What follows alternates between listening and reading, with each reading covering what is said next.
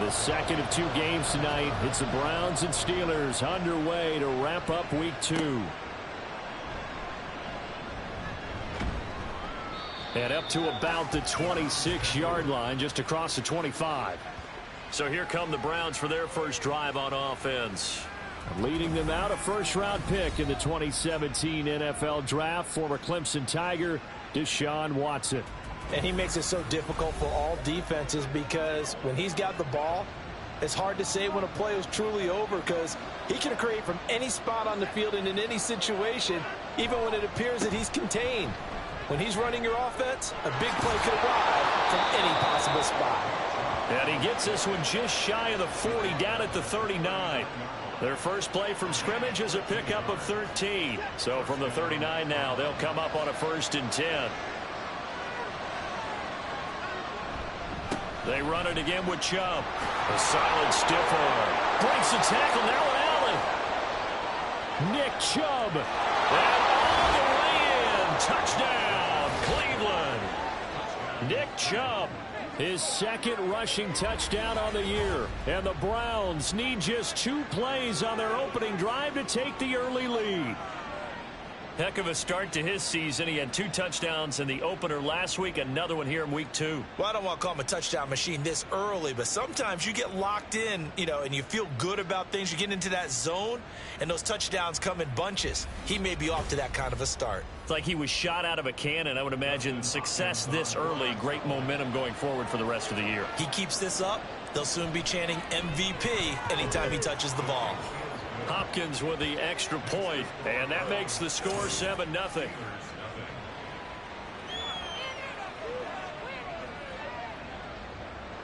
The kickoff team on the field now as they will send this one away. Gunnar Olszewski bringing it out. And the decision to come out of the end zone is going to cost him 5 yards as he's taken down right at the 20. So out come the Steelers now for their first drive. They're led out by the second-year pro out of Pitt, looking for a big jump in year 2, Kenny Pickett.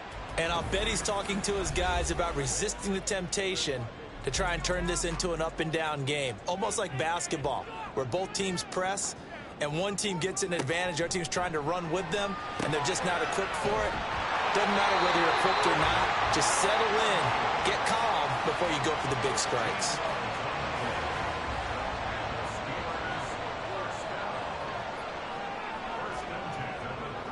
First and 10, here's Pickett. He gets it complete to Harris. Just a gain of a couple there. And it's 2nd down.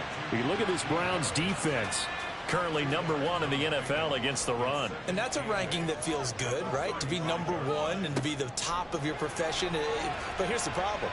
It's only week 1. 1 week, yeah. Can they do it 15 more times? If so, then we really got something to talk about. That's the challenge. So the failure to connect on 2nd down, that leaves him staring up here at a 3rd and 8. From the gun, here's Pickett. Pass to the sideline and pulled in. And he'll be out of bounds just shy of the 40. Call that a very strong gain of 24. And forget about the run to set up the pass. They're just coming out throwing. Forget trying to set anything up. They feel like they have the advantage. They feel like they have the matchups, and they're just attacking right now. Yep, going to the air on the opening drive. So a 1st and 10 upcoming from Browns territory now at the 42-yard line. A throw there, but that's going to wind up incomplete.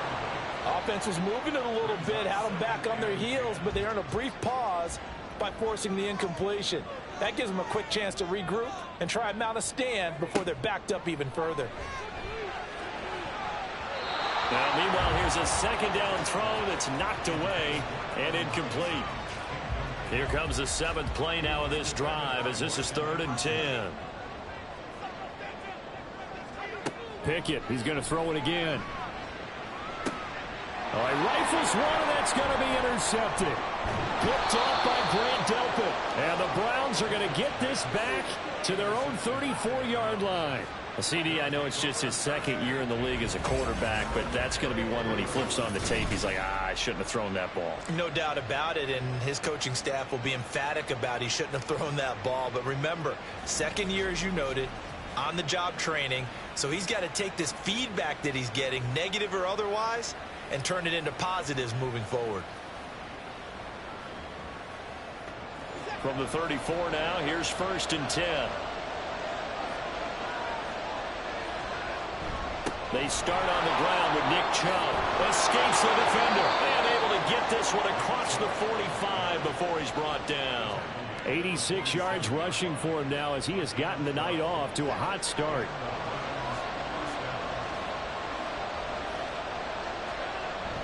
Now a play fake, and it's Watson. It's caught by Bryant. And taking it across midfield and just shy of the 40. 13 yards to pick up there. Good for a Cleveland first. Back-to-back good plays have them on the move on 1st down. Here's Watson. To the right side, and he's got more complete. And that's good for a pickup of 10 yards. And they'll be left with a 2nd and about a foot.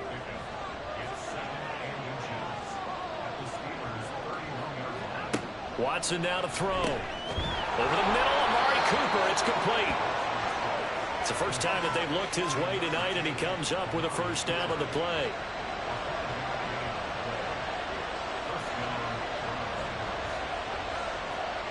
Again, it's Watson. And that is going to be incomplete as he led him a bit too much. The Browns at 1-0 on the year following the win in Week 1, and they were able to take care of business in front of the home crowd last week. Yeah, it's always nice to get that opener at home, but now things get a little bit tougher. The good thing for them, though, is they take a little extra confidence with them when they head out on the road. And just good downhill running there as he'll take this to the 15-yard line. That's good for a Cleveland 1st down, an 11-yard pickup.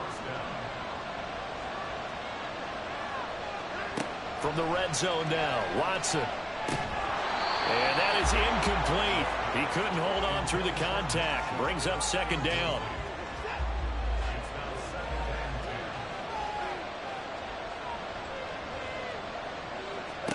Throwing again is Watson. Got a man, and he hits him in stride. Touchdown! Harrison Bryant. His first touchdown here of the new campaign. And the Browns lead this now 13-0 here in the opening quarter of the ball game. Well, we know someone just added to his touchdown passing total, but all he did was get the ball out quickly to his tight end and let him take care of business the rest of the way. Now it's Hopkins to add the extra point.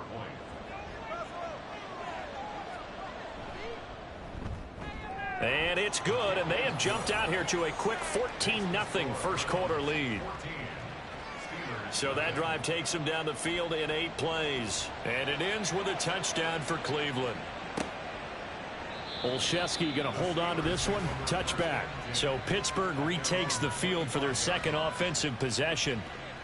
Charles, it's kind of gut check time. Look, I know it's early, first quarter, just their 2nd drive of the game, but they've already thrown the interception, given up the score. You're down double digits. They got to figure out something, and pretty quickly here. No doubt about it. And when we look at that sideline, I'm sure you're observing the same thing I am. I don't like the body language at all. They look like they're in a state of stunned disbelief. So to me, we always talk about someone stepping up and making a big play.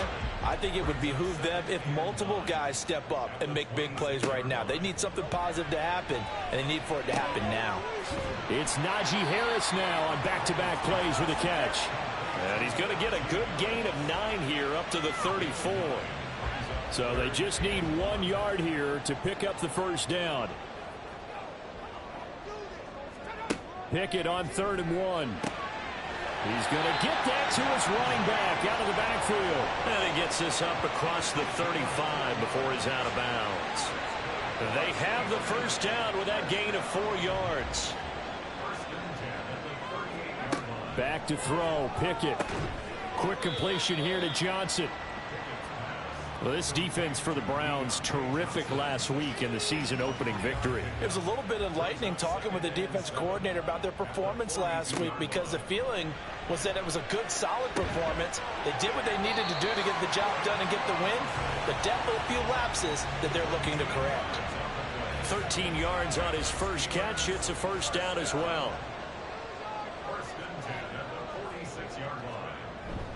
Off play action, Pickett. That's down the field and caught by Freiermuth. A big play that time for Pittsburgh. 45 yards. And the offense is saying to itself right now, only they were all this easy because he was wide open. And once he made the catch, plenty of room to work his way downfield. That was a breakdown on the defensive side of the ball, one that they want to fix immediately. After the big play, a chance to finish now on 1st and goal. Pickett right back to the air again. And caught in the end zone. Touchdown, Steelers. Pat Freiermuth From a yard out. and the Steelers are back within a score. Extra point put through by Boswell. And that'll make our score 14-7. Boswell now to kick it away after the touchdown. And here comes a return from just beyond the goal line. And ultimately cannot get this out to the 25-yard line as he's dropped it to 23. And now Cleveland geared up to take the field. Now, early on, you know, Charles, every game could be called a measuring stick game. But I think when it comes within your division like this, it's a measuring stick game with a little extra intrigue. I would agree with that totally because all division games have a little extra to them. But I like where this game is situated because at this stage of the season, it has that little extra juice. But at the same time, it's not a make or break if this were, let's say, week 15, 16, somewhere in that neighborhood. On 1st and 10, Watson. He's got the connection to Moore. It'll go as a gain of 4, and that will bring up 2nd down.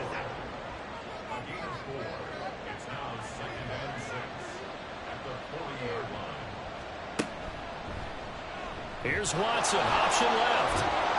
And strong running there as he's across midfield and down to the 49.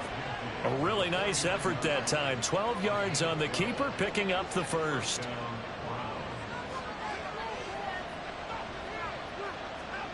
A shotgun snap for Watson. And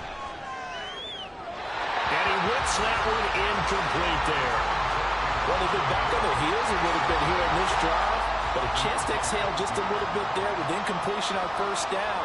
Now they have to gear up, try and get 2 more stops, and escape this drive. They go with Chubb on 2nd down. And he's going to get this one down near the 45-yard line. He'll get only 3 there, so it leaves him with a 3rd and 7 ahead. So 7 yards from the 1st down here as they come up to the line of scrimmage. Throwing on 3rd down, Watson. They set up the screen to Chubb. And he's corralled, but not before getting it inside the 35.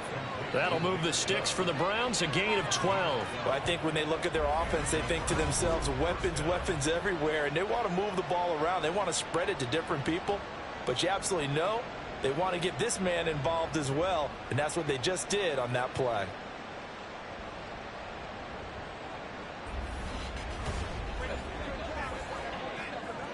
So they'll come up 1st and 10 now from the 33. Here's Watson. That's into a crowd and intercepted.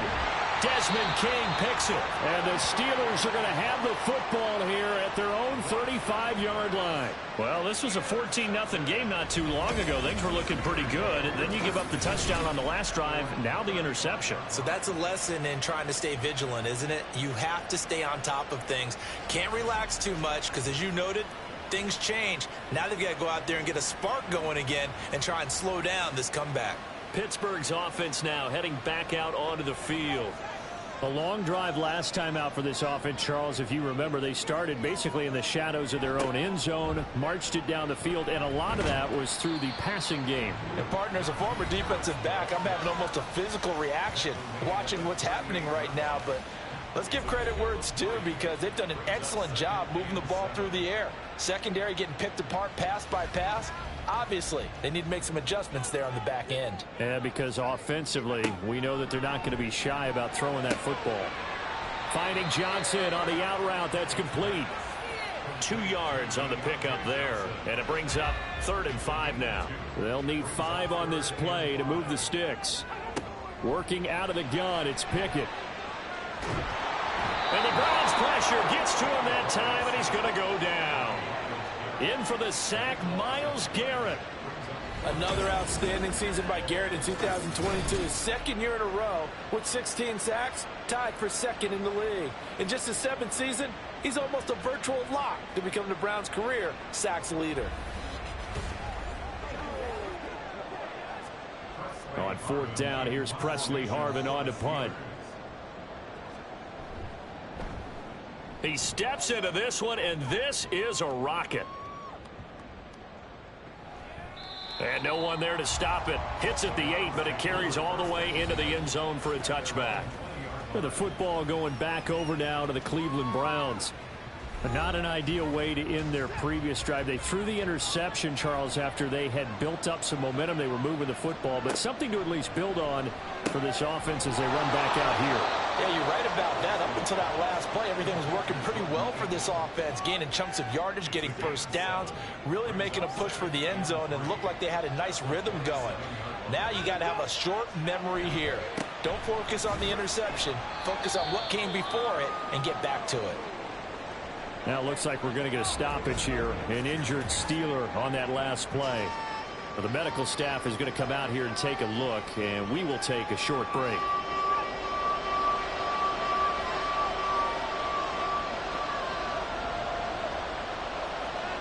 Watson to throw on 3rd and 1. They had to reach for that one, but can't grab it. It's behind him, and it's incomplete. You absolutely have to have this early on, right? 3rd and short, they elect to throw for it, and that's normal NFL football. They're going to throw on 3rd and short, but you've got to hit it, don't you? Yeah, in the first quarter, like you said, to set the tone, can't connect there. And that one hits at the 7, but bounds into the end zone, and that'll be a touchback. Now the Steelers getting set and ready for their next possession. And Charles, a very uninspired effort the last time we saw them out there. It was a quick 3 and out, and then they punted the football. Yeah, and you never want to get stopped so soundly during a series, but what would be even worse now is letting it happen again right here. They've got to get going. And he stopped right at the 25 after a gain of 5. That's a really nice, tough run inside, and they gained 5 yards on it. And to be frank about it, most offenses don't expect to get 5 yards on a play call like that. So when they do, they go back to their huddle with a little pep in their steps. They're starting to think that they're starting to dominate the line of scrimmage. They come up now 3rd and 5 following the incomplete pass. Pickett, he'll look to throw it. And he'll be taken down, but he does have first down yardage. The drive stays alive, a 3rd down gain of 8. This has to go down as one of the simpler routes in the playbook, but oh so effective. Nice completion there. Keeps the sticks moving. So they'll come up 1st and 10 now from the 33. Harris running straight ahead. And he'll get this up to about the 40. A solid run on 1st down. Gain of 7 leaves him with a 2nd and 3. Here's Pickett. And this will be incomplete. There is no denying they want to get him involved. That's already the 5th time that they've looked his way in this first quarter. So that tells me defensively that they want to insist on going in that direction. Make sure you get your best people in the area to try and take that away. And now the 3rd down throw incomplete as well. Brandon, we saw these defenders flying to the football in their win last week, and nothing has changed. They're still moving around quickly and forcing incompletions. On 4th down, the punt team is on as this is sent away. And this will hit just beyond the goal line as it's into the end zone for a touchback. The Cleveland offense ready to go. No points last time out. They were forced to punt, if you remember, but no time to dwell on that. They've still got the lead here and a chance to add to that here. 1st and 10 as this new drive starts. Through one quarter, 14-7 our score. The start of the 2nd quarter, and it's the Browns in control of the football. Now 2nd and 7 from the 23. As they've got it as we resume action. To throw is Watson. That's complete to the tight end, Akins. 9 yards to pick up there, and it's a 1st down.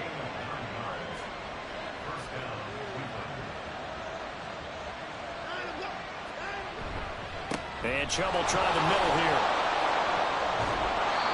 The tackle made by Levi Wallace. Oh, that was a thing of beauty right there. Look at how quick those blockers fired off the line once the ball was snapped. That was an O-line on a mission, all in sync, and the defense is lucky that play only picked up 5 yards. Here's a pass swung out left to his running back, and he'll get nothing out of that one. So nothing doing there, and it brings up 3rd and 5 now. Back to throw, Watson. And he can't find a receiver, and he's brought down. Barreling in for the sack, Shelby Harris. He's certainly one of those quarterbacks that can burn you with his mobility, but that time able to hem him in and get him to the ground. Perfect descriptor right there about how they kept him in the pocket. Excellent job of containment, but they were still able to continue to bring such strong pressure without letting him escape. But how about those guys in the secondary as well? Kept the coverage tight, plastered to the receivers, and left no real options for him to throw it downfield. Pickett leads the Steelers up here with a fresh set of downs. At their own 20-yard line. They'll try and start this drive in the air. That's going to be caught by Pickens. And he stopped right at the 25 after a gain of 5. So from the 25, this is 2nd and 5. On the draw, it's Harris. And he's going to be met at the line of scrimmage and taken down. No gain on the play that time, and they'll look to convert on what will be a 3rd and 4.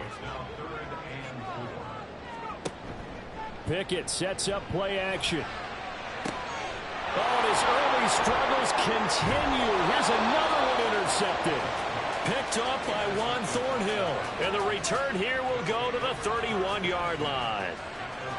Certainly not his best throw that time, and not a good time to make it, Charles, when they were a nickel with 5 defensive backs on the field. And that's exactly why you have those 5 DBs out there. You want extra speed on the field, guys who have ball skills and understand what the passing game can do, and gives them a chance to react and make a play on the football, and they take one of those away. On 1st down, they'll run with Chubb to the 27-yard line. I feel like I could see what he was thinking on that carry. Wanted to follow that big tackle through the hole.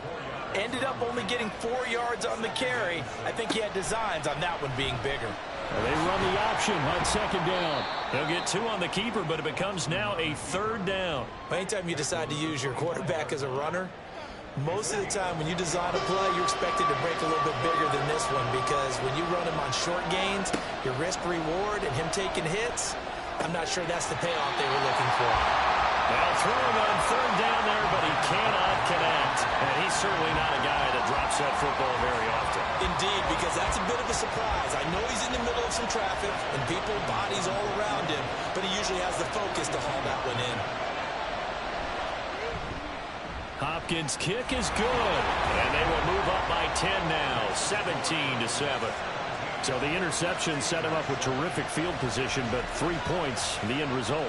Yeah, we can make this one pretty simple, partner. You always want to end drives with points, but that's one that you're going to look back on and probably say, we should have done better there. And some good special teams coverage as they bring him down just outside of the 15. And Pittsburgh getting set to take the field. So now, Charles, this drive maybe a touch more important, trying to erase the memory of that interception they had the last time out. Yeah, and everyone goes through this because even the best in the game, you're going to have games where it just doesn't go right for you and interceptions result. So, frankly, to me, it's all about how you respond, not just the types of plays that you call, but how you carry yourself, how you show your team that you're still with it, and how you continue to win. Well, it's intercepted. They got Pickett for the 3rd time in this game. Picked up by Jeremiah Owusu-Koramoah. Boy, so another interception, CD, and it feels like he's starting to unravel a little bit. And as you would expect, still a work in progress here in his 2nd season. He has to start ironing out some of these mistakes, though, because now his head coach, his offensive coaches, they have to evaluate whether you keep playing him and let him work through it, or you start thinking about going to his backup.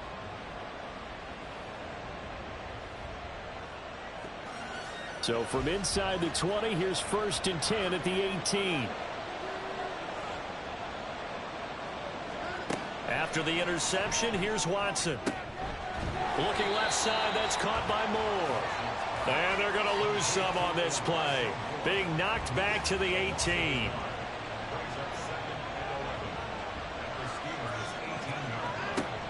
Here's Chubb on the read option. And he's able to work it here to the 8-yard line. 137 yards for him on the ground so far tonight as he has been terrific in this first half. They'll run for it. Here's Chubb. And he's able to pick up the first before he's brought down inside the 5 at the 4. They're able to convert with a gain of 4.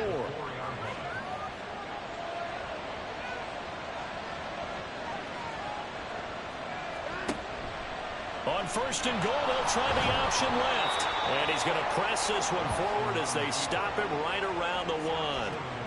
Give him 4 yards there on the first down keeper. Second and goal from the 1. Chubb will score. Touchdown, Cleveland. So he's had a nose for the end zone here in the early part of this season. 2 touchdowns for him now in this one to go along with the one he had in the opener as well. Yeah, he certainly finds where the goal line is and finds a way to get across it. But you know who else senses it? The guys that block for him. Because he has that instinct, I think they hold their blocks just a little bit longer. On is Hopkins now for the extra point.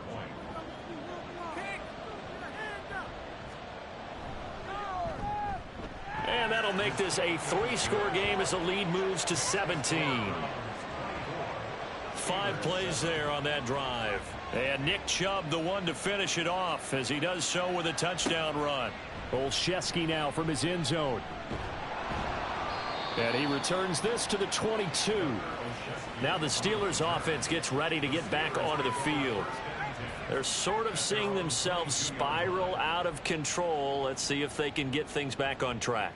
And this is where the coach is walking that line of being calm and really being firm with his team. I had one tell me once, you know, when we're having a tough patch, this too shall pass, this too shall pass. And in fact, we kept having a rough patch. He said, but you've got to do something to make it pass. And that's what they have to do. They've got to get some control back, get themselves reasserted, and calm things down. See if they can get calm and reassert themselves here. And they work this well upfield across the 45.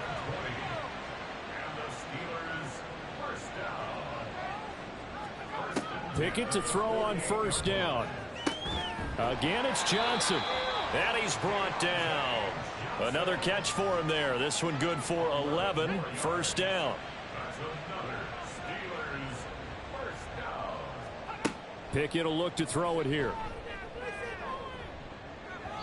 And this will be well too low for him to bring in. It's incomplete. Nice progress down the field was halted by that incompletion.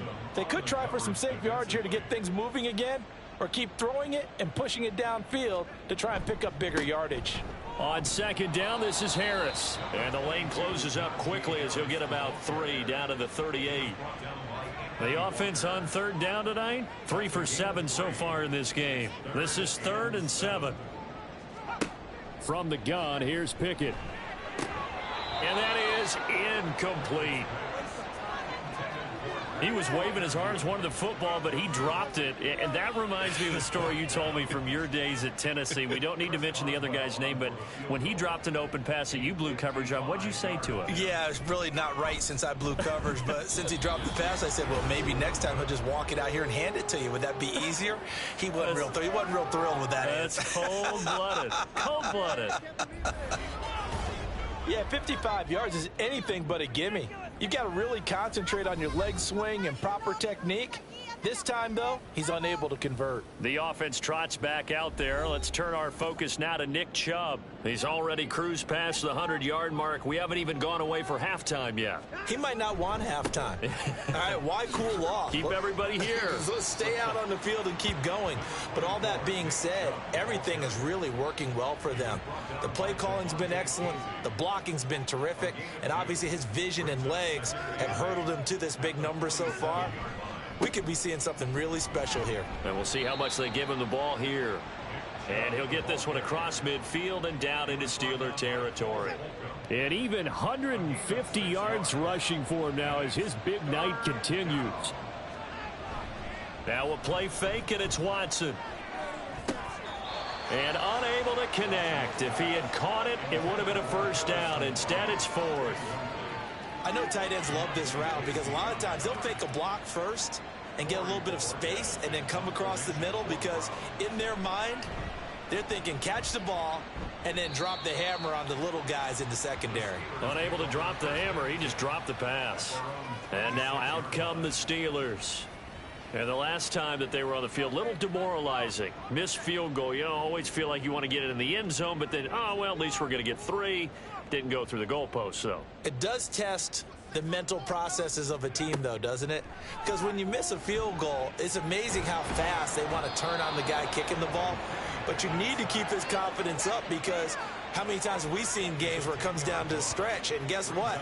You need that guy to make the big kick for your team to move on or to win a game.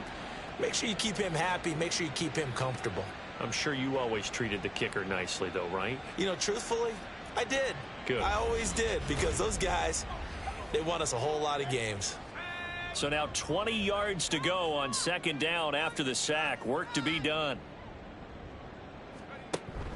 Off the play fake, here's Pickett. Oh, the pressure too great, and he goes down once more. Call it a loss of 5, a big sack to bring up third down. Boy, tough spot here as they approach the line of scrimmage.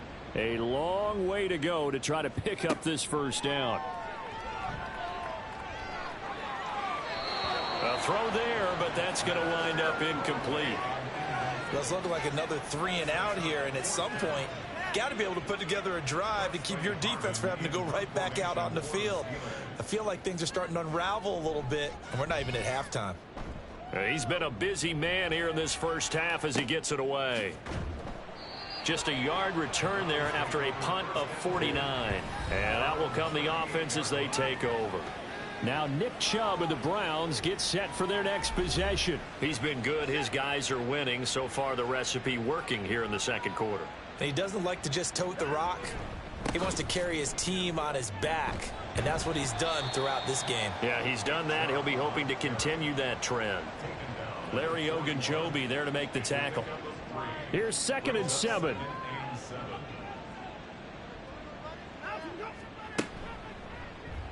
Here's Watson, option left. And he has a big gain inside the 40 before being dropped. Excellent job on the keeper. 20 yards and a first down. Well, I tell you, there is no antidote for speed, even at the quarterback position, as he keeps it himself and turns it into good yardage. And it still takes time for a defender to react. Even as quarterbacks carry the ball more and more in today's NFL, they're still a little bit in disbelief and realize, oh my goodness, he's running with the ball. He may be 8, 10, 12 yards downfield at that point. Now a give left side for Chubb. And they'll get him down after a pickup of 8, 2nd and 2. That play wasn't quite as big as the play that preceded it, but still, gotta like the way they're moving the football, partner. Absolutely. Pretty good room to run on that last play. Yeah, they didn't get a first down, but still, you'll take runs like that each and every time, won't you? They'll try the air now with Watson. And he'll find Akins there, complete. 7 yards there and a first down.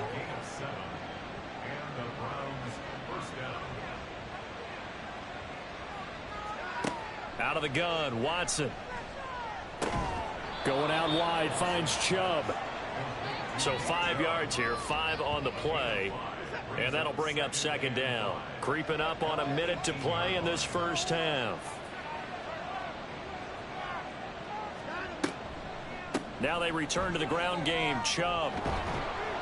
And he's dropped just before the line to gain. 4-yard pickup leaves him with 3rd and 1. Now the Browns will use the first of their 3 timeouts as the clock's going to stop with 47 seconds to go in half number 1. This will be play number 7 on the drive. 3rd and a yard. Now it's Watson. He had a man open, but he missed him, and it's incomplete.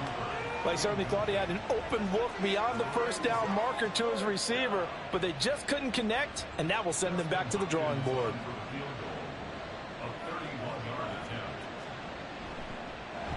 Hopkins' kick is good, and that will extend their lead even further. So it was 4th and 1 down in the red zone, but they elect to take just the 3. And I'm a little surprised that that's how they decided to play it, that they didn't go for it there, but sometimes just take those 3 points and put them in your pocket. I just have one question for you, partner. Okay. Hip pocket or back pocket? And a decent return out to the 27-yard line.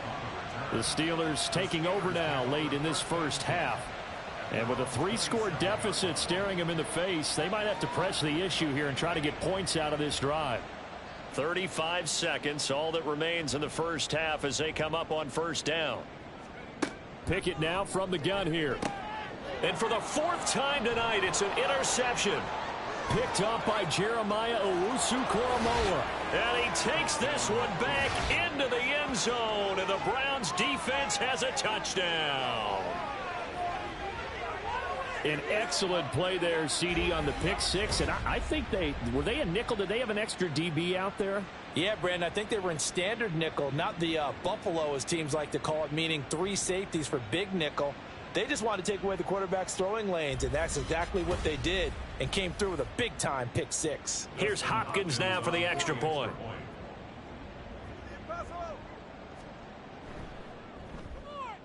And that stretches the lead to 27. A heck of a play there defensively, getting the interception, navigating his way into the end zone for the touchdown. Out is the kickoff unit as they run up and send this one away.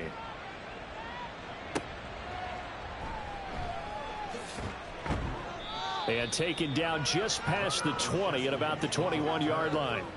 One more drive here for the Steeler offense in this first half. And with time quickly fading here in the second quarter, not sure how aggressively, offensively they want to play this. I think we'll find out just how much they trust their guys in this situation if they decide to take a shot. Throwing on first down, but this one winds up to be incomplete. 2nd and 10.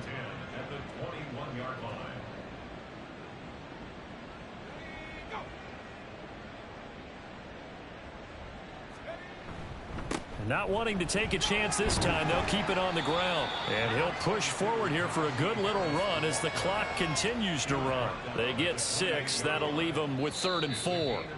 I think we can safely say that those types of plays are the backbone of this offense. We know not every run's going to be a big hitter, but you know they'll take that type of result on each and every attempt. All right, Brandon, thanks very much. We'll get back to you and Charles in a minute. But first, time to give the folks at home a look at what's going on around the NFL. We'll get started over at Mercedes-Benz Stadium in downtown Atlanta, where it was definitely a game with some intrigue, as you can see by the scoreline. Bijan Robinson, 2 touchdown runs to lead the way.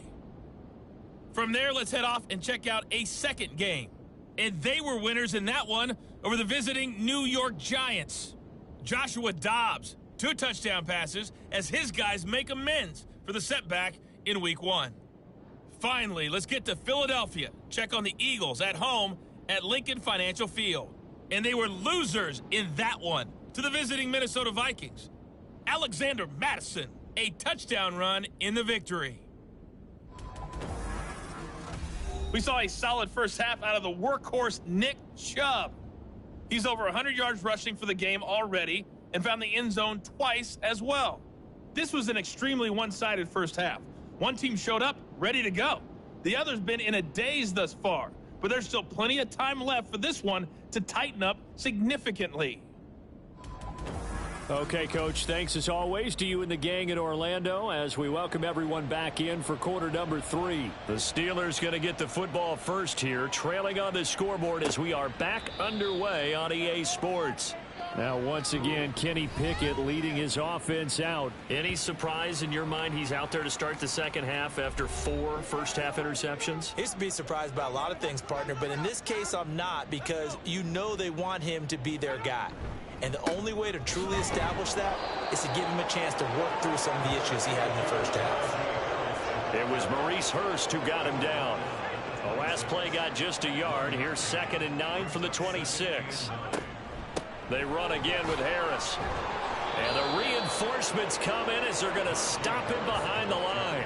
It's a loss of a yard, so it's back to 3rd and 10. This defense is just flat getting after it. They have not given up much of anything in the run game. Case in point right there.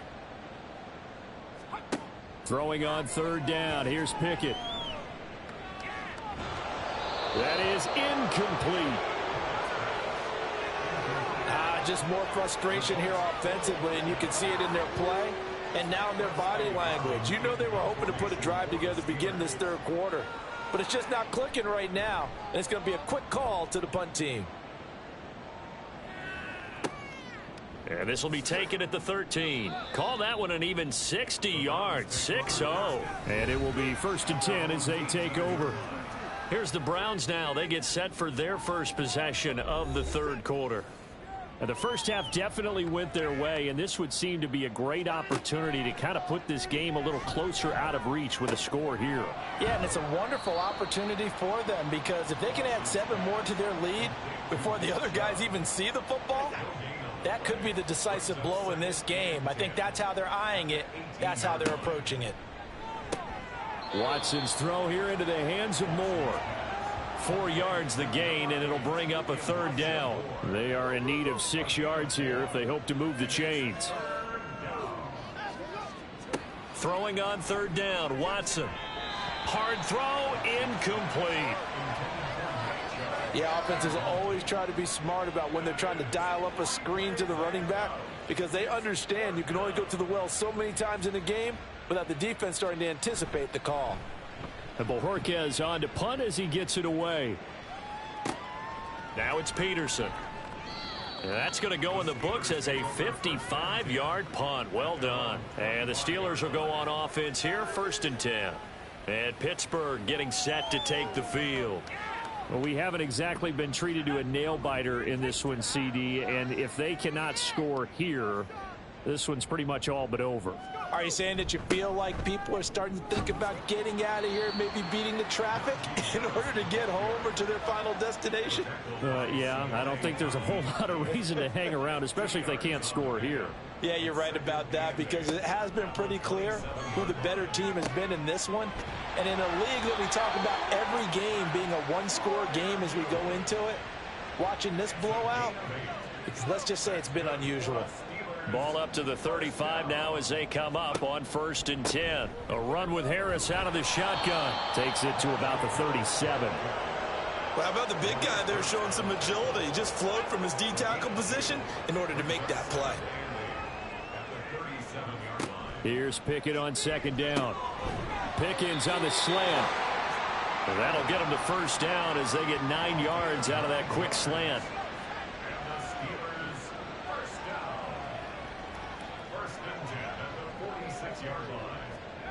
Looking to throw, Pickett. Here's one deep for Pickens. Oh, and that is incomplete. They decided the opportunity was there and launched a deep ball, but he was unable to get away from the defender. Couldn't create space, couldn't uncover at the end of the route, and that one winds up incomplete. They'll toss to Harris. And this one's going to go the wrong way. Losing yardage back at the 42. Chalk that up as a 4-yard loss, and now it's 3rd down. Well, we saw a lot of negative plays that resulted in plenty of lost yardage in the first half, and that trend is continuing here. On 3rd down, here's Harris. Trying to keep those big legs churning, but he's going to go down in the backfield. A loss of a yard, and it brings up 4th. I see a shake of the head as he gets up, and you've got to imagine he's thinking, guys, you got to help me out. He's hoping his team can read his thoughts, because he definitely needs some assistance. The Steelers send out their punter now. He's been one of their few bright spots so far.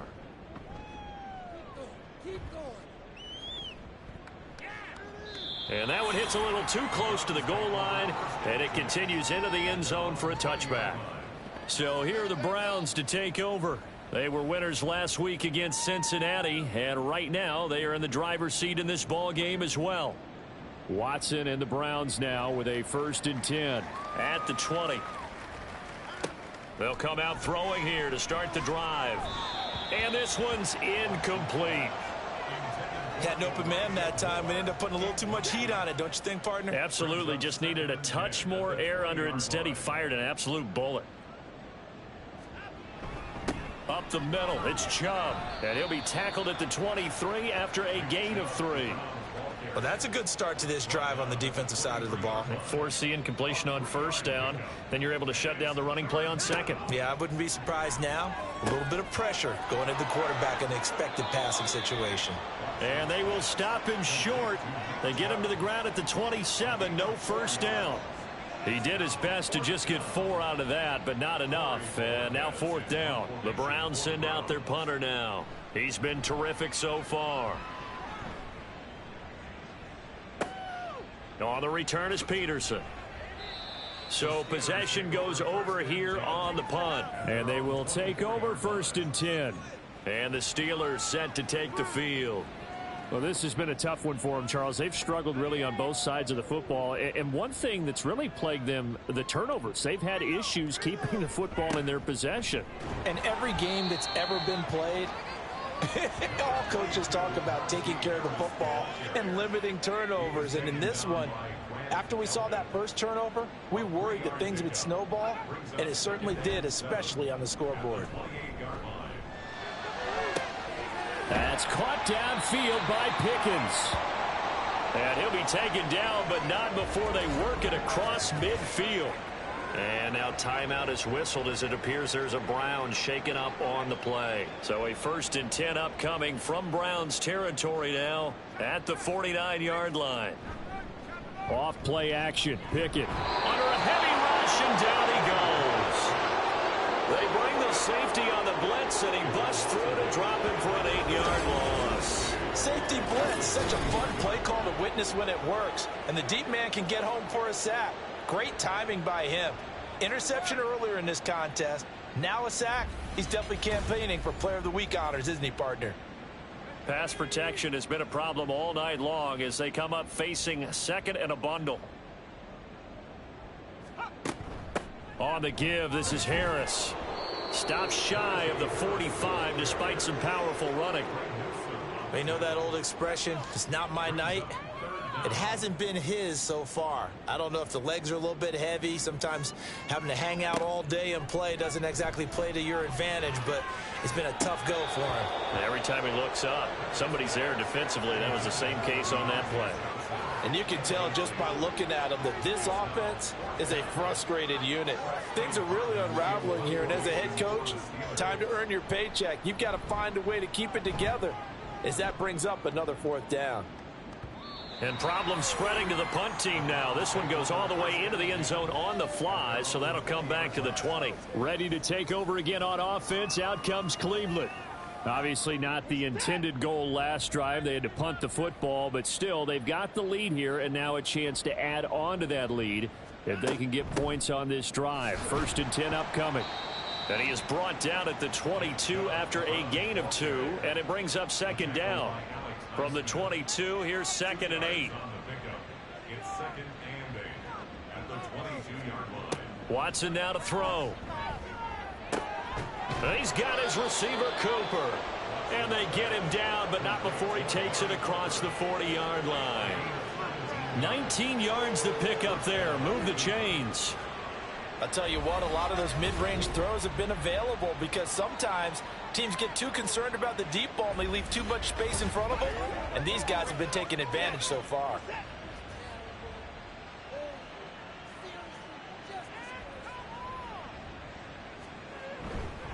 They go up the middle with Chubb. And not a whole lot of room to operate there on the 1st down run. He gets maybe 3. Yeah, I don't know if it's exactly a win-win, but if you're on offense, you'll take that kind of a run, all right? It was kind of stacked up, found a little bit of yardage, and frankly, they're pretty close to staying on schedule on offense. The playbook is still open for the coordinator. And for one of the first times all night, he is going to go nowhere as they bury him behind the line. We'll see what they have drawn up here. A little bit behind the line. 12 yards needed to gain a 1st down. Watson. And he gets it to his running back, Nick Chubb. And he can only manage to get this to the 45-yard line. Well short of the 1st. That one good for only 6, and it leaves them with a 4th down. The Browns send out their punter now, as he'll come on to kick for a 6th time tonight. And this is going to carry well into the end zone for a touchback. The Steeler offense set to regain possession.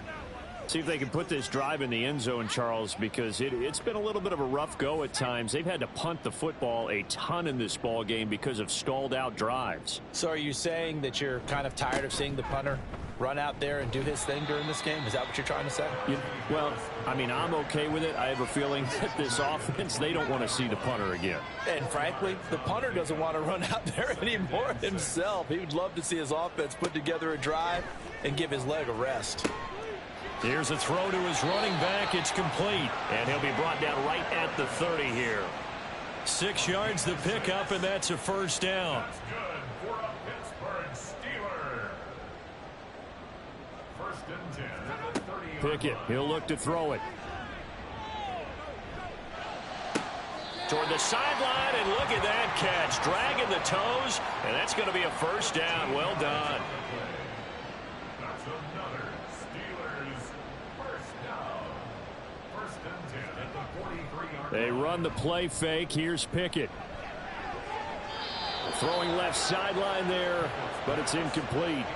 I'm getting the sense that this offense is getting frustrated. Here we are into the 3rd quarter, and they've had plenty of opportunities to get in sync.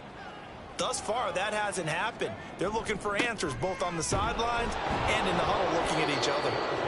4 yards the gain, and it'll bring up a 3rd down. That 2nd down play call was not to pick up the 1st down. It was to accomplish what they did to get them into a manageable 3rd down because they had incompletion on 1st down, so they were behind the sticks, so to speak. They needed to make up some ground, and they did. He's got his tight end Freiermuth right side. They'll give him 4 yards there, and it'll be 4th down. I thought they might take a shot down the field, but instead they ran a little drag route there. I think they were hoping he could catch it and run away from the defender. But a really good job keeping the play in front of them, and they force a 4th down. Yeah, he was looking for the checkup bounce, didn't get it. That scoots all the way into the end zone now for a touchback. Another opportunity now for the Browns offense. And right now, these guys, they're shuffling a little bit, maybe doubting, because 3 straight drives have ended with them punting the football away. Yeah, so you start pointing fingers at each other a little bit, asking a lot of questions. What are you seeing? What are you getting? Maybe trying to narrow down your playbook a little bit and maybe get simpler rather than more complex in order to try and fashion together a drive. To throw on 2nd is Watson, buying time to his left.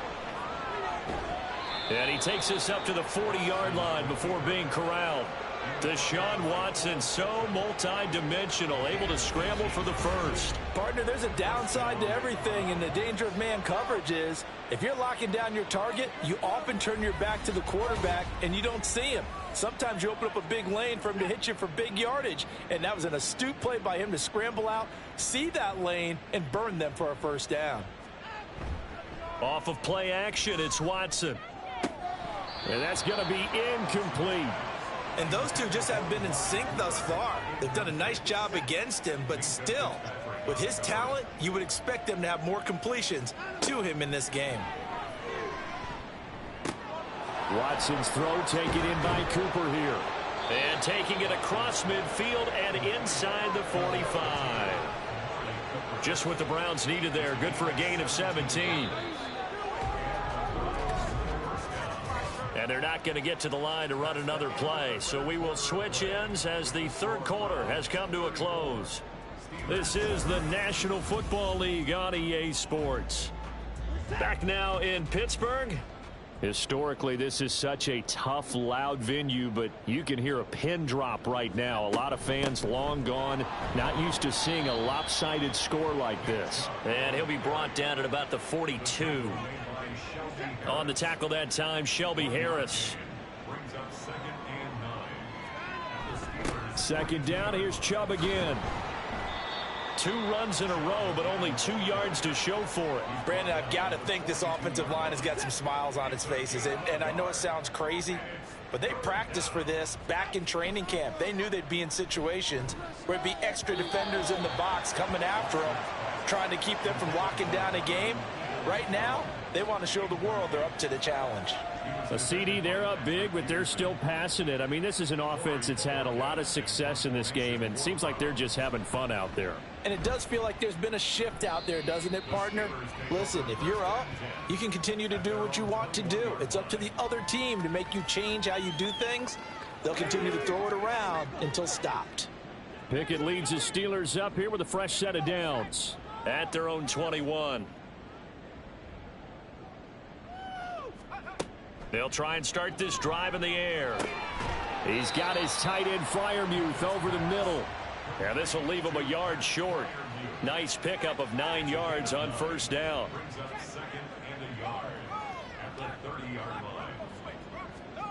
Working out of the gun, it's Pickett.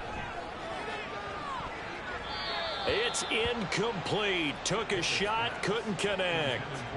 They lead big, and a major part of that has been how they've taken their play to a whole new level this second half. No points allowed since the break, and you can add another incompletion to the total number that they've forced in this runaway contest. And he will have a Steelers first down as they're able to get the third down conversion. That's good for a Pittsburgh Steeler. Pickett, he's going to throw it again. And that's another play that's painted the picture of this game overall. It's been a blowout. It's been continually fueled by big turnovers and stops for one side and an inability to advance the ball from the other. Pickett throwing again on second down. Setting up the screen, Harris. They do get a couple, but they'll be left staring at a 3rd and 8 coming up. Good reactions there defensively. That screen was a little slow in developing, and they shut that one down with little gain. Here's Pickett.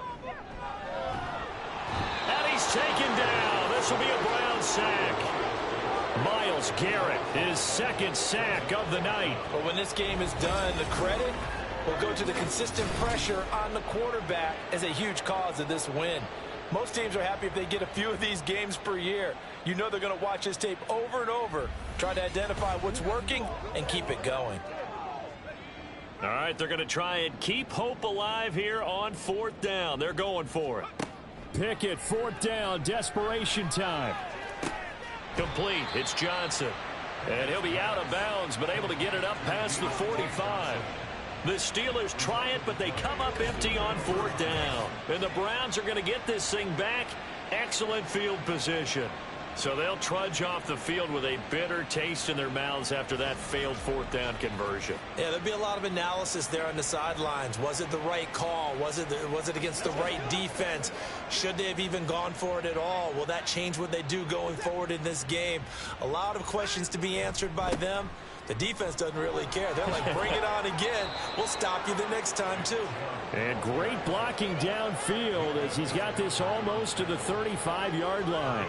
182 yards on the ground for him now as he has gotten better, really, as the night's gone on. They run again on 1st down, Chubb. And for one of the first times tonight, he's going to be held up at the line of scrimmage. Now a 2nd and 10. They run it again with Chubb. Call it a gain of 4, and it'll leave them with a 3rd down and 6 to go. When you find that kind of yardage, you couldn't be more confident as a ball carrier. And guess what? You're going to go back and tell your offensive coordinator, I'd like to keep carrying it, thank you. Out of the gun, Watson. He's going to look deep for more. And unable to connect, incomplete. I'll give them credit, they took their shot, but it's going to bring up 4th down. I think it's fairly safe to call this game over, but they're still trying to bomb it downfield and add to their lead. Almost makes you start to feel for the defense and root for them a little bit, too. Hopkins' kick is good, and that will extend their lead even further. Well, ultimately not really sure that they're going to need those 3 points, but they'll take the 3 and they pad that lead. Yeah, this one's already wrapped up, but you and I both know if you're an offensive coordinator, you never let up on the gas unless the head coach tells you to do so. And maybe you've actually clicked him off in your headset so you can keep calling plays and trying to add to this lead. Pickett leads the Steelers up here with a fresh set of downs. At their 25-yard line. Now they'll throw here out of the gun. And this one incomplete. Threw it down at the feet of his receiver. At this point in the game, they've got to continue to try anything they can. They're still working at it, even though this one feels like a lost cause. Pickett will look to throw it here. And a big loss here as he's taken down. Myles Garrett in there to get him yet again. That is his third sack tonight. They can't figure him out. Partner, my vocabulary isn't that great, but to me, there's only one word that fits this front seven today, and that's dominant. 4 and 5 sacks is already rare in one game. Getting to more than 6 in one contest while winning by this many points, an absolutely astounding effort by every player involved. Now on 3rd and long, they'll look to throw. And this is going to be incomplete. This has obviously been a bad loss, but one of the few things they can still do is try and throw the ball all the way to the end zone and get some points on the board so they're not shut out over the final 2 quarters of this game. So from their own end zone here, this kicks away. And when it's said and done, it's a 58-yard punt. And the Browns will take over 1st and 10. Heading out as the Cleveland offense now as they get set to take over here. But not that any of the points would be needed, but CD, they've got enough time left here. They can definitely score on this drive, maybe even an ensuing drive as well, if they really want to drive home this landslide victory. Yeah, we're certainly about to see just how aggressive they want to be here down the stretch. And what some coaches do is they try and meet it halfway, meaning they want to continue to run their offense, but they'll put in a lot of backups to do it and then tell the opposing coach, hey, I had to get them some work too.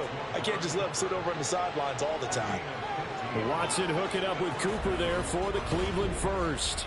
Well, this one probably not the close game you would expect or hope to see in prime time, CD, but of course that wasn't their intent in preparing for this one. They said they felt like their offense was ready to put up some points, and my goodness, it has been a dominant display in front of a national audience. Yeah, they thought it, and it certainly came to fruition, didn't it? They've been dominant in so many ways in this one. If you weren't paying attention to this group before, you certainly are now after seeing this type of victory from them. 2nd down, here's Chubb again. He could muster only a yard there, and they'll be left with a 3rd and very short. Run blitz there defensively, something we might see more of here in the 4th quarter. I think we'll see a lot of it, and the difference between that and a pass blitz, you're just trying to get to the quarterback. You're trying to scheme someone open who will get to the QB and make sure he gets on the ground. In a run blitz, you're actually trying to cover up gaps, trying to cover up holes so they can't run the football. So here's a 1st and 10 at the 38. Handoff comes to Chubb. He's brought down at the 34. Call it a gain of 4. On any running play that's called, they're always hoping that it's going to break big and go the distance. But when you get a nice gain like that, you're able to do so many things anyway. You can come back and run essentially the same play again, continue to move the ball on the ground, or you can decide to throw the ball now because usually you have the defense back on its heels. And on 3rd and 5, this will be the 8th play of the drive. Coming right, this is Chubb on the toss. And oh, he's just going to be short here, barely. Maybe by a half a foot. It'll be 4th and inches. I know the toss play begins with the guy taking the snap and turning around and tossing it to the runner. But where the real intrigue is, can they seal the edge? Whether it's an offensive tackle or a tight end in the direction they want to run the football. If they do that, that's the result that you get, that type of a gain. If they don't, oftentimes it's not a very successful play. Hopkins' kick is good, and that will extend their lead even further. So they're content to take the 3. Somewhat of a conservative call there, opting not to go for it on 4th and inches. And that's from a team that you and I know is not usually playing it close to the vest. It's a little bit of a surprise that they opted for the 3 instead of going for it. Olszewski going to hold on to this one. Touchback. Out comes the Steeler offense now, ready to see what they can do here.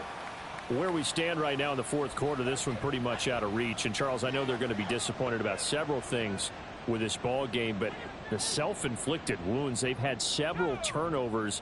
You would have to think that's going to be something they're going to discuss heavily in the film session in the coming days. You're absolutely right about that, partner, because they're going to have to sit in that film room and watch every error that they made and figure out how to not do it in the future. And mentally, I think a lot of the guys are already starting to think about, okay, how do we put this behind us and get better for the next time out? This, they'll use as motivation for the rest of the time that they play to hopefully never be in this type of situation again.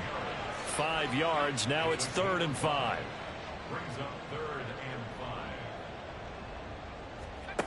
Back to throw. Pickett. Pickens is there on the crossing route. And down he goes, but he takes it up to the 40. They picked up 5 yards last time. Now they double it and get 10 here. That's good for us Steelers. First down. On 1st and 10, it's Pickett. That incompletion brings us one step closer to the end of this one. Maybe mercifully, partner. And let's face it, though, no surprise, they're still flinging it around. They have pride, too. 2nd and 10, it's Pickett again. It's brought in by Harris. And he'll be out of bounds after getting this one across the 40. He'll get only 3 there, so it leaves him with a 3rd and 7 ahead. Looking to throw. Pickett. Finding Harris on back-to-back plays. And they get him down about 2 yards shy of the line to gain. A 3rd down pickup of 5. One thing I think that's safe to say defensively, the tackling's been really good. And because of that, it's been very, very hard for them to move the ball because you're not getting the benefits of run after catch. They're tackling them almost on the spot. That means you have to run extra plays, harder to move it. The offense trots back out there. Let's turn our focus now to Nick Chubb. He is north of 200 yards. Any time that you can say you're north of 200 yards, you've done something right. Yeah, you're going to get some big check marks on your grade sheet, and you're going to be in heavy rotation on all the highlight shows, and you might even make a magazine cover or 2. He's hoping for more, the cherry on top maybe, as this game goes forward. Mika Fitzpatrick, the all-pro safety, up to make the stop. Just 2 minutes remaining here in the 4th quarter of what has been a one-sided affair. They'll come up 2nd and 7.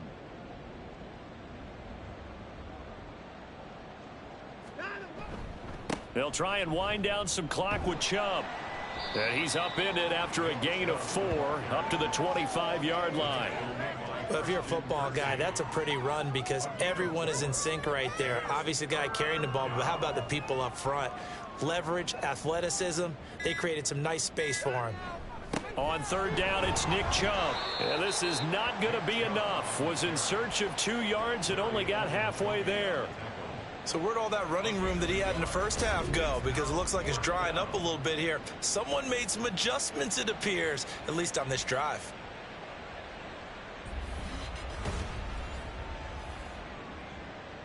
The Browns send out their punter now as he's on here to punt it away.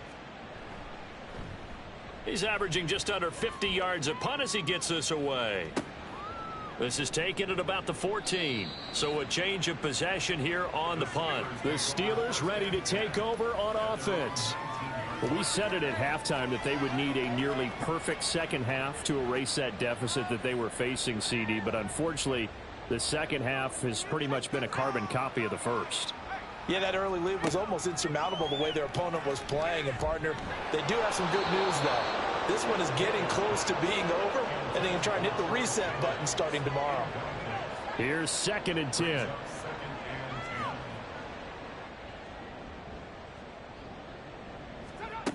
Pickett. He's going to let it fly. And that is incomplete, but a penalty flag is down. This could possibly be a push-off.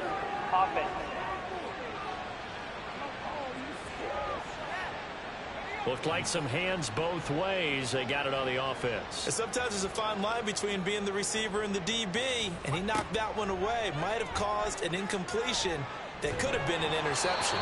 Another throw on 2nd down, and this one incomplete as well. We've seen this quite a few times in this game. Offensive line unable to keep leverage, unable to keep people away, facing a lot of pressure. Fortunate just to get rid of it. One of the reasons they're down is that inability, though, to stop the pressure. We saw another example of it there. 3rd and long for Pickett. It'll be a loss of 8 on the sack, and it's going to lead him to 4th down.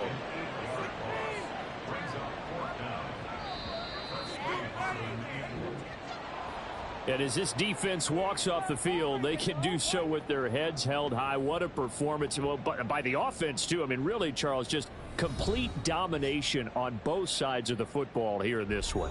Certainly was, and I think both sides compete against each other all the time. You go at each other in practice, obviously your training camps, your off-season. But on game day, you both want to show your best. And I think that's what we saw from both the offense and the defense, a complete team victory. So for the Browns, it was a great all-around performance as they come out of this one with the victory. And they will head back home next week. Meanwhile, for Pittsburgh, they'll drop to 0-2, and they will try to get back in the swing of things next week on the road. Thanks for tuning in, everybody. Alongside Charles Davis, we thank our entire crew. I'm Brandon Gaudin. This is the NFL on EA Sports.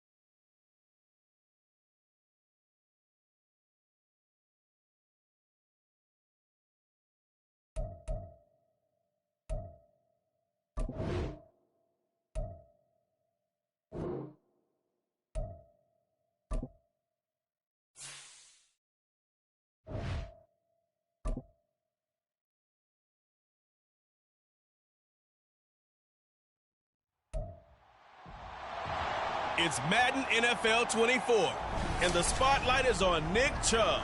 He was unstoppable a week ago, a mountain of yards and a pair of touchdowns. It's the Browns and the Titans, and it's coming up next on Madden NFL 24. EA Sports coverage of the National Football League brings us to Cleveland Browns Stadium on the shores of Lake Erie. Today it's week 3, and we've got a good one in store, as it'll be the Tennessee Titans taking on the Cleveland Browns. Hi again, everyone. With Charles Davis, I'm Brandon Gaudin. And Charles, we look at this Browns ball club. It's been a great start to the season, back-to-back wins to begin the campaign. Yeah, you don't want to get too excited. There's still a lot of season to go.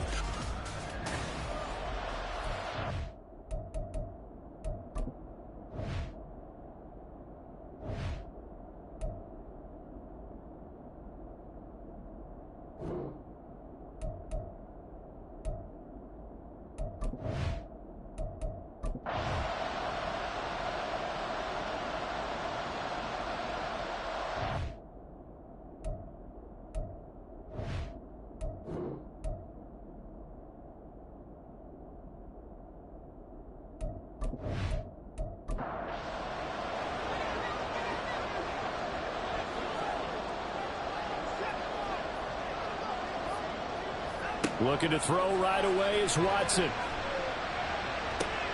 And there is Amari Cooper, his first catch. And they're going to have this across midfield and inside the 45. It'll go as an impressive 31-yard gain. It's early, but announcer cliche alert here. Big players make big plays. Should I say in big games too? Oh, what the heck. And this defense, they're going to have to find some way to slow him down as this game goes on. Because when this combination is going good, they can tear your secondary apart. A guy coming off his best season as a pro. Here's Nick Chubb. And a pretty good burst right there as he'll take this down to the 33. That's over 40 yards of movement with those last 2 plays. So they'll come up 1st and 10 now from the 33. And again, it's Chubb. And he's going to take this ahead for right around 3 yards, but no more than that. 2nd down. A check on the numbers for Chubb from a week ago. There was no answer for him defensively. Over 200 yards, 2 touchdowns to boot. And that was a fun film to watch because a few of those runs, it was apparent he was just not going to be denied. And his team is hoping that that carries over to this week as well. And he'll take this inside the 30 to about the 29, maybe the 28-yard line. Got an extra defensive back out there for the Titans now here for 3rd down. Now Watson. Able to find the open man. That's complete. And he's going to have another 1st down as the tackle's made at the Titans' 15-yard line. 13 yards to pick up there. Good for a Cleveland first. Pretty solid opening drive here, Charles. They worked in the run game, the pass game, just steadily getting yards, and now they've got it inside the red zone here with an opportunity. And the only thing they don't have so far is points. But the way that they're moving the ball now, that shouldn't take much longer. And they've established a great balance so far. Running, passing, doing what they want on offense. Now a throw to the end zone on 1st down, but it winds up incomplete. After the incomplete pass, here now is 2nd and 10. Now it's Watson, a bootleg. This complete to Jones. He'll get only 3 there, so it leaves him with a 3rd and 7 ahead.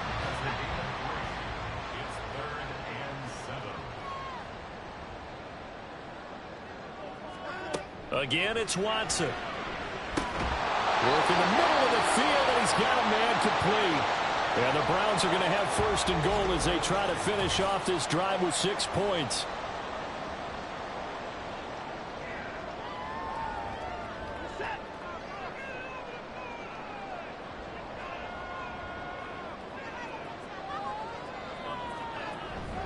Chubb trying to get to the goal line, but he's going to be stopped just short at the 1. Now a stoppage, and we've got Chubb shaken up on the play. Well, they come out and take a look at him. We will step aside for just a moment. 2nd and goal from the 1. Ford. And just a short gain that time as they're able to get him down. 2 runs in a row, but only 2 yards to show for it. This Titan defense, they just will not give in easily. Looking for another stop, 3rd and goal. Once more with Ford. And I don't think he got in. He did not. They mark him short of the goal line. No gain on the play, and what to do now on 4th and goal. Defense didn't budge on 3rd down. Now what are we going to see on 4th? We are soon to find out, but does this feel like old school football or what? Oh, right? yeah. This is an old-fashioned goal line stand. I know what I would call on offense. I would go for it. And I want some type of a play where my quarterback has a chance to run it or throw it. I don't just want one static play.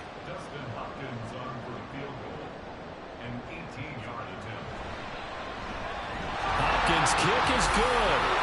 So 3 points on the board. As easy a field goal as you're going to get, but I can see you shaking your head. I love that peripheral vision of yours, partner, because to me, if it's the 4th quarter and you're up 6, I get it. How do you look at your defense and not give them that opportunity? Well, the Titans ready to take over on offense for the first time, and it is the now 35-year-old Ryan Tannehill who leads them out in his 12th NFL campaign. Those who expected Ryan Tannehill to go quietly into the night after the Titans drafted Will Levis, well, they clearly don't know this man well at all. He's a fighter and former comeback player of the year and expects to have his best season yet as a pro in this campaign. The numbers on the ground for Henry last week. 14 carries, 54 yards, and a touchdown. Just an all-right day from him last week. He really didn't break out for the huge yardage he had hoped going in. I talked with him before the game, though, and he knows this is a new, fresh opportunity. He's put last week behind him, and his focus, getting some extra yardage with every carry he receives this week. Trying to bounce it outside, but he's only able to get it back to the line of scrimmage. They'll come up facing 3rd and 5.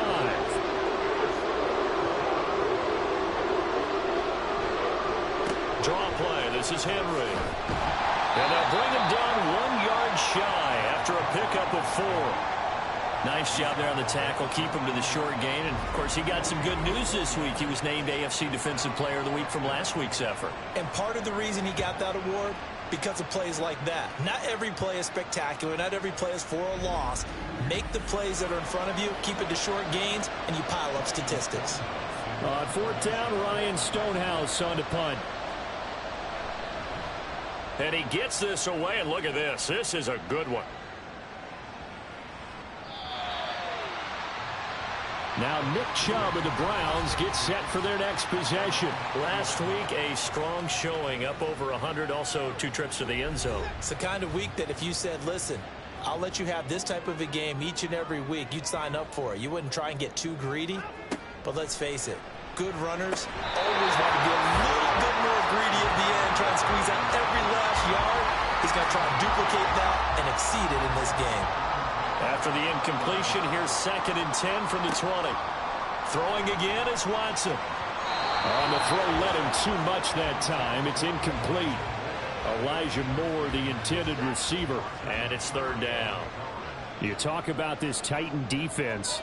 Now they come into this one down at the 27th position in the league, Charles, against the run. One thing you do know, they'll be fired up because they're facing a top 5 rushing attack. And even if they have early success against them, they got to remember they got to sustain it because teams that are top 5, they don't stop running the ball if they don't get things done early. And that's how you pick up a 1st down. Not only does he make the catch, but has enough body control to get his feet down inbounds, toe tapping and dragging to make sure he gets it done.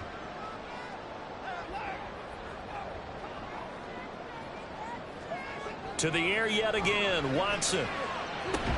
He's going to drop this one down for Chubb. And he'll go down right around the 47 this time. Here's a 2nd and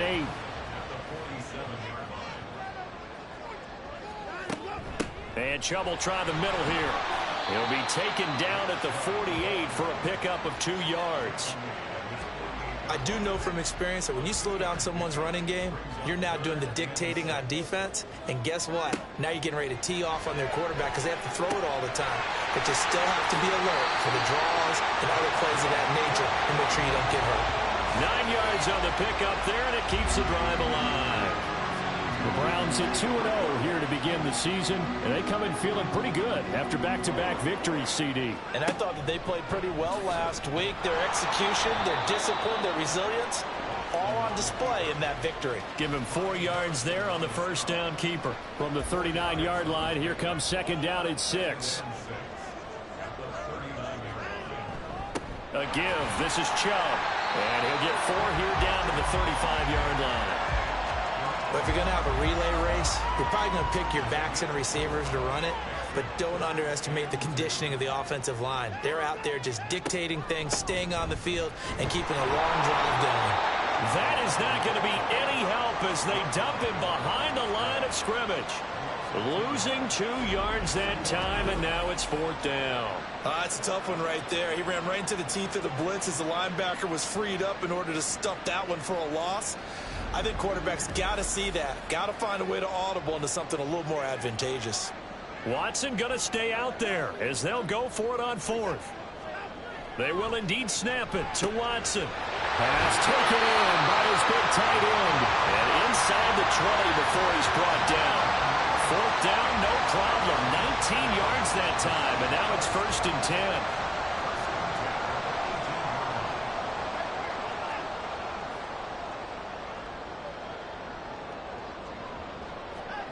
From the red zone now, Watson. Touchdown, Browns! Elijah Moore, his first touchdown of the new season as his guys are able to extend their lead. On that connection, it looked like they maybe had some pre-play communication. Maybe one of them noticed an area that was open to the defense to get the pass to.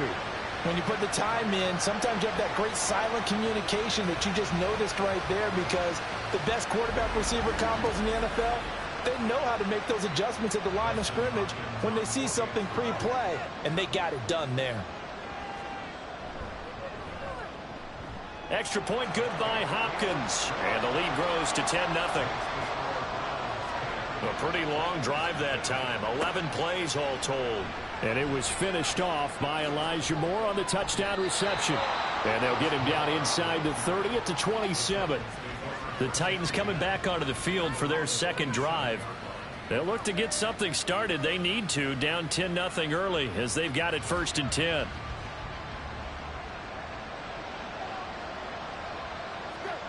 Now it's Tannehill. And they will not get the connection there. It's incomplete. You look at this Browns defense.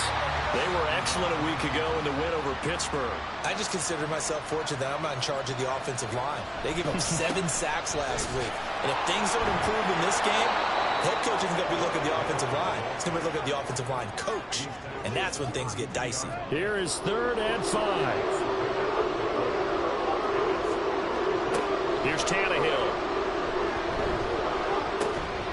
And that is incomplete. Oh, he had a defender right there with him to force that to the ground. And 4th down now coming up. Here's Ryan Stonehouse now as he'll punt it away for the second time. He steps into this one, and this is a rocket. And a little too much mustard on that one. It hits a couple yards into the end zone.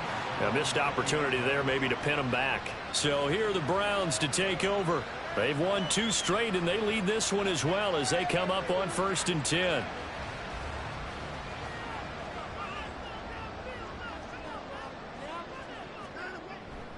They start on the ground with Nick Chubb. And he stopped right at the 25 after a gain of 5. Last week, of course, the great performance, over 200 yards. He still wants to be fed. And they should. That's exactly what you should do. I have not yet met a running back that's run for over 200 yards that says the very next week, hey, let's back things up. I don't need it as much. No, they want it more and more. They're going to be ready to go because they think that's going to happen naturally now. Here comes 3rd and about a foot. Back to throw, Watson. He's got his target. That's complete. And he is going to have a Browns first down, maybe by about a yard as they find a way to convert on 3rd and inches.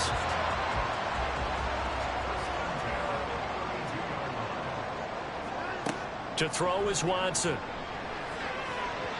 His throw incomplete. I see the surprise in your face there, partner. That is a rare incompletion from him. He's been on point this entire game. He has percentage completion-wise way up. Not that time.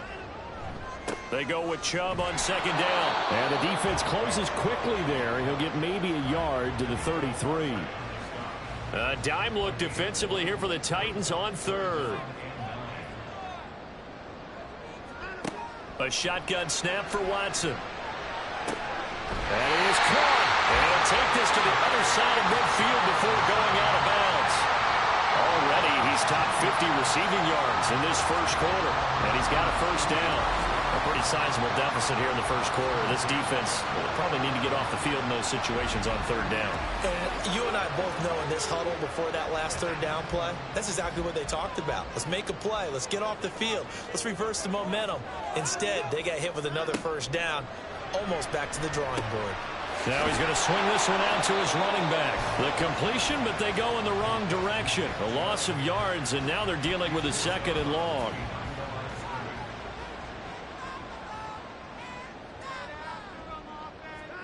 Here's Watson.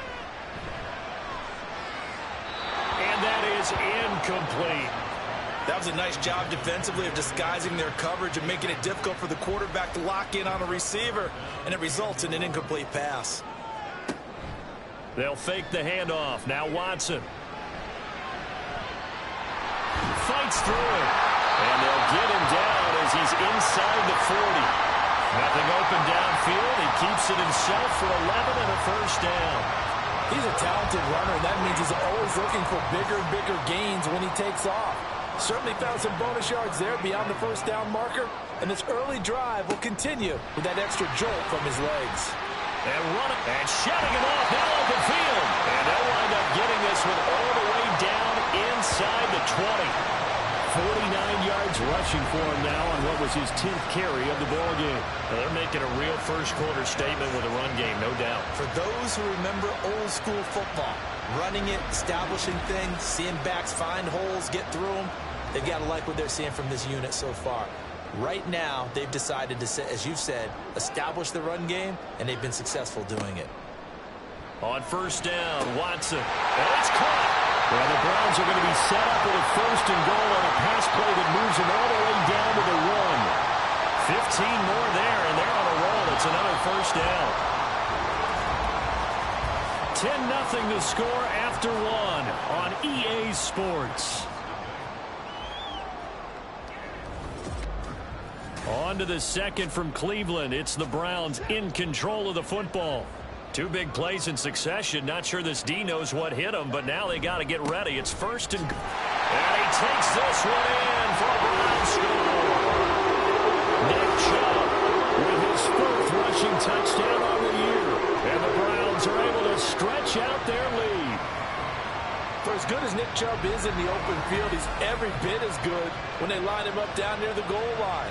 He's a speed back between the 20s, but a power back down close, and he forces his way into the end zone. Now it's Hopkins to add the extra point.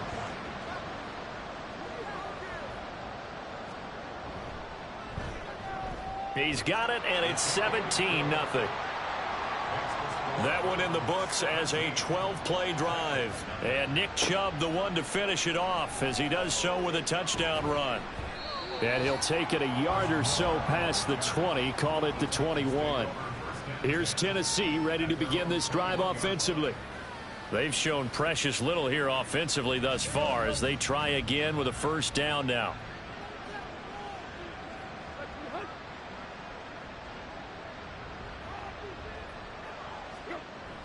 They'll start on the ground. It's Derrick Henry.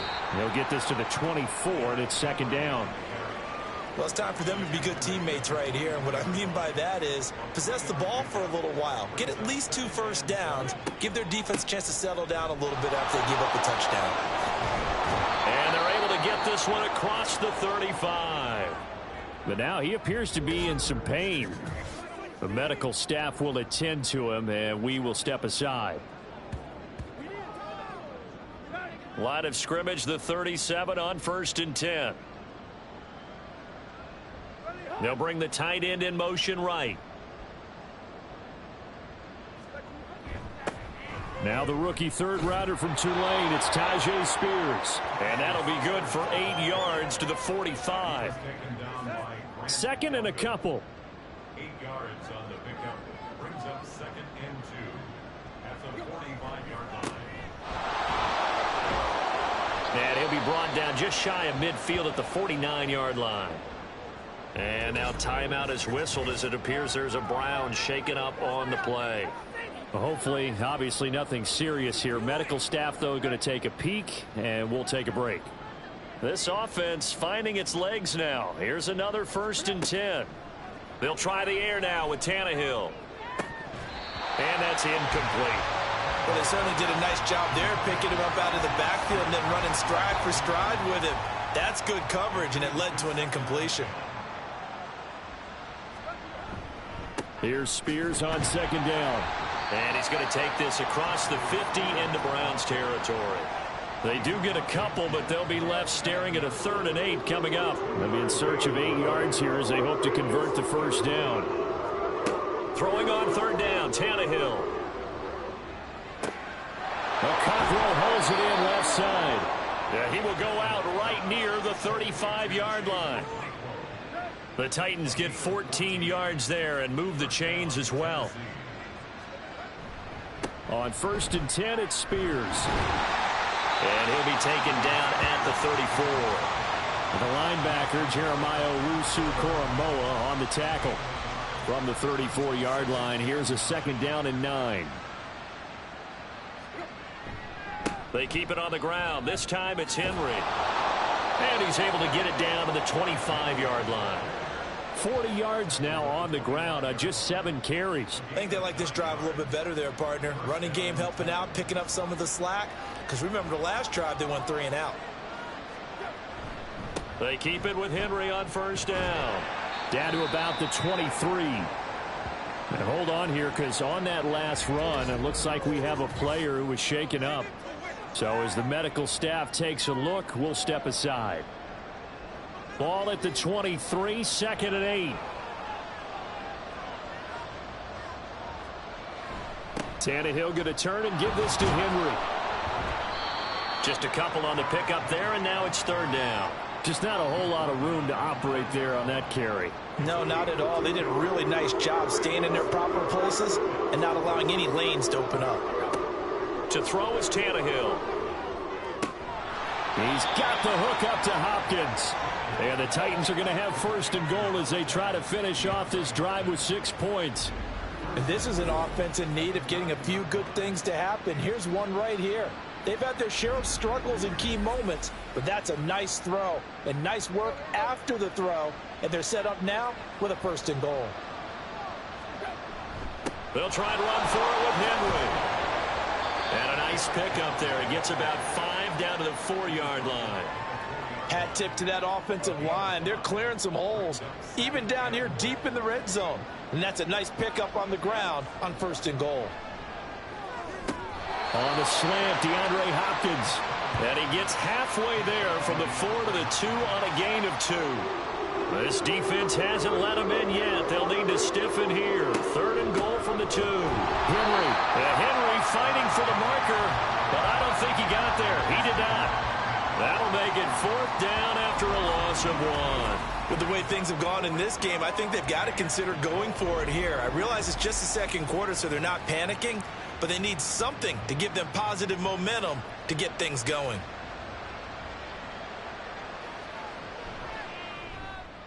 The Folks kick is good. So a long drive gets them down inside the 5, but ultimately they settle for just the field goal. And I have to think that if maybe they were a yard closer, that would have made their decision tougher, and I think they likely would have gone for it. But in this situation, they just decided to take the 3, and I think it was a smart move. And he won't return this one. He'll go down to a knee, and they'll start at the 25. The offense trots back out there. Let's turn our focus now to Nick Chubb. He's over 40 yards here in the 2nd quarter. Been nice and effective for them, hasn't he? He has definitely been dependable, and really shouldn't underestimate what he's getting done here, because anytime you're on a pace that's going to approach 100 yards, you've really done some damage in an NFL game. And now he's looking just to add to his totals. Here's a 2nd and 2 now from the 33. from the gun. It's a give to Chubb. And this defense able to plug him up there as he'll get a yard to the 35. The offense on third down tonight, can't fault these numbers. 7 for 9 thus far. They're looking at third and a few inches. They'll run for it. Here's Chubb. And he will have a first down as they get into the ground at the 37. Brad, what were they thinking on defense there? That looked like they were playing for the pass. That was third and short. Yeah, it was an easy pickup because they handed it to him. That was way too easy. Just looked like absolute confusion defensively. Not sure why they were in that set. Yeah, I'd say you should have a few men in the box there. Azeez Al-Shaair, former 49er, in on the tackle. So after the run for no gain, here's 2nd and 10. They'll try the air now with Watson. Throw right side into the hands of Akins. And he'll bounce up near the 45 at the 44. Watson now to throw. Able to find the open man. That's complete. And he is going to have the Browns first down as they're able to get the third down conversion. Good strong throw and catch right there. And so far in this game, the alleys have been open for them to get completions, and they're taking advantage of it. So operating from Tennessee territory now. Here's 1st and 10 at the 46. Watson. There's a short throw taken in by Bryant. Short completion, just 4 yards, and it'll be 2nd down.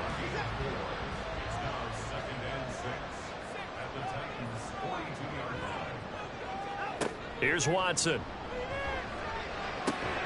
Oh, he tries to force it in, and it's intercepted. Picked by Ronnie Harrison. And the Titans are going to get this back to their own 34-yard line. So the yellow flag came out, and that leads to a new set of downs for this offense. 1st and 10. Now Watson. Oh, that's into double coverage and intercepted. Picked up by Christian Fulton. And the Titans force the turnover. They'll take over at their own 27. So really the first speed bump that this offense has encountered. They'd had the rule of the roost here in this first half, but now slowed up just a bit by the interception. And there's a chance that that's a wake-up call for them because you don't want to go on autopilot too early. That team on defense is capable of making some plays similar to the one they made right there. Tennessee offense set to go again. And it's been very much a slow start for them. 3 drives and just the 3 points, CD. Yeah, if you're into the points per drive ratio, that answer is 1. And that's not going to get it done in a ball game. They've got to find a way to finish these drives in end zones, not having balls go through goalposts. 2nd down, they go again with Henry. It'll only be a gain of a yard, and it sets up a 3rd down and 4 now. Well done to sniff that out defensively. He had it diagnosed pretty quickly. I love that description because diagnosed is perfect on that one. Read his keys, made the play, and he couldn't even get going moving the football. And he will have a Titans first down as they're able to get the 3rd down conversion. Well, these guys have definitely been outplayed in the first half. I like their countenance. I like the way that they haven't panicked out there, the way they're carrying themselves. They're starting to move the ball, and what you have to do, maintain your poise and start to put together some drives. And he's going to take this across the 50 into Browns territory. 63 yards rushing for him as he has been tough to stop here in this first half. Henry again on 2nd down. And he'll be taken down at the 44-yard line. 4 yards the pickup, 1st down.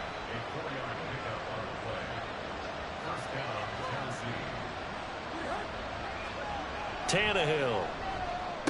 And to the 36-yard line, taken down there after getting 8 yards. Now a 2nd and 2.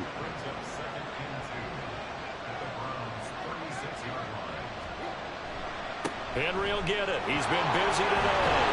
And he'll work it inside the 30 to the 29-yard line.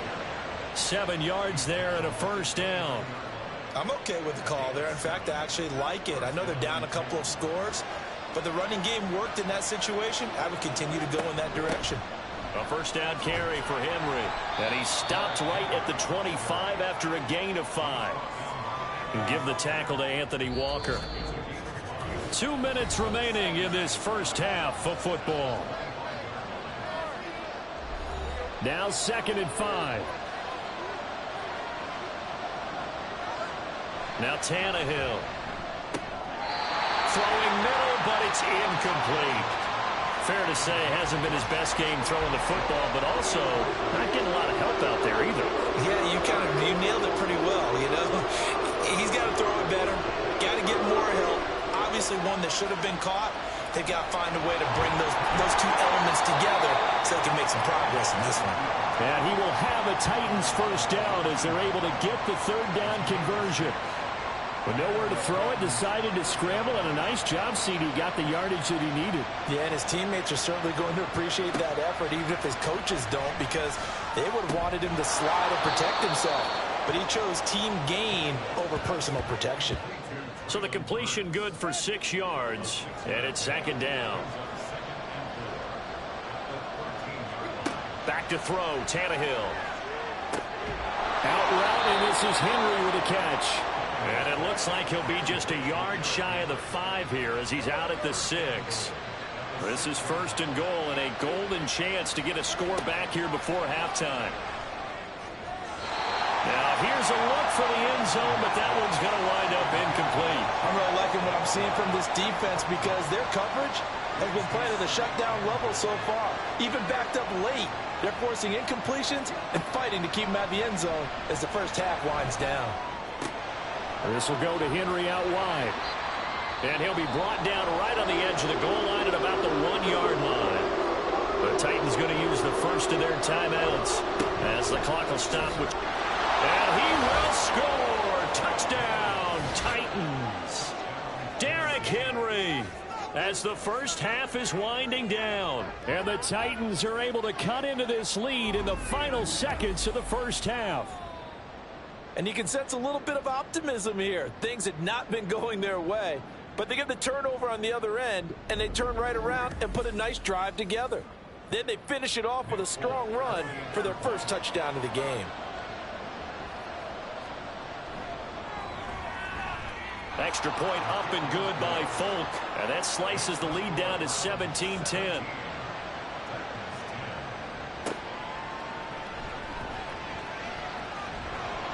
And he'll be stopped up at the 25. The Browns drive about to get started. And with a 7-point lead, they'll likely look to take this to the locker room and not really press the issue. A first down run, good for about 3. 2nd and 7 coming up.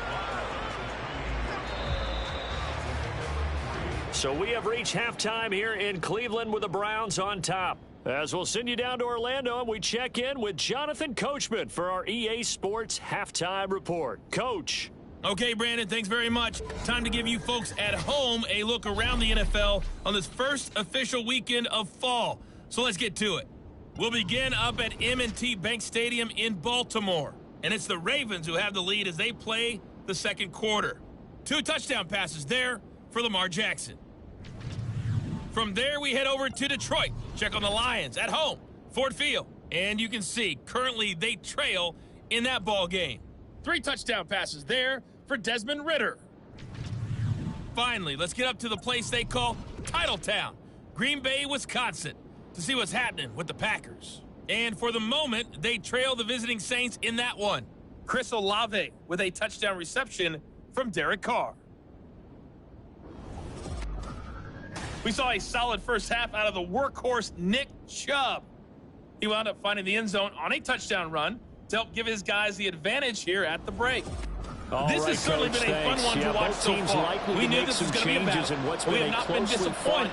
This is the kind of game that could wind up hinging on which side could play mistake-free football the rest of the way. And no alley to be found. The coverage was solid, and he's dropped at the 18. Out come the Titans now. They'll have it first on offense to start the third. And they do trail, but they have a chance to possess the football first to try and do something about it. And that certainly makes it something of an important drive for them, because is it going to win the game? No, but you have to do something to bring some life to your sideline. Zadarius Smith able to get him down. They work now on 2nd and 9. A 20th carry down for Derrick Henry. This will be a short gain of 3 before he's brought down at the 22. Let's give a lot of credit to the offensive line. They've been able to move the ball really well on the ground the entire game. And while that wasn't a huge one, that's okay. They'll take them in short, steady bursts. And a catch made by Hopkins. And he will have a Titans first down as they're able to get the third down conversion. But we're used to seeing the guy that you consider the #1 receiver double covered. But how about this guy? He's double covered and finds a way to make the play for a first down. That's how you increase your Madden rating, right? No doubt about that at all. And you know something? I think we'll hear about that from him soon. On first down, it's Tannehill.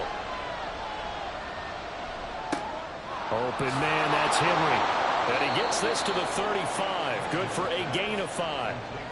I think the best offenses love to get the ball to their running backs in open space because they have the ability to make people miss, and they also have the ability to run over people. And if you do that throughout the game, after a while, they might just run through some of those tackles and go a long way. Well, we saw him shed a nice tackle on that play.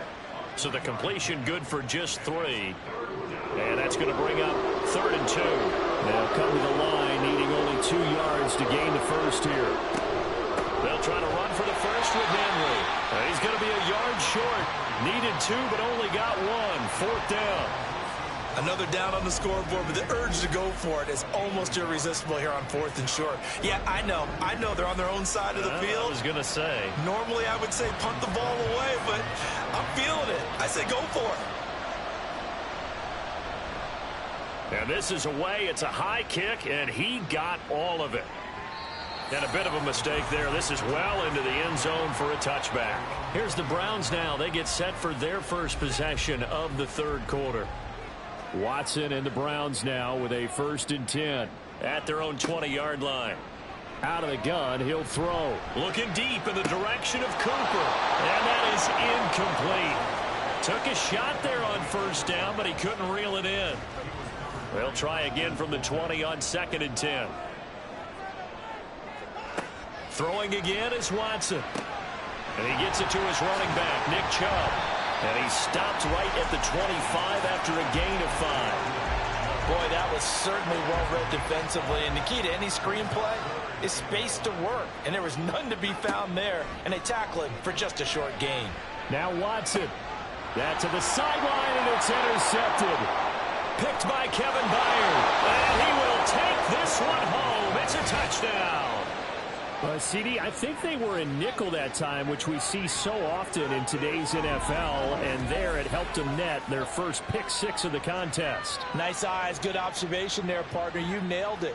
This is a defense that likes to mix up and disguise coverages, but it did end up being one of their main packages, the nickel, that fooled them that time, and they made the most of the miscue with a nice return. On for the extra point is Folk.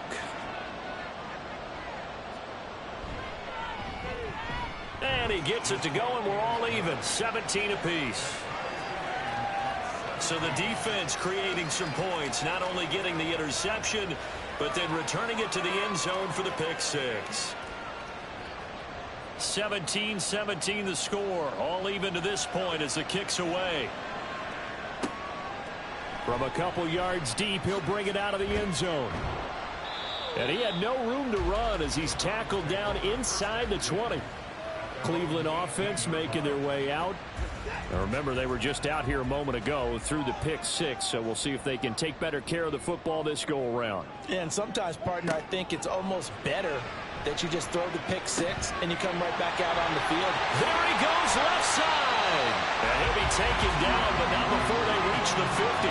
The catch and run going to wind up netting him 33 yards. When you get into the second half of a tie ball game, you start realizing that every play takes on a bigger significance, and this is pretty significant right here. This is where you start putting the pressure on that secondary, and that's a job well done there. So the line of scrimmage all the way up to midfield now as they've got it 1st and 10. From the 50, it's Watson. This is Akins hauling in the short pass. And he's going to get a solid gain of 9 before being brought down. 2nd and right at a yard. 2nd down and a little more than a yard here. Watson off play action. Throwing over the middle, and it's incomplete. Easy to tell who they're targeting on this drive. He caught the first 2 passes, but then this time unable to hook up. But I don't think that stops them from continuing to go back to him, do you? No. I mean, they've got a plan. They're trying to execute it. After that second catch, I saw him in the huddle. He said, hey, let's go back one more time. Didn't work there. A 3-yard gain and enough for the first down.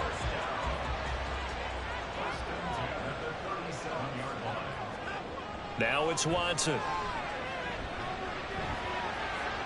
And his throw's going to be incomplete. That was well played, but that was also an example of a corner who understands his coverage, realized he had support behind him, and could be a little more aggressive in the shorter zone, and did exactly that, knocking that pass away. And maybe a little over pursuit there as he's able to take this down to the 25-yard line. The 71 yards for him on the ground now as he has been terrific here this afternoon.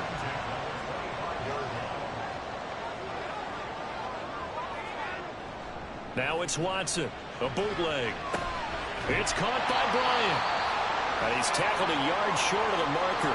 Good gain of 9 on first down. The time is called. Looks like a member of the Titans in some discomfort out there.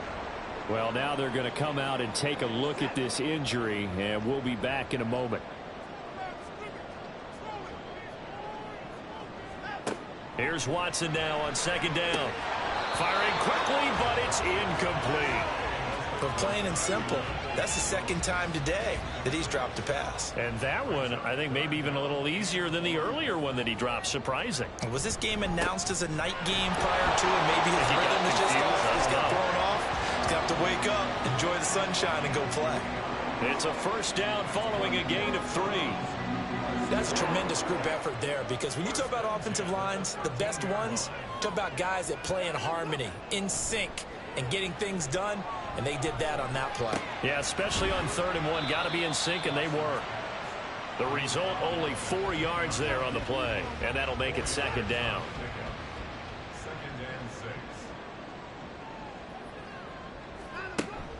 They give to Chubb out of the gun.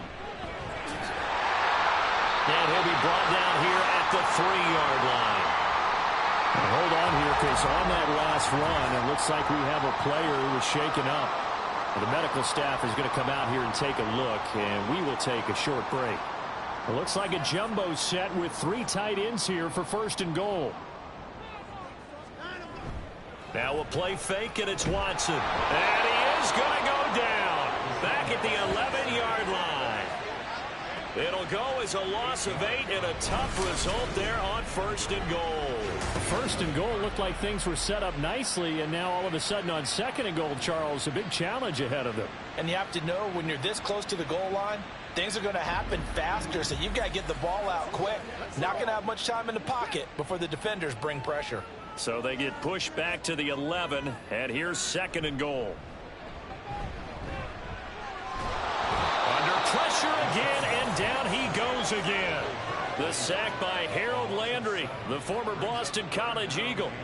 2nd goal, last thing you need to do is get pushed backwards to take a sack. But he couldn't find anywhere to go with the football. Had to eat it and ended up on the ground. Now on 3rd and long, they'll look to throw. Looking end zone, but it's incomplete. 4th down now as the Titans defense holds up in coverage. They converted twice on 3rd down that drive already, but couldn't make it a 3rd. We always talk about in-game adjustments. How about what the defense did there, able to shut them down on that attempt? Hopkins' kick is good. And with that, they take the lead here 20-17. So a response there to the touchdown of the opening drive of this 3rd quarter as they're able to reclaim the lead. And I think you'll take that because obviously you'd like to be able to match them. Done that. Now you want to give a good pep talk to your defense to take it from there. And makes it across the 20 as his guys will set up shop at the 23-yard line. The Titans getting set and ready to go here for their next drive. Defense got the better of them last series, forcing a punt. See if they make a few changes in the game plan here and try to get points out of this drive. 1st and 10. And he'll wind up losing yardage here back at the 21-yard line. Jeremiah Owusu-Koramoah. Big impact play, a tackle for loss. First play of the drive goes the wrong way. Here's 2nd and 12. Now Tannehill. He completes it to Henry. And he'll get this up past the 25 before he's out of bounds. Now a 3rd and 6. To throw is Tannehill. That's going to be complete on the sideline, but, that throw left him no room to run, and the good footwork nearly all for naught. It'll go as a gain of 4, and that's going to make it 4th down. Here's Ryan Stonehouse now, as he'll punt it away for the 4th time today. And this is going to hit the goal line and continue on into the end zone for a touchback. And now Cleveland geared up to take the field. And they're not going to play this conservative, I don't think. They had the field goal last time, and they're up, but they're looking to put a drive in the end zone. Oh, I agree with you totally. No one goes out on the field and says, all right, let's just settle for 3, except in certain situations, trying to ice a game, that sort of deal. Most of the time, it's end zone, and that's what you're thinking, and I believe that's exactly what they're thinking as they begin this one. Yeah, no quarterback ever goes out there saying, hey, let's get 3, right? Not one that I've ever met. Here's Watson. Eluding the pressure right. And they're going to get this beyond the 40 before he's taken down. 23 yards on the tuck and run. I am willing to bet that he got a monster grin on his face when he saw what was happening. Mancovers are so committed to denying a big throw that it pulled attention away from him, and he had an easy lane to hit, and hit it he did.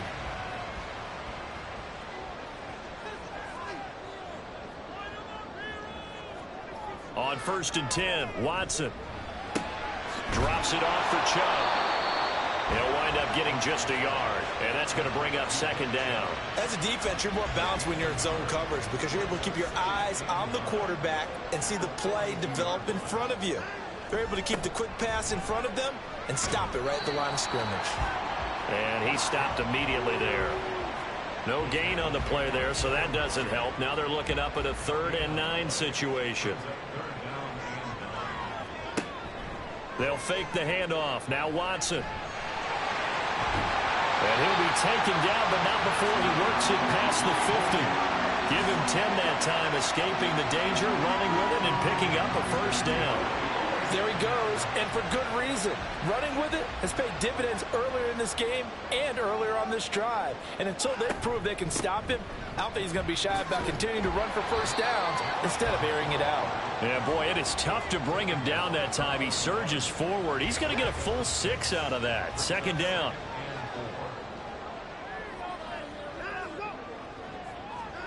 Watson now to throw. On the crossing route, he hits his man, Amari Cooper. Well, he is out of bounds, but not before he's inside the 30. 13 yards to pick up there. Good for a Cleveland 1st. This is Akins hauling in the short pass. A minimal gain there on the 8th play of the drive. 2nd down and 8.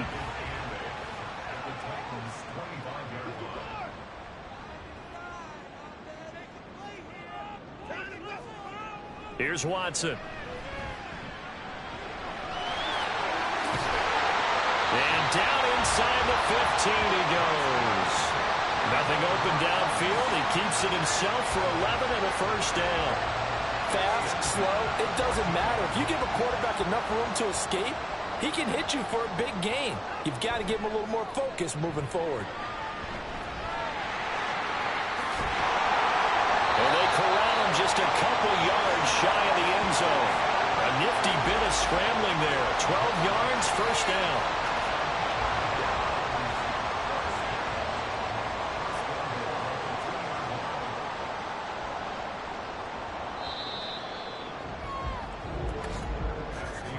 And as they come to the line, they will not be able to get off another play as time has run out on this 3rd quarter. You are watching the NFL on EA Sports. So 1st and goal, 6 points here would go a long way toward wrapping this one up. Now Watson. Touchdown! Amari Cooper, his 2nd touchdown on the season. And the Browns are able to build on to their 4th quarter lead. And that's certainly going to bump bump up the old win probability index because now it's a two-score game here in the fourth quarter. Yeah, you're taking me into that deep water now. Win probability index. This game's definitely not over. We're not looking at a 0.5% or something. It's just 2 scores. But the way that this team has played, to me, what I've seen, they absolutely deserve to win this game. They've been the better team by far throughout. Hopkins with the extra point, and his guys will take a 10-point lead. So that one a long 11-play drive. And it's Amari Cooper who line. And he'll get it up past the 20 to about the 22. The Titans offense now, they get ready to do battle again here. Well, that last touchdown we just saw, what an important one. Now it's back to a 2-score deficit for this crew as they take the field here, and they are in desperate need of finding the end zone. And he'll be out right at the 35. Give him 13 yards on the opening play of the drive and also give him a first down. We'll definitely see some open running lanes, and he's taking advantage of it right now, but that shouldn't be a surprise. Defense has the lead. They're playing for the pass first. Tannehill's throw pulled in by Hopkins. And he'll be taken down, but not before he gets into enemy territory. Right about 20 yards on the pickup. Well, officially, they'll say it's going to go for 19. Well, every drive from here out is definitely crucial and critical. They know that they need to get at least 3 here to get it back to a 1-score game. But I can't imagine that in their huddle that they're thinking at all about getting a field goal. They want to get into the end zone and then try and get the ball back again. Henry up the middle. And he'll fight forward on the straight-ahead running for just a couple of yards. Second down. This is 2nd and 8. Here's Tannehill. Tight end has become a bigger and bigger part of the passing game in the NFL, but if you drop the football, that position can get swapped out with a wide receiver in that spot, a running back in that spot. There are other ways they can go if you're not going to catch the ball. And that's not just his first drop, his second drop of the game. And now the third down throw incomplete as well. When you're leading in the final quarter, your radar has to be up for any potential deep shots. And probably not the last one they're going to see in this game, not as long as they hold this lead. On 4th down, the punt team is on as this is sent away. And now the Browns coming out on the field. Well, there are 2 scores on the plus side. Still time here in this 4th quarter, but maybe you start thinking about playing keep away? Yeah, I think here's the situation. You're not thinking touchdowns anymore. You're just thinking first downs. To keep up with your theme there, playing keep away, first downs, they can't touch the ball. Now here's a pass on first down that's knocked away and incomplete. 2nd and 10 now from the 27. To throw is Watson. Now he'll take a shot for Peoples-Jones. And that's caught inside the 35. And all the way in. Touchdown, Cleveland. Donovan Peoples-Jones. 73 yards. And the Browns are closing in on a 3rd straight victory to start the campaign. And correct me if I'm wrong, that was just a simple fly route, wasn't it? No, there's nothing to correct at all. You've got it down pat. And I just remember as a player, when I'd be in practice sessions and I'd hear 9 from the receivers, that meant fly route, go, look out. That was the 9, and he just kept going all the way into the end zone for the touchdown. Extra point good by Hopkins. And that'll make this a 3-score game now. The lead moves to 17. At the goal line. And they'll get him down right around the 25, actually the 26 officially, so a net gain of 1 there. The Titans offense now, they work their way back onto the field. Well, this game, it has had no shortage of offense. They've been able to put up a decent amount of points on this side, Charles. They just have not been able to keep pace with the other offense they're going against here. Yeah, that's a good way of pointing things out because now it's not a total loss because, as you said, they've scored some points, so there's some plays they can build on, moments where the game plan actually worked. But overall, though, they were just out-personnel. They were going up against a team that's playing at an elite level.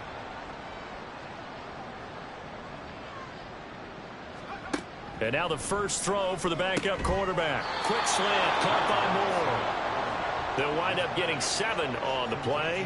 And now it's 3rd and 3. Coming up here looking for 3 yards to pick up the first. 3rd and short. It's Levis. He's got his running back out of the backfield. And he will have a Titans first down. And he's going to have it by plenty. Able to get 8 yards there on 3rd and 2. Well, they certainly had success throughout this contest getting him the ball in the passing game. And there he picks up another first down. Whatever they saw going into this one, they've been able to capitalize on it. And no adjustment has been made to take it away. On first down, Levis. He finds Hopkins complete. And the result here, a pickup of 8. Leaves him with 2 to go on 2nd down. 2 yards to go, 2nd down. From the midfield stripe, they'll look to throw. Going right back to DeAndre Hopkins. And he's going to be out of bounds, but not before he takes it inside the 40. So from the 39 now, they'll come up on a 1st and 10. Levis. And that'll be off the mark, too far out in front, and it's incomplete. And not a common sight, at least on this drive. A momentary setback, though, for this passing game that has been moving well this series. Good thing for them, though. Still 2 more downs to connect and try and pick up another first down. Now a deep ball there on 2nd down, but it'll wind up incomplete. And they're at the point of the ball game now where they've got to take some chances. They've got to put the ball in the air and just see what happens. But this defense knows that all too well. Levis. And it's going to be incomplete. He was able to catch it there on the right sideline, but out of bounds, says the line judge. And it's going to bring up 4th down. And they're indeed going to go for it here on 4th down. So trailing here in the last quarter. Let's see how this plays out. Now Levis. And it's incomplete. They cannot convert, and they turn it over. The Titans try it, but ultimately they fail on 4th down. And this Browns defense stands tall. Well, that's another mistake there on the drop pass on 4th, and we've seen them do things like this all game. It's not hard to figure out why they're down by that deficit. They haven't made plays that are going to keep them in the game or win the game all game long. That's another example right there. It all boils down at the end of it to execution. Either you make the play or you don't. He'll lose a yard there, and it's 2nd and 11. So 4th quarter, a nice run there to start this drive. Charles, what do you think the split will be here between run and pass? Well, partner, I think it'll lean towards the run, but this is also not a time where you just totally do that. You still have to possess the ball, move the sticks, and keep the clock moving as well. So they'll run their offense, but yeah, when they have a chance to run it, they'll do that a little bit more. An incomplete pass on that last play, and that means they'll need to come up with something here on 3rd down. Chubb will get the call running left, and he can only manage to take the football to the 40, and that is well shy of the first down marker. Give him 2 yards on that play, and that's going to bring up a 4th down. Well, the guys who are paid to make the tackles deserve some kudos there, but I think they deserve even bigger ones because in that situation, they had to be thinking pass. Loosened up defense, going to pass coverage. Instead, maybe they surprised them a little bit running the ball, yet they rallied to it and stopped them well short of a first down. And Bojorquez on to punt as he gets it away. And that hits at the 6 and carries into the end zone for a touchback. And here comes Tennessee as they get set to take the field. Even though they were able to force the punt defensively, still a big hole to climb out of, especially at this late stage of the contest. A hit as he throws there, incomplete. What we just saw there, that's really been a common theme all afternoon. A lot of pressure. That forced the errant pass. He's been under duress this entire afternoon. He just had to unload that one. He's fortunate it was just incomplete and not intercepted. Now, meanwhile, here's a 2nd down throw that's knocked away and incomplete. Now they face a 3rd and 10 after back-to-back incompletions. Back to throw, it's Levis. That is caught. And he will have a Titans first down as they're able to get the 3rd down conversion.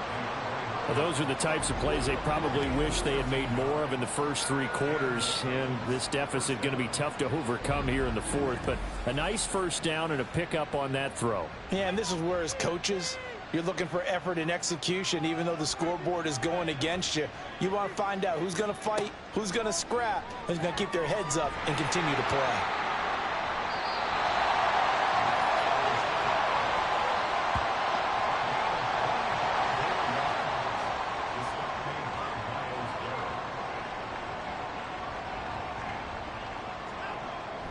Off of play action, it's Watson.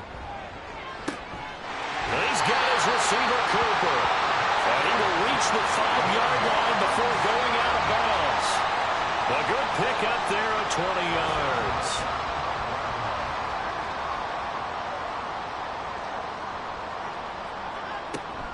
They'll run with Chubb. And he's going to get him about 3 yards closer. He's down to about the 2. Well, Brennan, we always know that once you score 1 touchdown, want 2. You're without a doubt. And so far today, he's got 1, but was denied as he tried to get the second one. And this is caught. Touchdown, Cleveland. Deshaun Watson, 4 touchdown passes now in the ball game.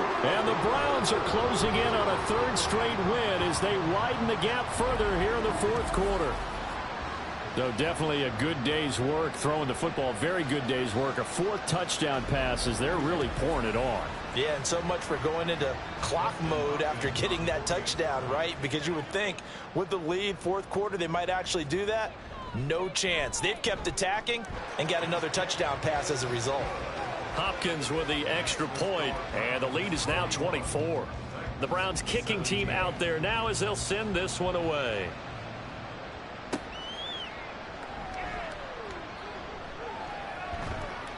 And he won't quite make it to the 25. Out come the Titans now. At their own 24-yard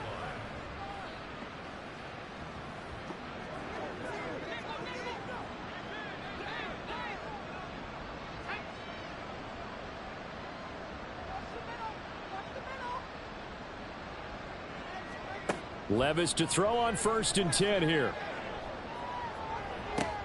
And the defense loses him. It's complete. And he's going to be out of bounds inside the 25-yard line. A big play that time for the Titans. 53 yards. Levis now on 1st and 10. He's going to find his receiver, Chris Moore. And he gets it inside the 10 to the 9. The time is called. Looks like a member of the Titans in some discomfort out there. While they come out and take a look at him, we will step aside for just a moment.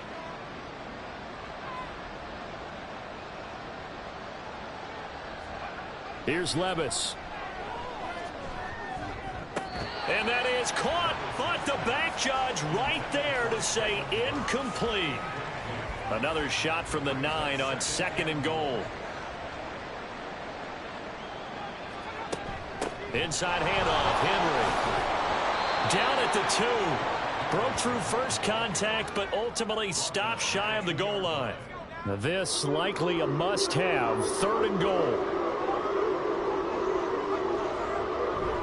Henry again. And good work there defensively as they're able to keep him out of the end zone.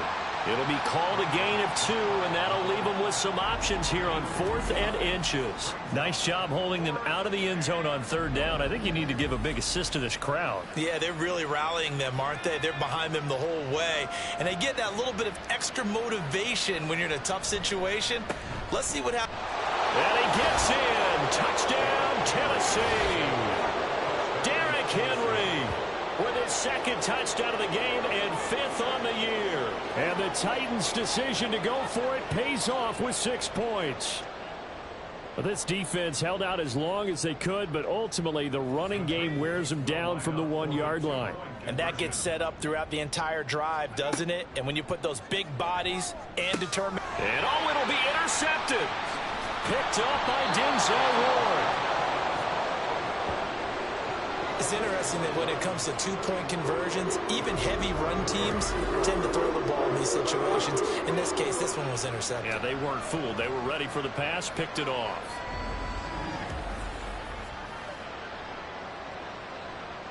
There's the Titan kick team as they run up and send this one away. And he'll decide to not bring this one out as their drive will begin at the 25. The Browns set to take over. They're looking at a third straight win here if they can hold on. Watson and the Browns now with a 1st and 10 at their own 25-yard line. He'll start things off with a handoff to Chubb. And he is going to be stopped cold behind the line of scrimmage. Officially, it's a 1-yard loss. That's going to bring up 2nd and 11. At the 24-yard line. Watson now going to run the option right. And they'll get it all the way up about 5 yards shy of midfield. Last play they got stuffed at the line. Different story here, over 20 yards.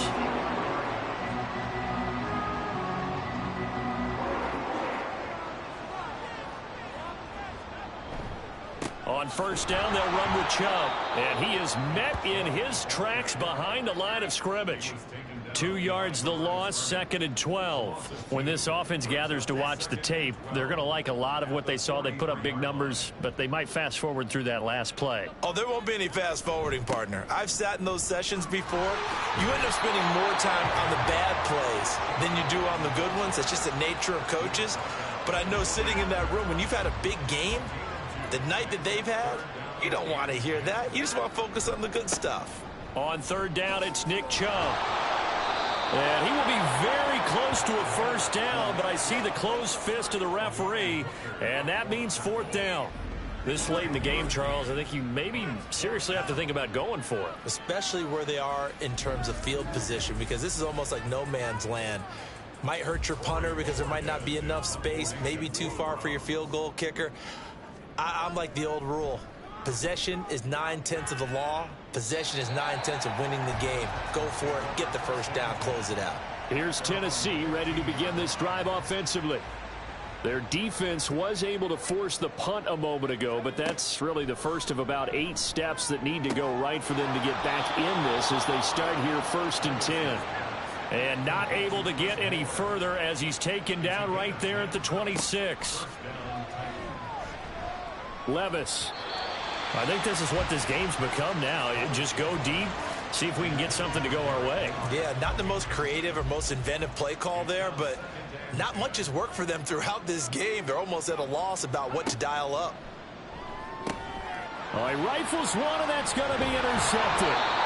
Picked up by Jeremiah Owusu-Koramoah. And they're going to set up shop at the 27-yard line.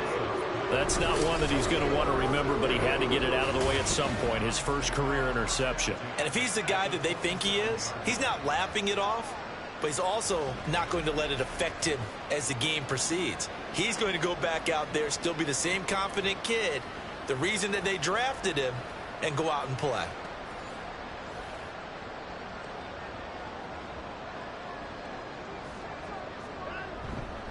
Up the middle, it's Chubb. And nothing doing. He's immediately taken down at the line of scrimmage. No gain on the play. It'll be 2nd down. Coming up on the final 2.5 minutes. And boy, has it been fun to watch this offense operate. Quite the display, and now they look to polish it off. 2nd down, here's Chubb again. Stopped short of the 25. The second effort couldn't free him.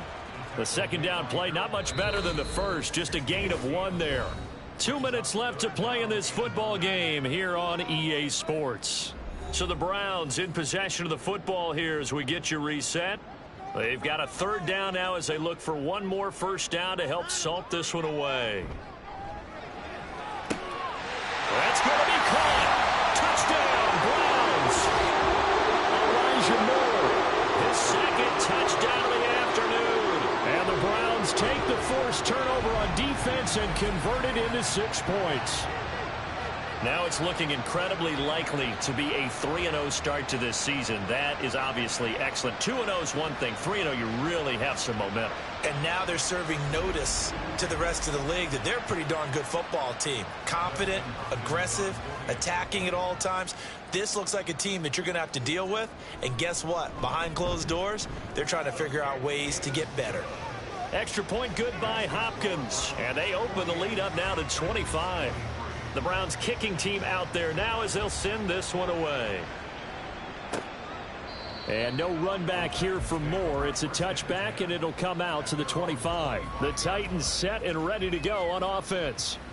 Well, CD, it's all window dressing at this point. I mean, the best they can do is end the game with a nice drive to maybe build some momentum to move forward into their next contest.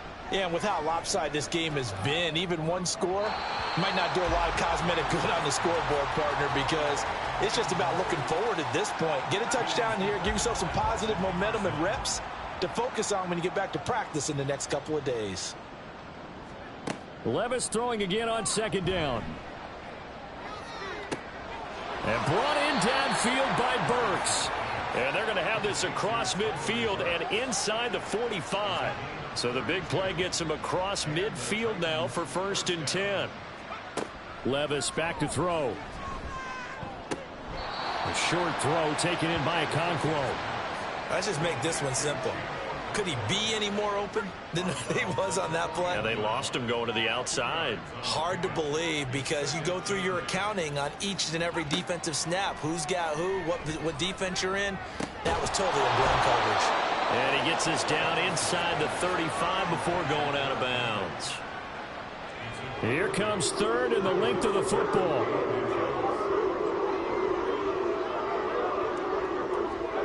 Now Levis. Work in the middle of the field, and he's got a man complete. And he will have a Titans first down, and he'll have it by plenty as they're able to keep the drive alive on 3rd and inches.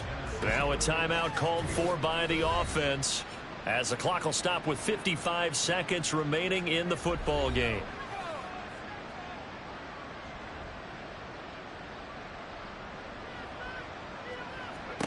First and 10, it's Levis. Finding Moore on the out route for the completion. Now Tennessee going to use the second of their timeouts. They'll throw it again with Levis. As they get the stoppage with just under 50 seconds remaining in the 4th. And this, incomplete. He tried to check it down to his running back and nearly had the ball picked.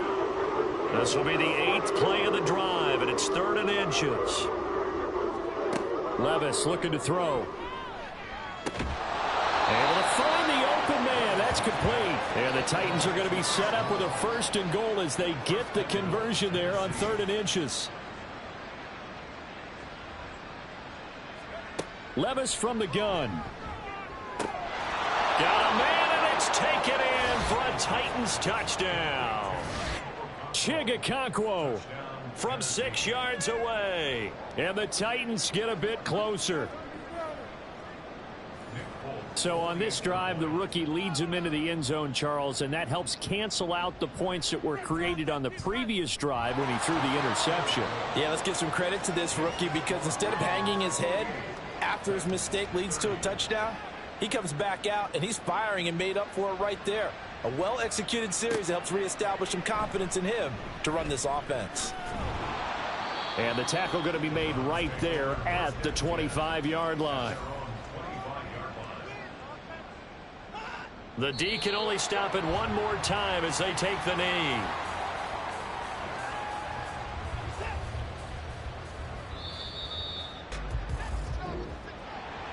Charles, a lot of happy faces heading into the tunnel as this one ends, and understandably so. Not only did they get the win, but boy, their offense was on fire in this ball game. And partner, I have no idea what the top speed is on one of those high-end sports cars. What's the top gear you can get into? This offense, they certainly were there in this one, huh? Everything clicking for them in this contest, the kind of performance that they're going to cherish. So for Cleveland, it's an ideal start as they move to 3-0 now on the young season. And they'll get to stay home again next week. Meanwhile, for the Titans, they'll fall to 1-2. And they'll get a chance to redeem themselves at home next week. So for Charles Davis and our entire crew, I'm Brandon Gaudin. Next game, guess what? Charles and I will be here again. It's the NFL on EA Sports.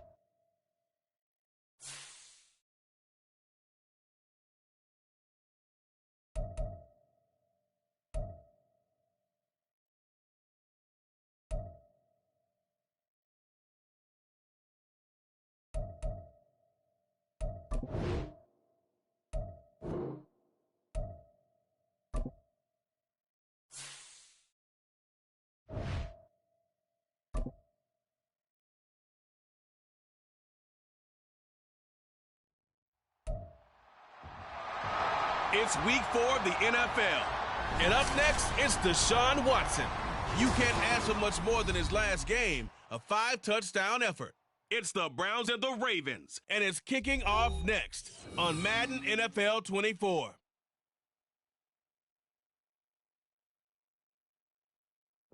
Fun times in Cleveland ahead as we join you by the Lakeshore here at Cleveland Browns Stadium. Today it's week 4, and we've got what should be a great one here as we get the Baltimore Ravens taking on the Cleveland Browns. Hi again, everyone. With Charles Davis, I'm Brandon Gaudin. And, Charles, we look at this Browns ball club. They've got to be pleased with the start to this season. Obviously, a perfect 3-0. 3 good quality wins, too. It's got people in the locker room excited. They're thinking that this could be their year. Meanwhile, for the visiting Ravens, they, too, were winners last time out, so something's got to give here. I love it when both...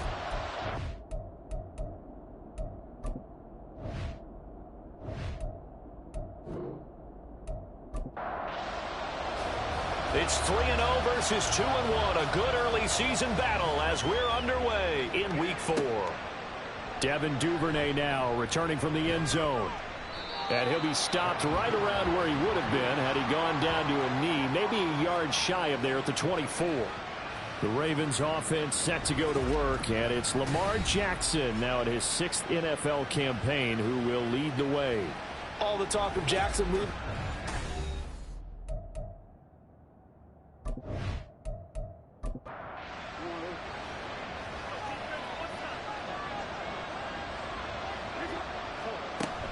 A collegiate star here in the Buckeye State, it's J.K. Dobbins. And he'll take it forward for about 5 up to the 28-yard line. And here are the key inactives for them in this one. And obviously, Charles, are going to be without some important names this week. But hopefully those guys will be on the sidelines encouraging the guys who are going out there and helping them when they come off the sidelines during the game by giving them some tips on what they see and what they've experienced. That's true teamwork. And if you want to get to the playoffs, if you want to have a big push, you have to have that on your squad.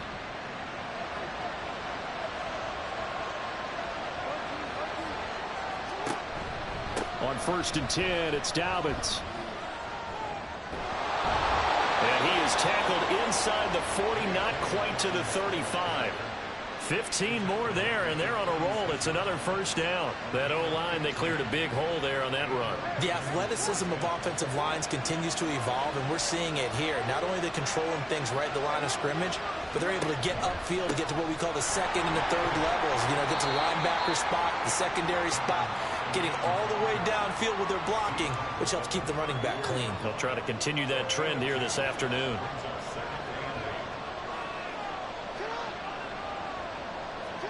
Now Jackson taps this forward, jet sweep. Oh, and this one may need to go back to the drawing board. He's going to be swallowed up right away. 3rd and 4. Jackson now. And he's going to have to eat this one as down he goes. The sack coming from big Dalvin Tomlinson. And that's their first sack of this game, but how about last week? 6 sacks, great coverage downfield, which helped that pass rush. They are really working in sync right now. Tucker's kick is good, and the Ravens strike first at 3's him. They were probably hoping to get him a little bit closer for a shorter field goal, but he was able to get it done from deep. Nice little tester for him to begin things, huh? I think he was open for a little bit more of a chip shot. Instead, they made him stretch it out a little bit, but he's got to feel great now that he put it through the pipes. And this will be a touchback, so they'll bring it out to the 25. So here are the Browns under head coach Kevin Stefanski.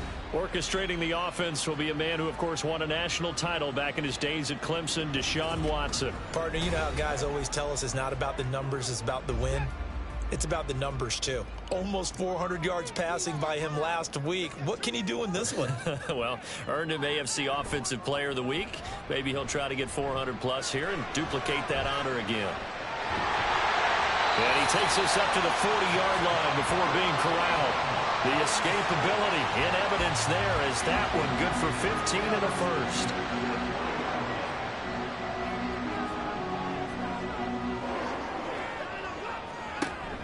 Now a play fake, and it's Watson.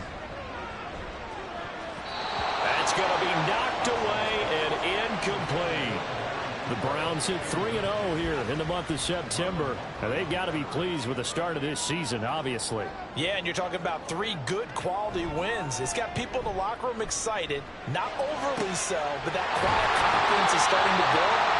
They're starting to believe that this could be their year if they stay on track. Big yardage there for the Browns, 18. Those are the kinds of plays right there that show you why he's the number 3 man of the NFL in terms of receiving yards. Also tells you there's a full combination of what he's got going in his game. You name it, from route running to catching the football. That's why he's able to produce those types of numbers. Watson, off play action. And just not enough on the throw there. Down around his feet and incomplete. Cooper was the target there, but it's going to be second down. You look at this Baltimore defense. They're going to be tough to throw on, no doubt. Currently ranked 3rd in the NFL against the pass. And this is what we talk game inside the game. Top 5 passing offense versus top 5 passing defense. I wouldn't be surprised defensively if they change up coverages a bit more than usual to try and combat what they expect to see. Throwing on 3rd down, Watson. And the Raven pressure too much. Down he goes. Justin Madubuike working his way to the quarterback that time.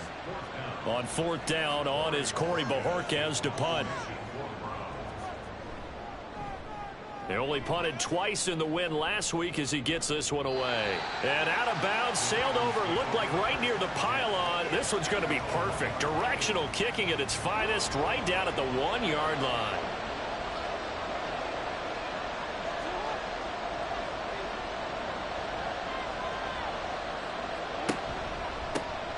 The drive starts with a carry by Edwards. And running room scarce here. He's going to be stopped in his tracks at the line of scrimmage. 2nd and 10.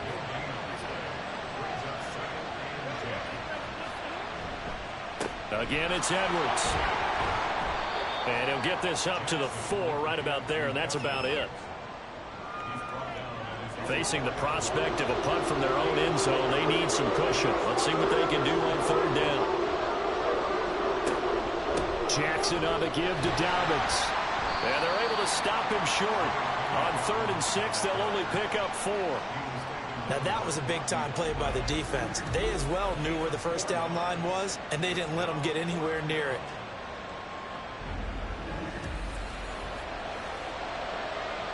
The Ravens send their punter out now, as his first punt will come from inside his own end zone. He was only asked to punt once in the victory last week as he sends this one away. Taken from just outside the 30.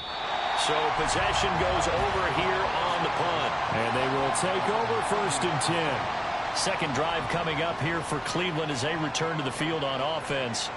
And they come into this one riding that nice long win streak. And remember, next weekend is an open week for them. So if they can get the win here, a lot of momentum into that time off. It certainly is. And if you're wondering if anybody's saying, boy, this is coming at a bad time, we want to keep playing, the answer can be yes. Because when teams are on a hot streak, they want to keep going. But what the veterans are telling the young guys in the locker room, an open week is always good, guys. Take it and let's go with it. The numbers for him from a week ago: 7 catches, 78 yards. And they think they have a matchup advantage in this one. They're going to try and find some space for him to work and make sure he touches the football. So after the 2nd down incompletion, they'll come up now against a 3rd and 6. A shotgun snap for Watson. And that is incomplete. I think the punter might start to get into a pretty good rhythm here if he keeps getting opportunities. But that's the last thing his team wants to have happen, right? The last thing you want to see is your punter feeling pretty good because he's out there all the time. Yeah, first quarter only, but they're 0 for 2 on third down conversions to start this thing. Now the Baltimore offense heading back out onto the field. Now, early on, you know, Charles, every game could be called a measuring stick game. But I think when it comes within your division like this, it's a measuring stick game with a little extra intrigue. I would agree with that totally because all division games have a little extra to them. But I like where this game is situated because at this stage of the season, it has that little extra juice. But at the same time, it's not a make or break if this were, let's say, week 15, 16, somewhere in that neighborhood. So the opening play of the drive goes backwards. Now they'll come up on 2nd and 12. Jackson with a handoff to Dobbins on the option. And he'll take this one up to about the 23. It'll be a gain of 5, and it's going to bring up a third and about 7 left. Jackson. And this one is incomplete. Obviously searching for their first touchdown this game, partner. And that quick 3 and out, that's not going to achieve that at all. Give victory to the secondary there. They brought out tight coverage on that third down snap. So they're forced to punt on 4th as this one's away. Taking it about the 16. 13 yards the tally on the return there. And the Browns will take over 1st and 10. Watson and the Browns now with a 1st and 10. Just shy of the 30. Now the NFL's 3rd leading rusher last year. It's Nick Chubb. And he'll manage to pick up about 4. It's 2nd down. From the 33, here's a 2nd down and 6. Now Watson. And he'll get this one to Cooper complete. And they're going to have this across midfield and inside the 45. 23 yards the pickup there. The Browns needed a true #1 receiver when they dealt for Cooper, and he took on that role immediately. Over 1,100 yards and a career-best 9 touchdowns in 2022. Their now established top target picks up a 1st down. They go up the middle with Chubb, and he can only manage to get a couple. 2nd and 8 coming up. Now a pause, and there's an injured Raven in need of some assistance. The medical staff will attend to him, and we will step aside. Here's a 2nd and 8. Here's Watson, option left. And he's going to get it down to the 33-yard line here. That one will go for 9 yards and a 1st down on the keeper. Well, he is certainly dangerous when he spots a lane, and he keeps it himself there and worked out well. And how about the moving parts on a play like this? You know you have to practice it over and over because it's almost like a ballet that has to be choreographed. But how about once he made the decision to go, he committed to it and went. Let's face it, most teams are going to defend the running back much more than the quarterback on that type of a play. The Browns passing game finding its stride. They got another 1st down.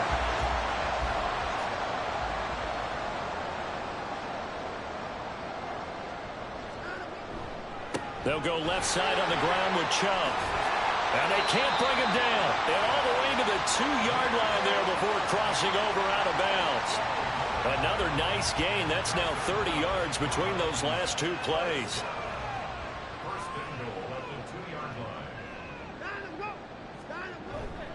Chubb is not going anywhere. He'll be hit and dropped for no gain at the 2-yard line. The lone man in the backfield here is Chubb on 2nd and goal. Back to throw, Watson.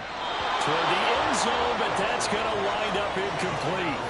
Anytime he reads man coverage, I don't think it's going to be the only time he'll try and hit that route to the outside in this game. He'll test the perimeter, but that time, they were up to the challenge. And that's going to be caught for a Browns touchdown. Elijah Moore, his 3rd touchdown now on the year.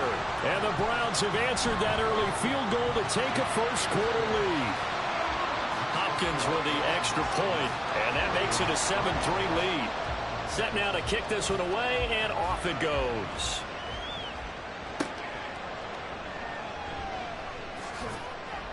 And no alley to be found. The coverage was solid, and he's dropped at the 18. And Baltimore's offense set for this next possession.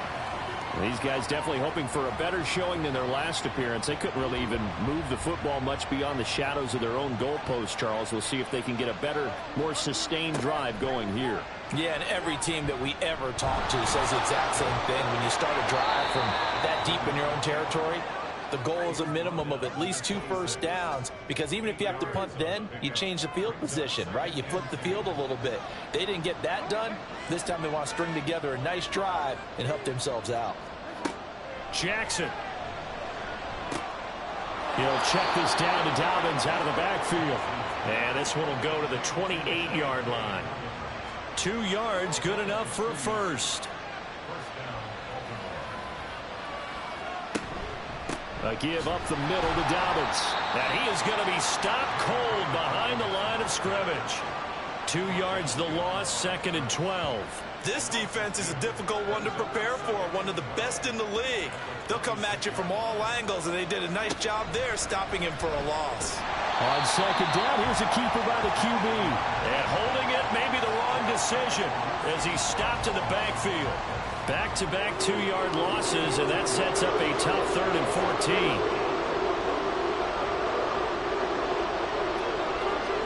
From the gun, Jackson. And the Browns pressure gets to him that time, and he's going to go down. Myles Garrett with a big-time sack on 3rd down. It's a loss of 7. 4th down, and out comes Jordan Stout here to punt.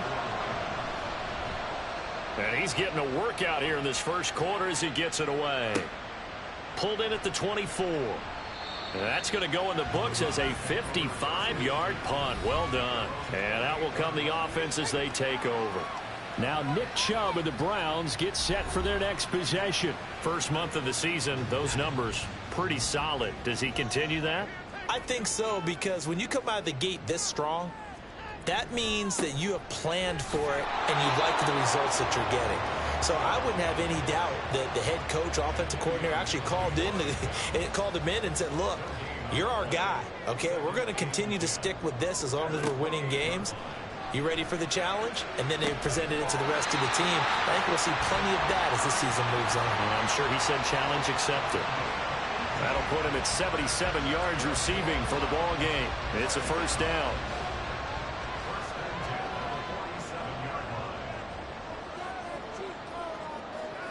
On first down, it's Watson. And that will be incomplete. They couldn't hook up on what's going to be the final play of this first quarter. After one, 7-3 the score on EA Sports. On to the second from Cleveland. It's the Browns in control of the football as they've got it with a 2nd and 10. And Chubb will try the middle here. And down he goes at the 49, a 3-yard pickup. Pretty good little 2-play sequence there. You force the incompletion, then a very short pickup. Yeah, now maybe you bring in an extra defensive back or two because you want to try and defend on 3rd down. They like to play those nickel sub packages, don't they? Well, throwing on 3rd down there, but he cannot connect. 1 first down here, and that's all, folks. Good work by this defense to hold things in check and force a punting situation. And he gets it away, a directional kick going toward the sideline. And no return here. Where will they spot it? They say just outside the 20-yard line. Jackson and the Ravens come up now 1st and 10 at their own 21. He'll start with a handoff to Dobbins. And he sidestepped one man, but reinforcements come to stop him right around the line of scrimmage. Here's 2nd and 10.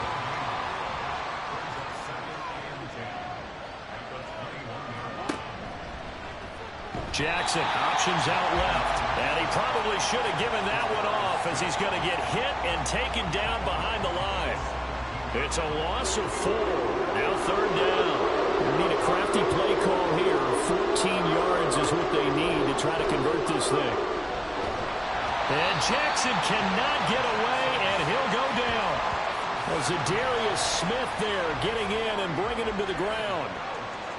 The Ravens send their punter out now as the drive goes backwards, so he's on to punt it away.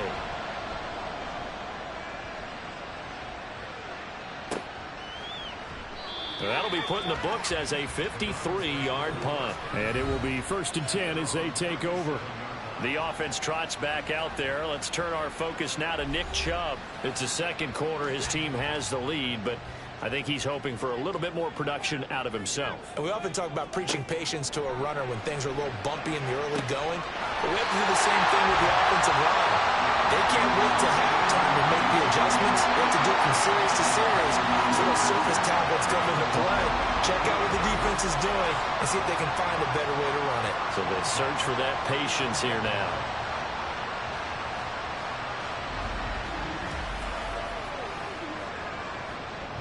So in Raven territory now. Here's a 1st and 10 at the 39-yard line. They give the Chubb out of the gun. And this defense not ready for that one as he'll take this down inside the 25. 15 more yards there and quickly another 1st down. Gosh, when you've got Deshaun Watson, Charles, executing a run-pass option, that puts the defense in a tough spot, does it not? It does, and what I liked is that you called me this week, watching your own video, your own tape, and you said, I think the runner's going to pop a few this week because of what we've seen from Deshaun Watson. His ability to get to the corner, that's where the focus will go. They'll fake the handoff. Now Watson. Under pressure, and he'll go down. Sacked back at the 31. Blowing that play up, Roquan Smith as he gets the sack. Gonna need something special here on 3rd and long. After that sack, what does Watson have in his arsenal? Going out wide, finds Chubb. And he'll be stopped here well short of the 1st down at the 24-yard line. They do get 7 out of that, but not enough to prevent a 4th down. Here's Dustin Hopkins now to try the field goal. From the left hash, this will be a 41-yarder. Hopkins' kick is good. And they push the lead up to a touchdown now at 10-3. So he's been automatic to this point of the season, and he connects on the field goal there. And what a luxury it is to have a kicker you can depend upon, partner, because he hasn't missed all year long. Converts on that one as well. And kudos to you. You didn't jinx him. And able to get this across the 20, but not much further as he's dropped at the 23-yard line. The Ravens offense back out there. Just a lone field goal for him so far, trailing 10-3 as they come up 1st and 10. Now it's Jackson. And he's taken down. This will be a Brown sack. Myles Garrett able to record his 5th sack of the season. Well, someone's closing in on the league lead in sacks. He came into the game in the top 5. Now you add 2 more to his total. On 2nd down, a run to Dobbins. And a nice gain there as he'll be taken down just shy of the 20. He's able to get 4 back on the run, but now they'll have to find something here on 3rd and about 14. To throw is Jackson. Pass taken in by his big tight end. And they work this well upfield across the 45. Able to convert on 3rd and 14. A terrific play call. We often hear the phrase sure-handed tight ends, and he certainly fits into that category. Plus, he's got a quarterback who knows to look his way when they need a big pickup. And on this play, he finds him for the 1st down. This offense finding its legs now. Here's another 1st and 10. Here's Jackson to throw. And his throw is incomplete. Well, he certainly thought he had a window to push that ball downfield, but as soon as he released the throw, the corner was there to slam that window shut. Play action. It's Jackson. And he's going to be brought down here in the backfield. Zadarius Smith. That is now 2 sacks for him here in this 1st half. Well, Charles, this has been something to watch so far. This is where you really feel for a quarterback. He's been running for his life in this 1st half. Brandon, that's 5 sacks already, so you know he's got to be saying, can we get some more guys in here to block, please? Because if we don't, we're going to need another quarterback. 3 yards, all they could muster there, and it'll bring up 4th down. How about that strategy there, Brandon? 3rd down. They just said, we've got faith in our tacklers. We'll give you the short stuff, and just decided to protect the sticks. So every time I hear fans telling me tackling's not a part of the game anymore, plays like that, I can clip and save and show them you have to tackle well if you want to be a good defense. So here are the Browns to take over. They're on a 3-game winning streak, and right now looking good in this one as well. Watson and the Browns now with a 1st and 10. At the 20, they start on the ground with Nick Chubb. And able to break 1 tackle, but then quickly brought down for a nice little gain. 45 yards rushing for him now in the ball game. Up at the 29 now, they'll head to the line, 2nd and a yard. And again, it's Chubb. And he's able to get out to the 32, brought down there. They'll get 3 as the drive continues. It's a 1st down.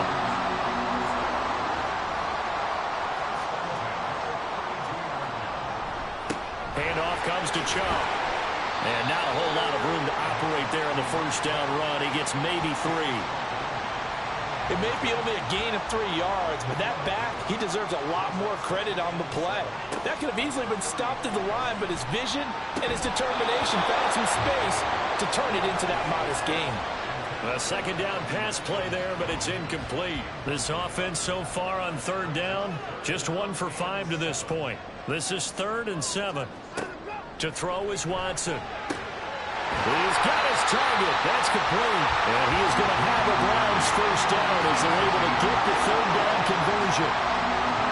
So in the 2nd quarter, he's already up over 100 yards receiving now.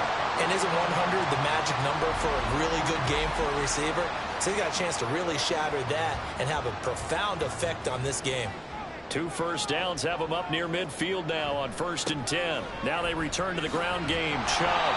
And across midfield he goes into Raven territory.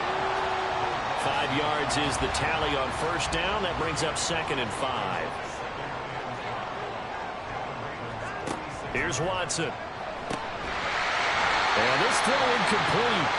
And the defender all over him that time, but it's going to lead to 3rd down.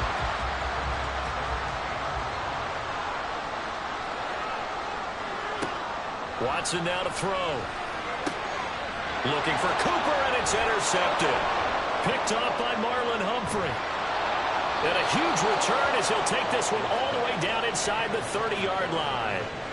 So that changes things. You get the interception, and then to boot, a good return tacked on. And really it was down to him versus the quarterback on the return, and that's one you would think the defender would win. But a nice job there of seeing the play all the way to the end and making the tackle by the QB. And now Baltimore gets set to take the field. And they'll take over here following the interception with a chance to tie the ball game. It's 1st and 10.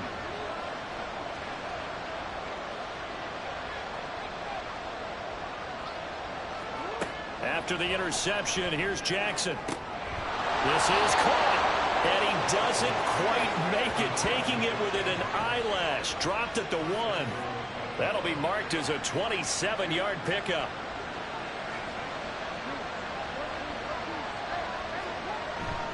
Edwards. Looking for a cutback lane, but nothing there as he's met at the line of scrimmage.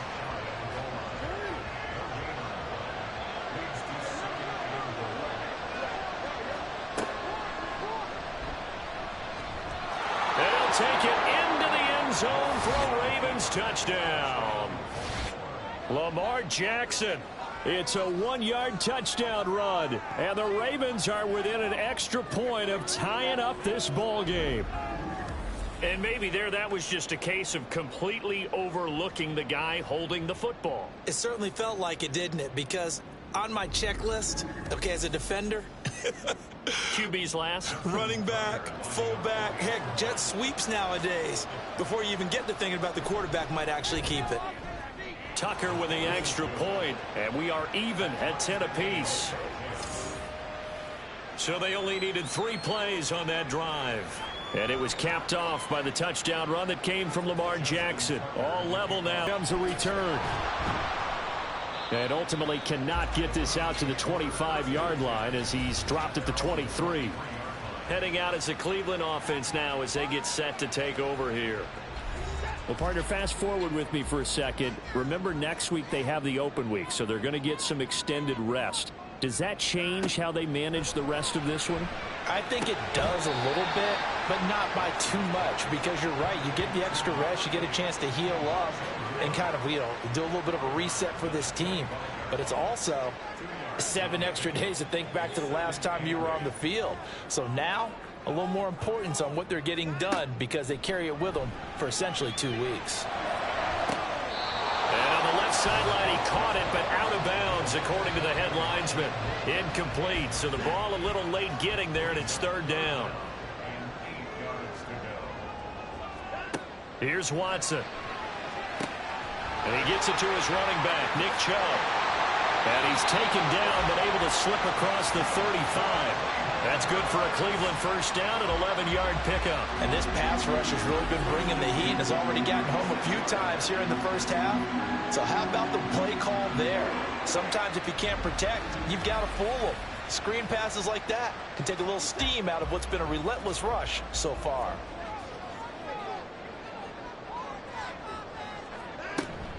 On first down, they'll run with Chubb. And he is going to lose yardage here. He'll lose a yard there, and it's 2nd and 11. Defensively, he has been a presence in their backfield in the first half. Had a sack earlier, and now he comes up with a big tackle for a loss. Looking at a 2nd and 11 now after the loss. They run it again with Chubb. And able to use his blockers to get this up over the 40. 62 yards rushing for him now to this point. They'll come up facing 3rd and 5. Watson. And he bats it away, and it falls down incomplete. And this is away. It's a high kick, and he got all of it. And that is much too long. That's into the end zone for a touchback. Baltimore about ready to go on offense. This drive here beginning probably with a pair of motivated groups. Remember, the offense scored a touchdown on their last time out. Looking to repeat that in Charles's defense. They were very frustrated after giving up 6 the last time on the field. And frankly, it's just a battle of wills in a lot of ways because they're both motivated. They both game plan for this drive, and they both have specific outcomes in mind. To me, it just comes down to who can execute better and which side can step up and assert its will over the other. Now it's Jackson. Forced out to his left. Give him 7 there on the tuck and run, and they're in better shape now for 3rd. They made a nice effort to stick him with a loss for that play, but it's going to take more than that to keep him from advancing the ball. Should be an entertaining battle anytime he tucks and runs over the second half of this contest. Jackson looking to throw on 3rd. Work in the middle of the field, and he's got a man complete.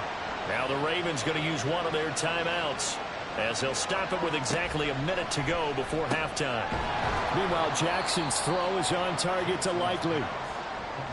Got to give credit where it's due. Really nice defense on that play. The pitch and catch was successful, but not any run after it. Now Jackson.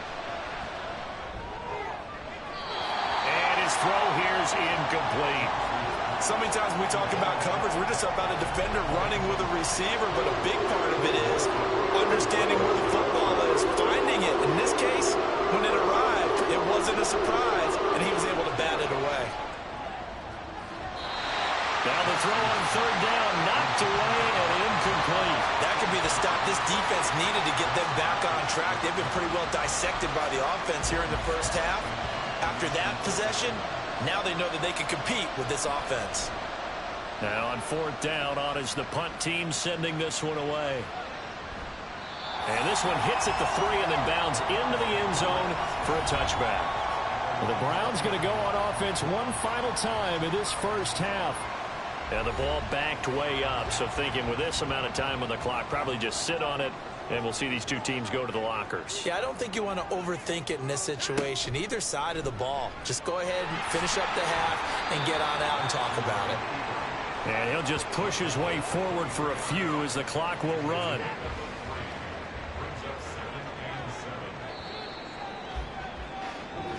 So we have reached halftime here at a good one. 10-10 is our score. As we'll head down to Orlando, that's where we find our man Jonathan Coachman at our EA Sports Halftime Report. Coach. All right, Brandon, thanks very much. A lot to get to here as we say goodbye to September and take a look around the NFL here on this first day of October. We'll begin out in Houston, and they are nearing halftime with the Steelers out in front.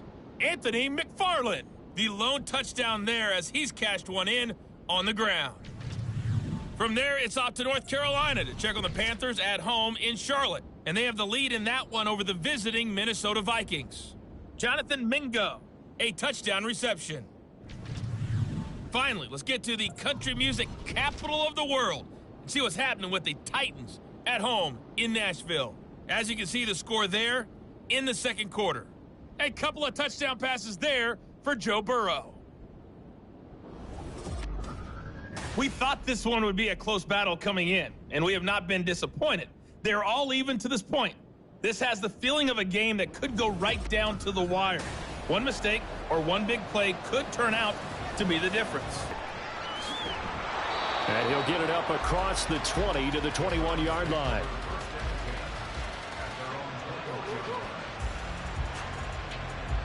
Here's the Browns offense now getting set to start off this third quarter. Well, the first half, very even. I mean, really, in all facets, this ball game tied, Charles. So as we start the third quarter, curious to see what the second half brings us. Certainly am. I'm with you on that one, and we all know a lot of coaches from the NFL all the way down to the Pee-wee level. They love to spin it to their teams. Hey, we're starting a brand new, shorter ball game.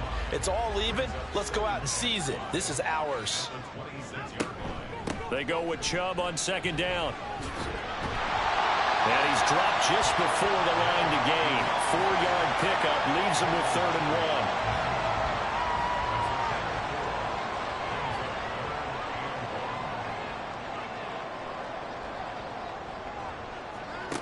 1. Now it's Watson.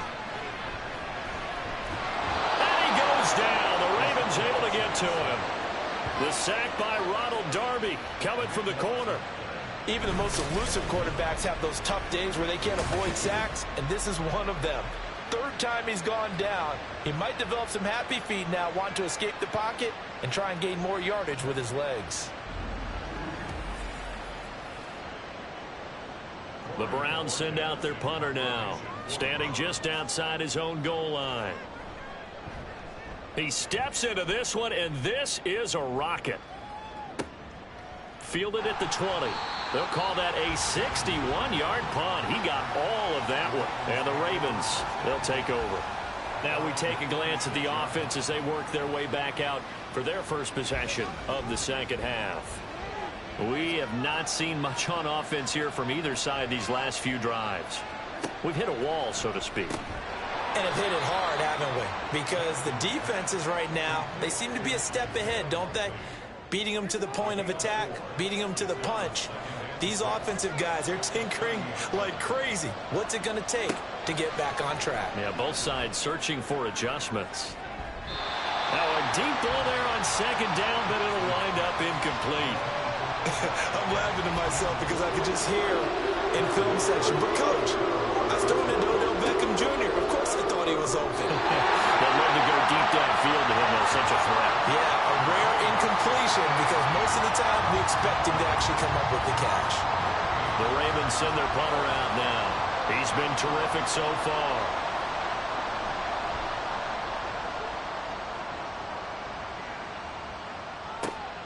This will be fielded at the 17.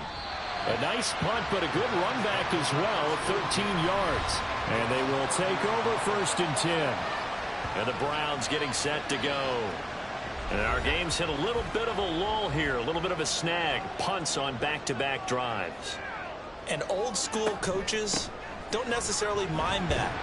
Didn't turn it over, right? Didn't create a big play for the other team. Right now what you're looking for is can you gain an advantage in field position?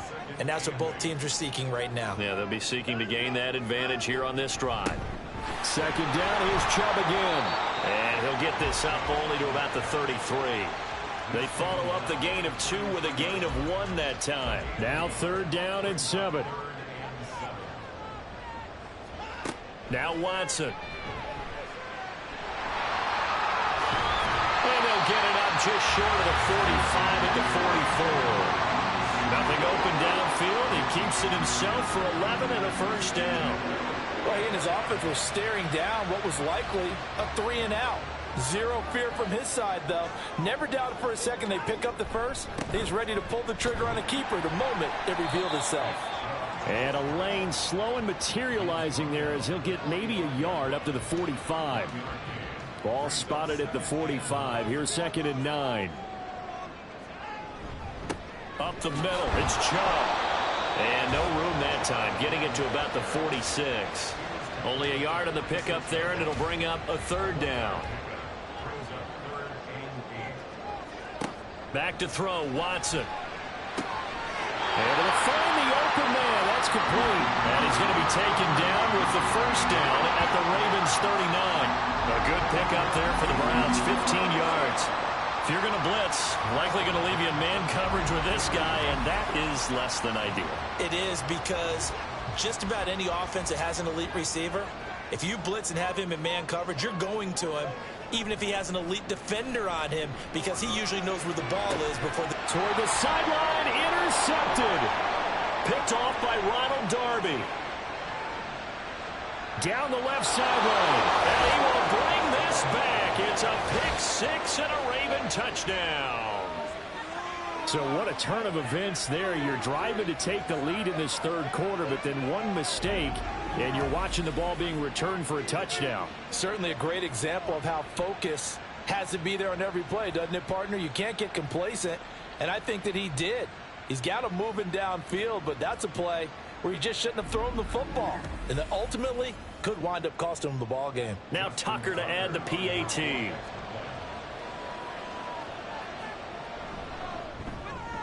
He's got it as they go up by a total of 17-10.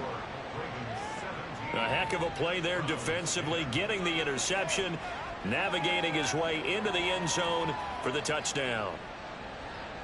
So they throw the pick-6. They'll get another shot at it now as this one's in the air.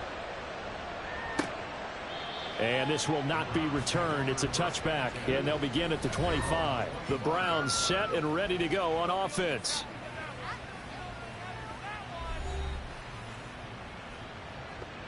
Watson and the Browns now with a 1st and 10. At their 25-yard line. After the pick-6, they go right back to the air. And now Watson throws another interception. Picked off by Marcus Williams. And he is going to get this one back to the 20-yard line. So their woes on offense continue. That's the 2nd pick thrown here in the 3rd quarter. And we know it was ill-advised, but that was an opportunity to help them get back into the game. Instead, he throws another interception, and now their task is even tougher. So here are the Ravens to take over on offense. Last week they got the victory against the Colts, so they lead this one as well as they begin things here 1st and 10. Dobbins running out of the gun. And he'll get him inside the 15 down to the 14-yard line. Give him 5 on the carry there, and it'll be 2nd down. Jackson. Right side, there's Likely with it. So give him 5 yards there on the pitch and catch. And that's going to make it 3rd down and less than a yard.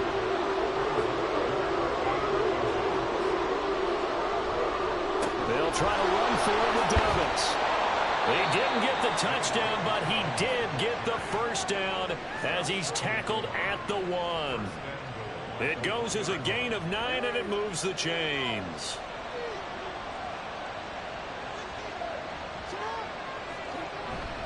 They go play action with Jackson, and they're going to get to him. A sack. Sack back at the 9-yard line. Anthony Walker giving that O-line fits. He gets in there to drop it.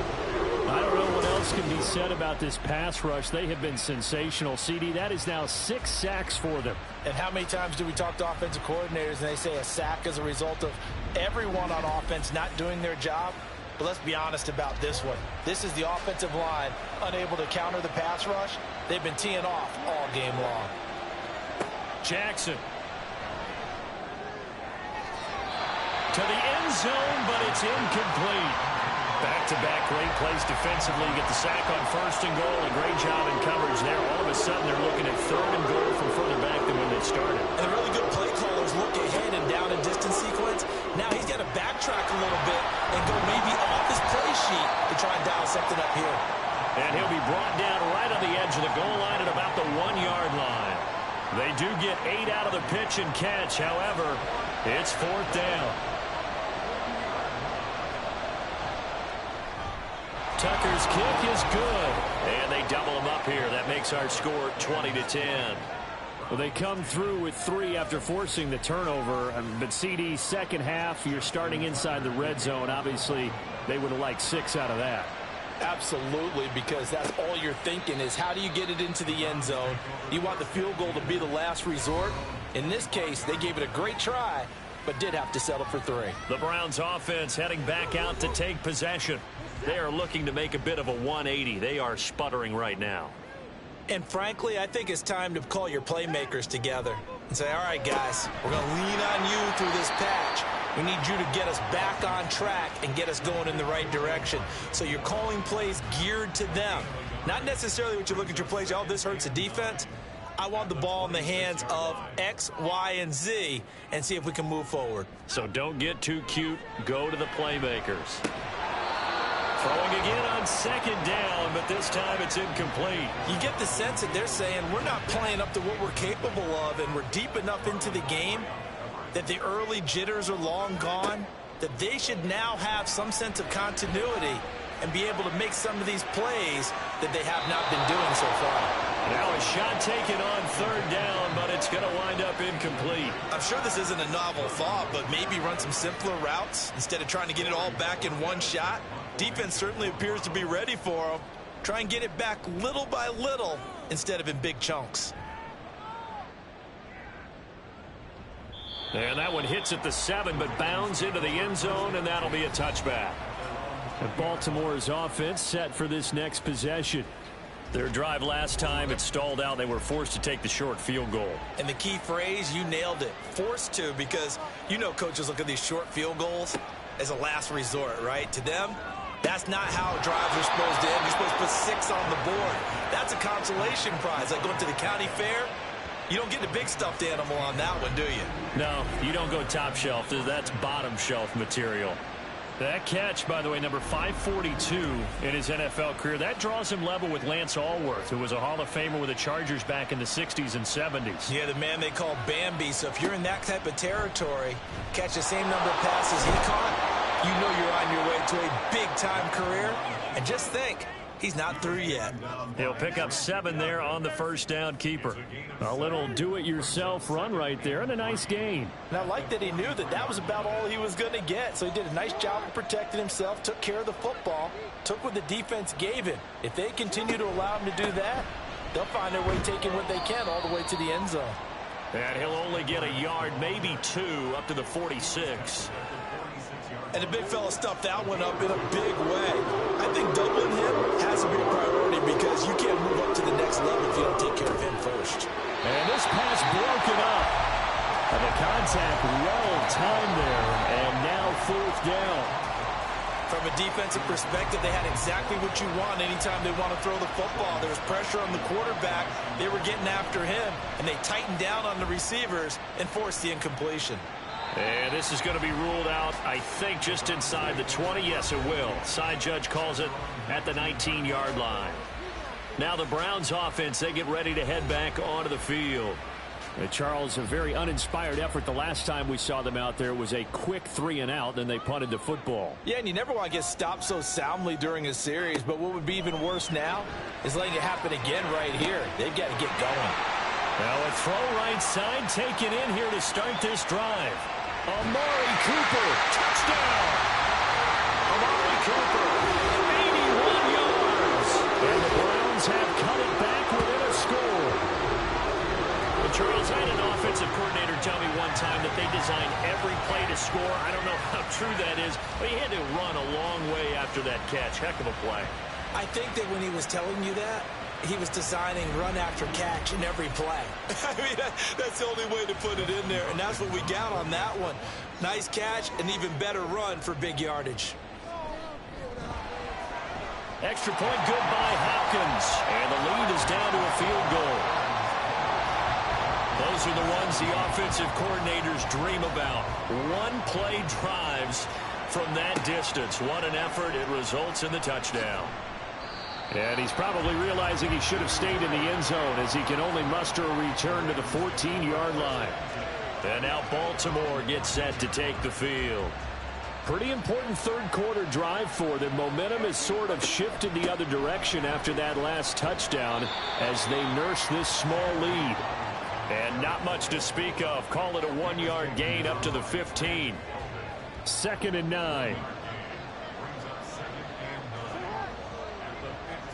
Here's Jackson. A short one there, caught by Likely. And able to break one tackle, but then quickly brought down. But a nice little gain. They'll come up now, 3rd and 3. Throwing is Jackson. He'll swing this out to Dobbins. And he will have a Ravens first down. It won't be by much. He needed 3, and he got 3, barely. But the mark shows first down. And that one was a lot of fun right there because that was the game within the game. 3rd and short, blitz was on. What's the key for the quarterback? Get out of your hands in a hurry. And that was a quick little completion. Got the job done for a first down. And he is going to lose yardage here. Myles Garrett showing that athleticism as he gets in to make the play. And not a lot of success to be found there. Oh, you got that right, partner, because if you're trying to make guys miss about 10 yards or so downfield, that's a pretty good play. But if you've got to do it in your own backfield, I consider that a problem. That doesn't work too well. Jackson's throw complete there to Beckham. You can see the time and effort and thought that they put into their passing game because it was evident right there. It looks like a simple pitch and catch, but you and I both know that they have planned for this and worked hard to make it happen. On 3rd and short, they'll try option left. And he's going to have a Ravens first down as good running gets him to about the 44. Well, partner, for a few years there, we thought this read option play was going to take over the whole NFL. It seemed like everyone was using it, but it has been scaled back considerably in the last few seasons, mainly because people are worried about their quarterbacks getting hit. But when you call it at the right time and you use it properly, you see the type of gains you can get. A nice chunk of yardage there by the quarterback. And maybe the wrong read there as he's going to go down immediately. Officially, it's a 1-yard loss. That's going to bring up 2nd and 11.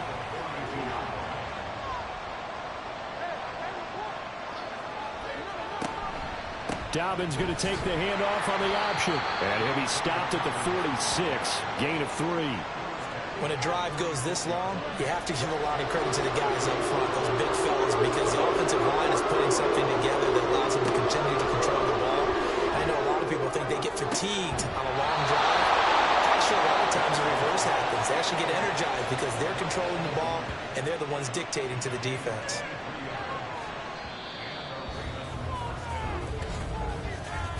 And they're not going to get to the line to run another play. So we will switch ends as the 3rd quarter has come to a close.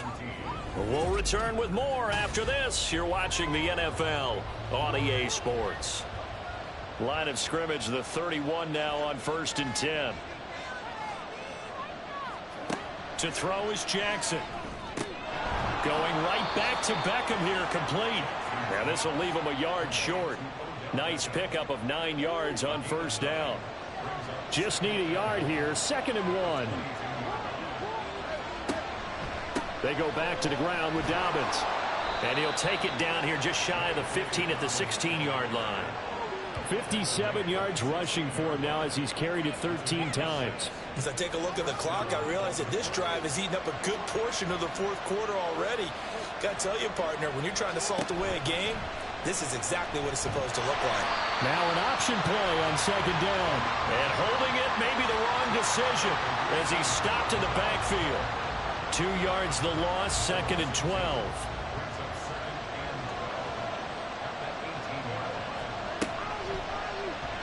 Again, Jackson will keep it.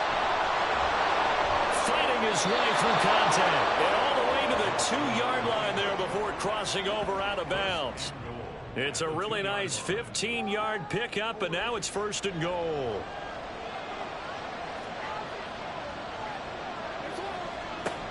And they'll try to pound it in with your card. And they'll bring him down after just a short pickup. He'll get 2 out of that run, and it's going to bring up a 2nd and goal.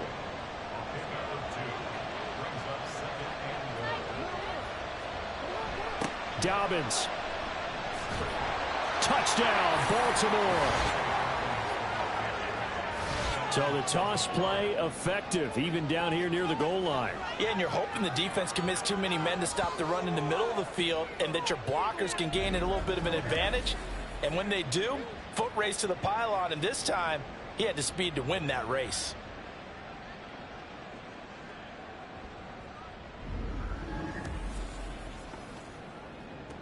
Tucker now for the extra point.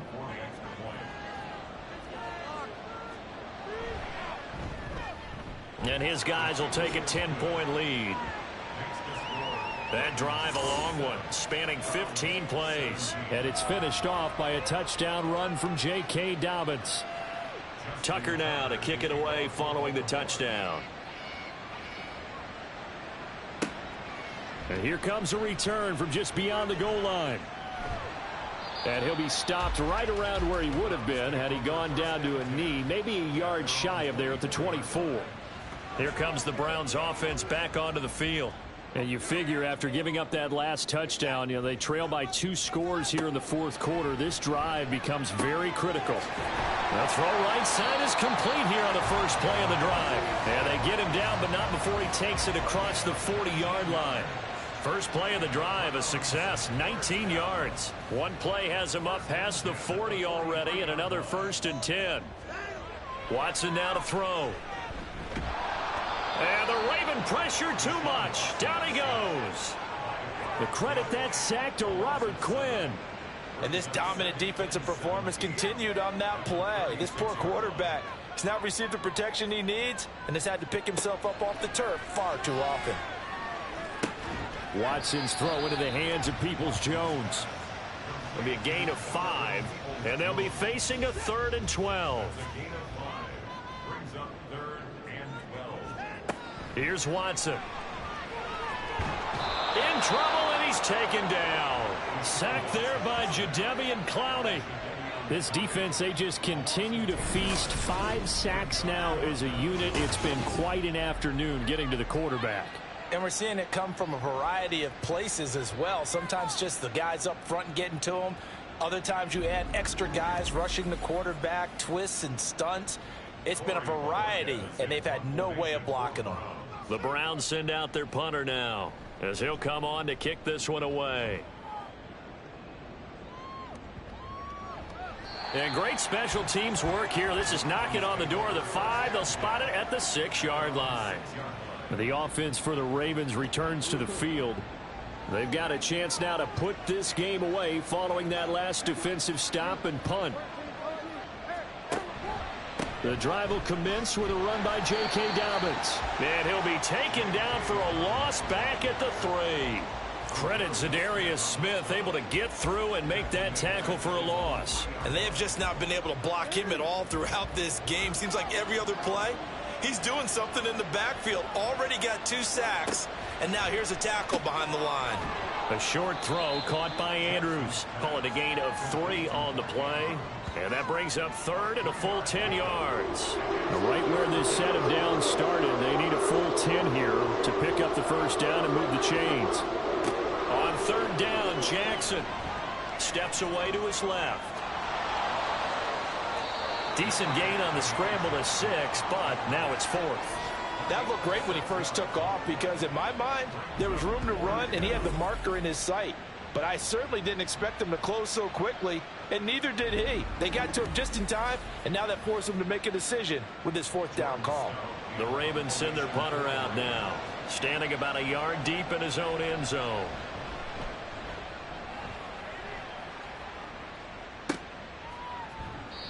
So a change of possession here on the punt, and the Browns will take over 1st and 10. Getting set to go again, we get a look at Amari Cooper as he heads back out there now. And I think we both agreed he could have a really good game with this matchup, but over 200 yards now. I don't think we saw it as that good. And I think what really makes it special is when games like this are occurring, it's not just getting locked in and in the zone and on a roll.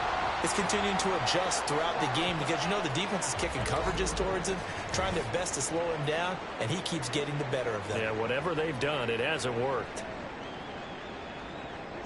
Ball on the 39. Here's 2nd and 2. To throw is Watson. He's got Akins, the tight end. And he's going to get this all the way down inside the 35. 27 yards there, a first down. For a tight end, he's got good straight line speed, and on that route, he's often the guy that gets overlooked. Nice job there of finding him in stride for really good yardage. So in Raven territory now, here's a 1st and 10 at the 34. They go up the middle with Chubb, and nothing much materializing there on the first down run. He'll get a couple, and that's it. Now 2nd and 8 at the 32-yard line. Here's Watson. Dumps this to his running back, Chubb. And he is out of bounds inside the 30. And a nice gain and a broken tackle along the way. And really, we shouldn't be surprised, should we? That's what runners do, especially the best ones. They break tackles and gain extra yardage. Watson. Work in the middle of the field, and he's got a man complete. And he's going to be taken down with the first down at the Ravens' 13-yard line. It's a pickup of 16 there, and it'll lead to a new set of downs. Chubb will get the call running left. And he'll get this one down to about the 10-yard line. A gain of 3, 2nd down. A 3-yard pickup brings up 2nd and 7 at the Ravens. Out of the gun, Watson. And that is incomplete. A lot of force bearing down on him there. He could not hang on. It's 3rd down.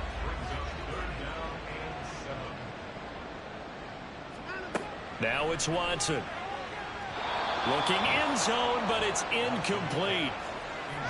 Back-to-back incompletions of what was once a nice drive, stalled out here.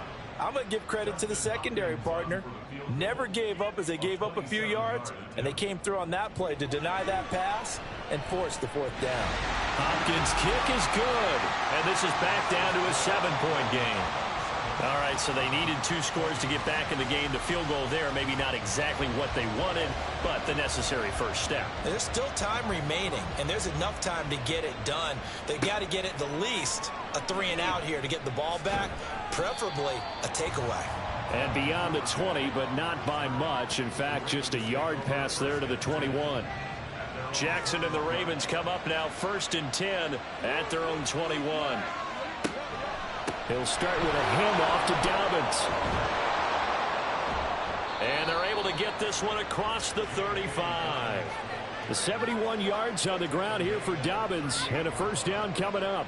Well, that's a carry they have to be satisfied with, and throughout this game, they've been satisfied with what he's given them. Whenever they've needed a big run, a first down, he's the guy they've turned to, and it doesn't matter what the defense thinks.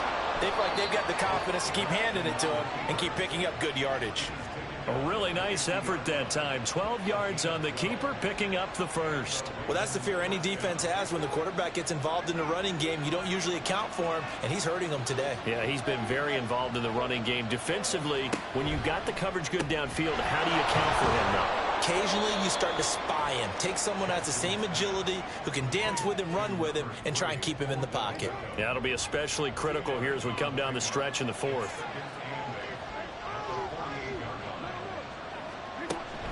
Jackson on the give to Dobbins. And he'll get this down only to about the 46. Well, praise has to go to the guys in the offensive line because they've had a very nice, productive day running the football. How about that poor defensive line? They've been knocked around the entire game, and while they slowed them down on that run, can they continue to do so? Because they haven't had much success throughout this ball game. And they're going to have another first down as he's going to be tackled at the Browns' 34-yard line. 12 yards to pick up there. Good for a Raven first. For as many sacks as this defense has, you can understand their willingness to try and get upfield and get another. So what a really smart play call here to use their aggression against them. Go with the screen, and they're able to get the first down. Off the play fake to Dobbins. Here's Jackson. And he can't get rid of it. He's taken down. Zadarius Smith getting him once again his third sack of the afternoon. Clock continuing to run. They'll probably wind this all the way before snapping it on second down.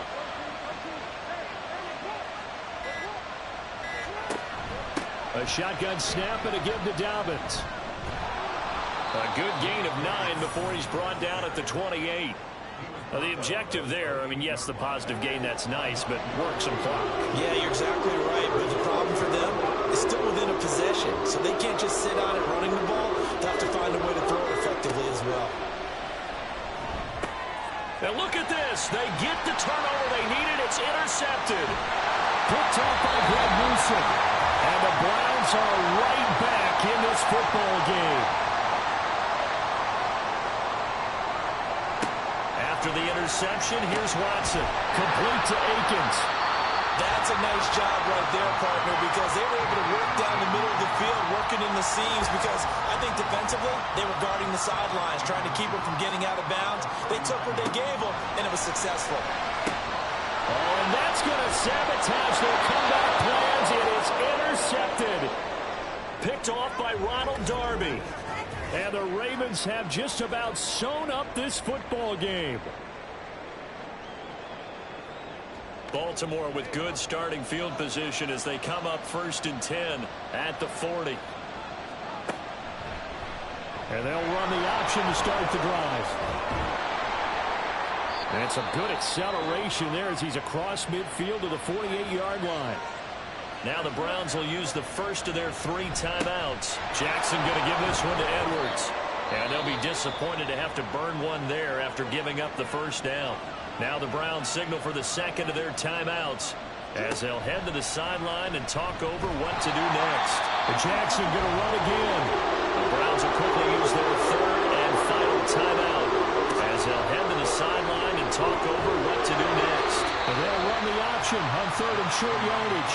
And a nice job there defensively. They get him to the ground short of the first, right around the 42.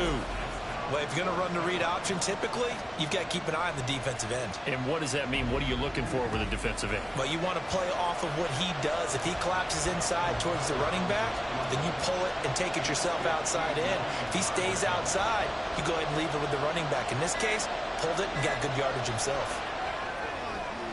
Tucker's kick is good, and that will extend their lead even further. So that's a big one. Obviously, Charles makes it a 2-score game. His 3rd field goal of the game, able to knock it through. Yeah, not exactly free and clear yet, but as a defense, you get to play a little bit looser, don't you? Because you do now have a little bit of a margin of error, don't you? This taken in right around the goal line. And not much happening on the return as he'll get this to about the 23. Now a pause, and there's an injured Raven in need of some assistance. Hopefully, obviously nothing serious here. Medical staff, though, going to take a peek, and we'll take a break. The Cleveland offense ready to go. Here's Watson. They might be thinking this is close to a lost cause here. Got to play it out. What do they need to do? Well, they have a thought process in mind already, but they can't get ahead of themselves. They know that they need to score quickly. Yep, 2-score game. Onside kick and get the ball back, and then score again. But they can't worry about the last 2 points. The only thing that matters is scoring quickly. Then they'll take it from there. Connects with Peoples-Jones, and he's out of bounds, so give him about 9 as that stops the clock. This definitely 4-down territory at this point, but a critical 3rd down here. To throw, Watson.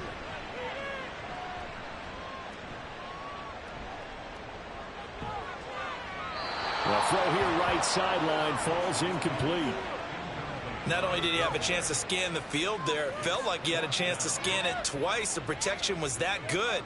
Unfortunately for him, the coverage downfield, equally good. Desperation time. Watson on 4th down. This is Akins hauling in the short pass. And he's going to pick up the Browns' first down. Boy, that was a tough couple of yards to pick up, but they convert on 4th and 1. What a performance. All those points put on the board. And, Charles, it wasn't just by the offense. The defense put some points on the board as well. They were solid today. Yeah, it was a complete effort to secure the win, and both sides of the ball made big plays. But how demoralizing is it when the opposing defense can take one all the way back against you? And that was the case here. That really sparked them to victory. So for the Ravens, they're on a nice early roll as they move to 3-1 with a win here. And they'll get another road date next week as their opponents will be the Pittsburgh Steelers. Meanwhile, for Cleveland, they're going to fall to 3-1 as they suffer their first loss. And fortunately for them, they'll have the early bye next week as they return to action in Week 6. And for Charles Davis and our entire crew here at EA Sports, I'm Brandon Gaudin saying so long, everybody.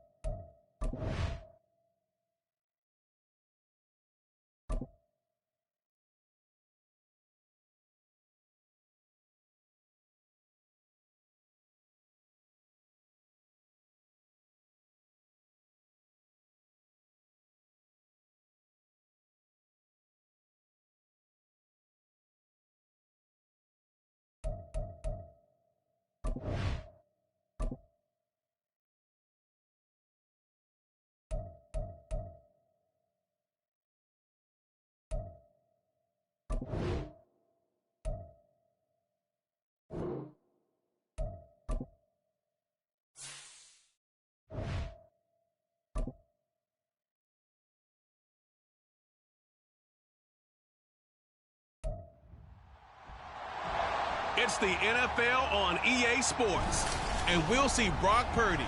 You can't ask for much more than his last game, a 5-touchdown effort.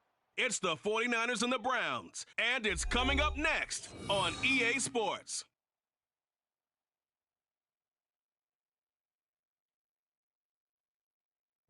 We are just off the shores of Lake Erie in downtown Cleveland, Ohio, as we get set for football here at the always rockin' Cleveland Browns Stadium.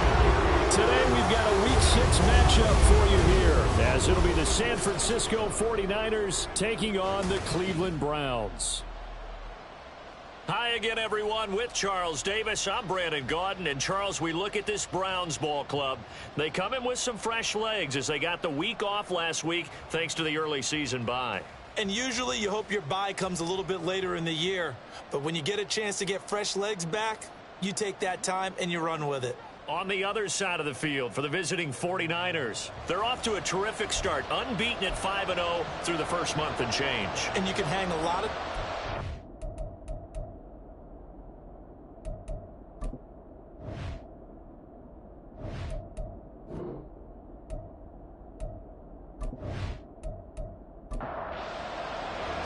Set to go now in Week 6 of the NFL season, and we are underway on EA Sports. This fielded right at the goal line. And he won't get this to the 20-yard line as he's down at the 19. Now the Cleveland offense ready to go to work behind the 3-time Pro Bowler Deshaun Watson in his second season now as a Brown, number 7 overall. And coming off of an early season open week. And in this situation, what he told us when we sat down with him was he spent a lot of time working on fundamentals, kind of getting back to basics during that time, as opposed to having to worry about healing up or resting up. It's too early in the season. Get back to the basics, get his game going again. And he'll be corralled well upfield right around the 40-yard line. Just like that, a pickup of 20 on their first play from scrimmage. So quickly all the way up at the 40-yard line. Back to throw, Watson. And there is Amari Cooper, his first catch. And he'll be taken down, but not before he works it past the 50. So from inside Niner territory now, this is 1st and 10 at the 48-yard line. A guy coming off his best season as a pro. Here's Nick Chubb. And nothing but green grass here, middle of the field. And all the way in. Touchdown, Cleveland. Nick Chubb, his 5th rushing touchdown now on the year. And the Browns need just 3 plays to go down and take the early lead. Boy, Charles, this offense is just so explosive. They lead the league in scoring, and another example of just how good they are right there on that play. Yeah, we often overstate about how explosive teams are, but this team is truly a threat to score on every snap, especially on the first few plays of any series. And a big strike like that only adds to their reputation as the league's best offense. Crosby with the extra point, and that makes the score 7-0. Returning from his end zone is Ray McCloud. And no chance to get away as they'll get him down at about the 17-yard line. The Niners offense set to go to work, and it's last year's revelation, Brock Purdy, who leads them out in season number 2 from Iowa State. Not sure what you thought, but I thought it was appropriate when he walked into our meeting with his arm totally encased in ice, because he threw 5 touchdown passes last week and won the NFC Offensive Player of the Week award. Yeah, but reading the paper this morning, and he said, gosh, I actually thought I should have got 6 or 7. But still, it was an amazing performance a week ago. Boy, I tell you what, if he thought he should have had 6 or 7, that's a guy's an absolute perfectionist, not just greedy. Now a 2nd and 10.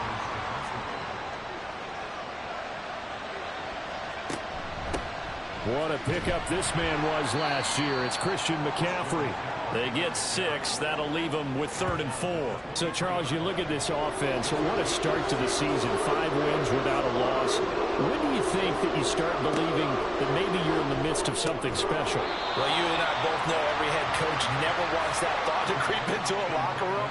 But the truth of the matter is, not quite at this time, because if we look at the Steelers in 2020, they're a great example. Remember, they started 11-0, then lost 5 of 6 and went out in the first round. But I think if you get toward mid-November, the Thanksgiving time frame, and you're still doing this, That's when things start to get real for a ball club. That's going to go in the books as a 55-yard punt. Well done. And out will come the offense as they take over. The Browns drive about to get started. Coming off every player's friend, the open week from last weekend. Oh, there's no doubt about that. Even if you're coming off of a loss as they did, the open week is exactly what you need after you kind of get over it a little bit, right? Rest up the mind, rest up the body, get yourself ready to go. And they have to be eager to play again, especially since they lost the last time out. Oh, what a read on the outside as it's intercepted. And into the end zone, a pick six for the 49er D as they score the touchdown. Well, it turns out it's not their offense who gets them on the board first, CD. It's the defense coming through right there with a pick six. And I know from experience throughout the week when you go against the offense, you're challenging them all the time. You're letting them know, hey, don't worry about scoring this week. We'll take care of it. We'll get a few pick sixes and score ourselves. You're just kidding? But how about what he just did right there? Laid it out for the rest of the game. We scored. Hey, offense, can you keep up with us? Moody good with the extra point. And we are tied at 7. So the defense creating some points, not only getting the interception, but then returning it to the end zone for the pick six. So all even at 7 now as they kick it away.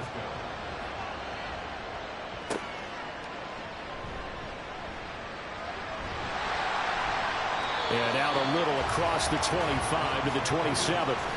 Now Nick Chubb and the Browns get set for their next possession. And we checked the rushing numbers so far here into week 6, and the returns have been really good. Now, you're starting to hit that stride middle of the season toward the end. They're certainly hoping they can keep up this production. They are, because one of the adages in the NFL is that defense travels and defense endures even in bad weather, right? You know what else does? A good running game. And people want that, especially as you head down the stretch. You may play outdoors in some nasty stuff. You're trying to get to the playoffs. This is the time to get it going. And individually, I don't think you should just think about 1,000 yards either. The bar has to be set higher with this beginning. Throwing again on second down, but this time it's incomplete. An incomplete pass on that last play, and that means they'll need to come up with something here on third down. A throw there, but that's going to wind up incomplete. That was their first third down try of the game, and clearly something was off in the execution of that play. Good news, they've got a whole game left to clean that up and start clicking on those key third down throws. And Bojorquez on to punt as he gets it away. Yeah, he was looking for the checkup bounce, didn't get it. That scoots all the way into the end zone now for a touchback. Back out there comes the 49ers offense ready for their second drive. The crowd may be losing just a little bit of the edge after back-to-back punts. They want some big plays. They want to see some offense. They want to see somebody break away, whether it's through the air or on the ground. Now it'll be interesting to see where the patience is on both sides. Each head coach, can you hang in there and not try and force something that could put your team in some jeopardy? Up at the 29 now, they'll head to the line, 2nd and a yard. Purdy bootlegging it. Man open, that's Deebo Samuel. And he's going to be wrangled down quickly after the catch up at the 45-yard line. First catch of the game there for Samuel, and it results in a first down. And as a quarterback, you always want to exploit gaps in a defense, and he finds one here. Crossing route, working from right to left across the field. And once you get defenders going in the wrong direction, it is awfully hard for them to pivot back, and you end up getting the first down. Purdy looking to throw on first down here. And the Browns pressure gets to him that time, and he's going to go down. Dalvin Tomlinson gets him for a loss of 8. What great push up front.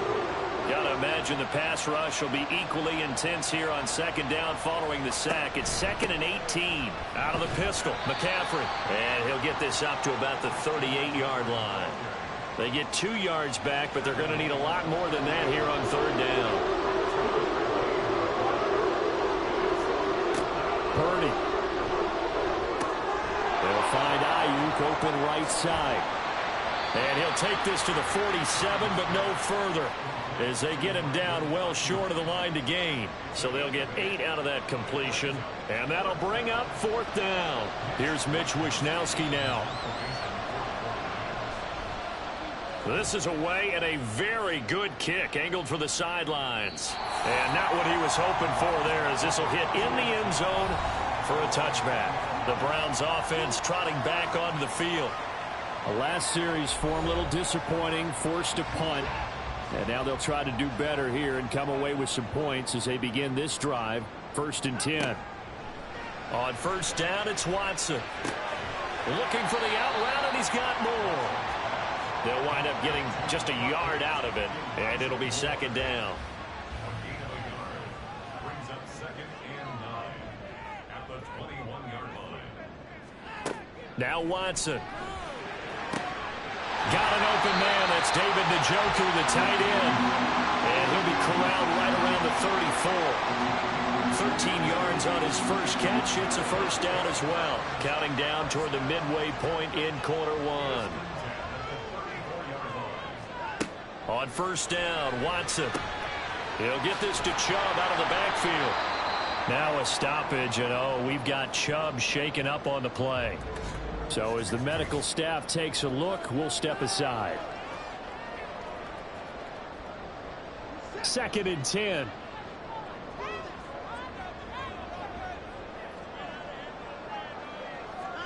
Again, it's Watson. And that's going to be caught by Peoples-Jones. 9 yards, not quite enough, and they'll be left now with 3rd and 1.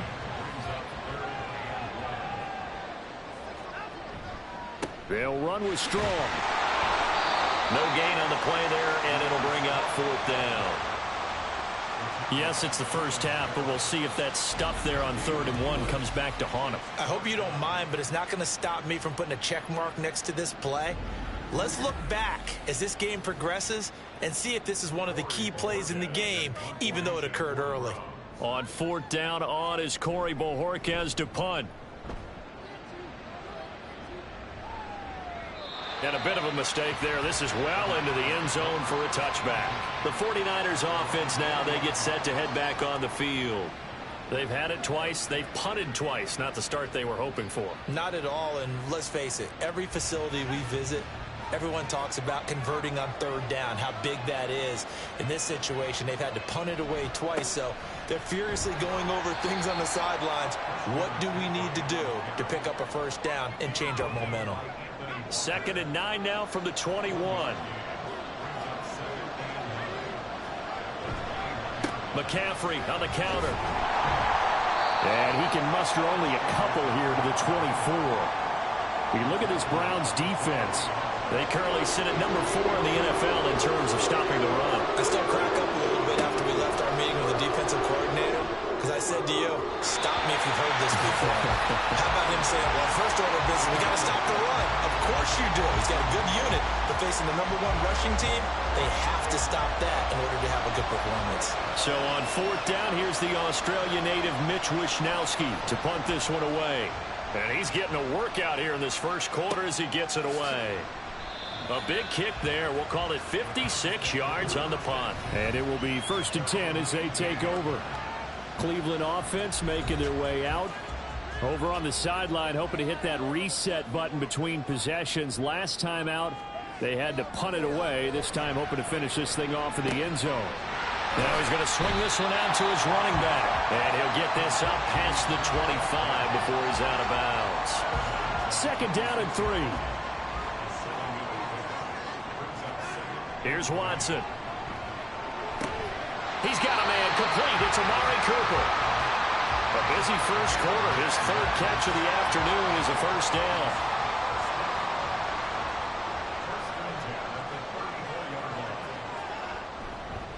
Give to Strong running right. And just no chance of turning the corner. He can only get back to the line of scrimmage. 2nd and 10 coming up.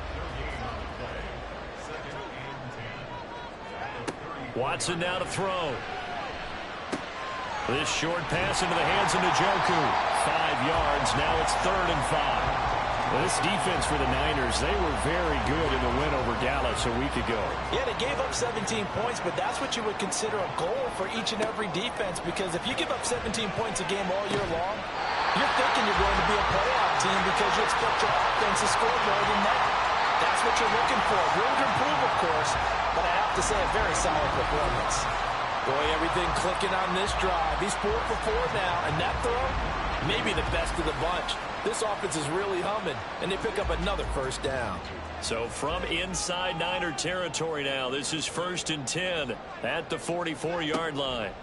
A shotgun snap for Watson, and that is taken in by Njoku. And he goes down, but not before getting this inside the 25. A good pickup there, 21 yards.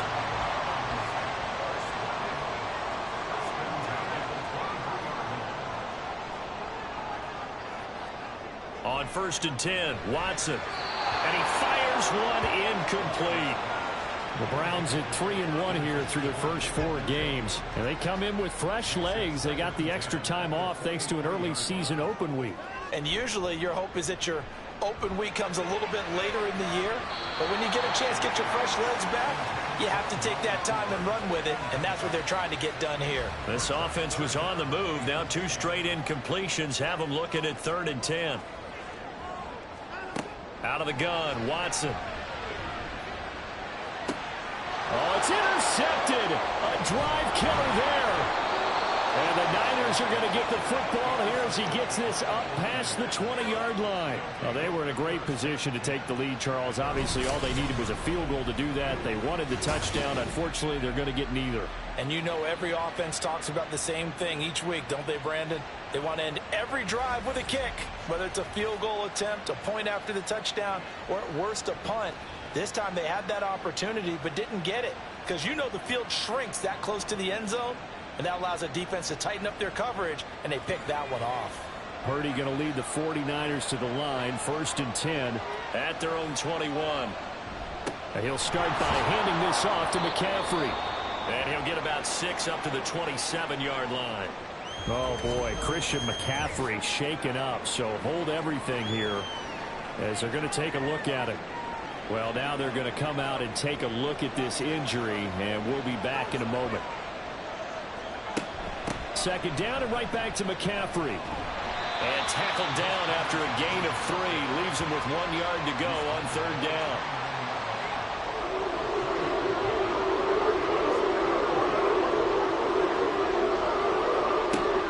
Davis Price will try to pick it up.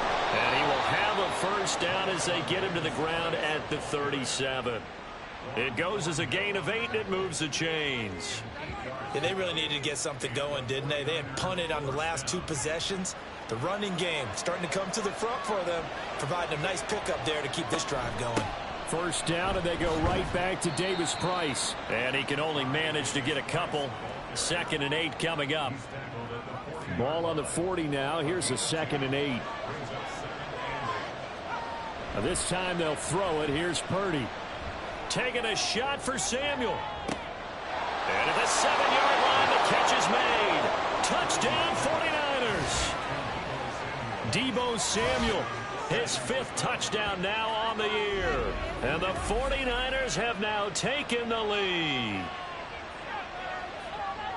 Well, Charles, he's still a young signal caller in this league, 2nd year in the NFL. I don't know if last year as a rookie, if he would have worked through his progressions like he did on that touchdown pass. I think you're right about that. We're seeing him grow up right in front of our eyes, because when he went to his primary read, he recognized that they were all over that. So he continued to survey the field, picked up another target, delivered a pass exactly where it needed to be. And he's up past the 20 to the 22-yard line. And now Cleveland geared up to take the field.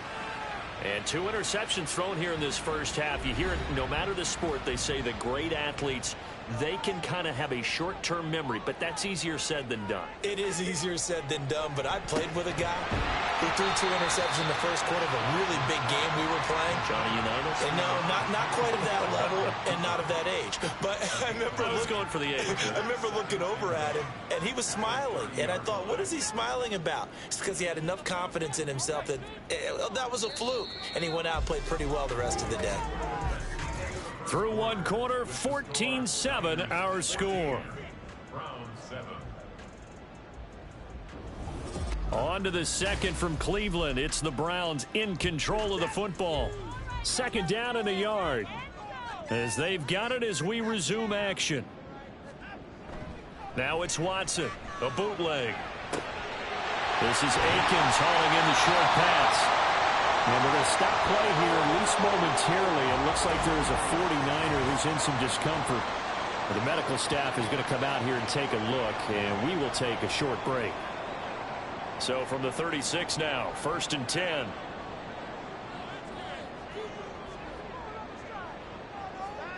From the gun, here's Watson. That's to the right side and complete to Njoku. And he'll go out of bounds, it appears, right at the 45. Second down and a little more than a yard here. It's a gain of 9. Brings up 2nd and a yard. Toss left side for Strong. And he'll be taken down at the 46-yard line. Able to get the 1 yard he needed, but nothing more. First and 10 at the 46. Watson. Dancing to his left. And down to the 20 he'll go before running out of bounds. Big yardage there on the scramble. It gets him a first down. Give him a little extra credit there. His head was cool as the play broke down. Didn't force a throw, and in the end, got to show off his athleticism with a nice game to bring up a new set of downs. So a big play as it gets him all the way down to the 20 now for 1st and 10. From the red zone now, Watson. Firing quickly, but it's incomplete. Certainly looked like maybe his 3rd or his 4th read on his progression. Just trying to find his outlet man that time. Ends up leading him just a bit too much. To the left side and complete for Amari Cooper. And he's only going to get a yard from the 20 to the 19. The Browns on 3rd down. They've only converted once in 4 tries. This is 3rd and 9. Back to throw, Watson. Work in the middle of the field, and he's got a man complete. And the Browns are going to have 1st and goal as they try to finish off this drive with 6 points. A very important 3rd down conversion right there, because when you're trailing and find yourself this deep in enemy territory, the kicker's not even part of your thought process. You got to make it pay off with... Njoku pulls this one in. He's got it for a Cleveland touchdown. A great play there. His first touchdown on the year. And the Browns are an extra point away from drawing level. There was no going through the progressions on that touchdown pass. Yeah, nor was it necessary. His receiver won that route early, presented himself. No reason to wait. Go ahead and put it on him and score a touchdown. Extra point up and good by Crosby. And we are tied at 14. So that drive consumes 9 plays all told. And it ends with a touchdown for Cleveland. This one tied at 14 now as he sends this one away. Ray McLeod to return. And he'll go down as this drive will start at the 25-yard line. San Francisco set to go on offense once more. And right now, we've got a little bit of an offensive masterpiece going on both sides, moving the football, scoring points. It's almost like somebody put the defense on rookie mode in this one.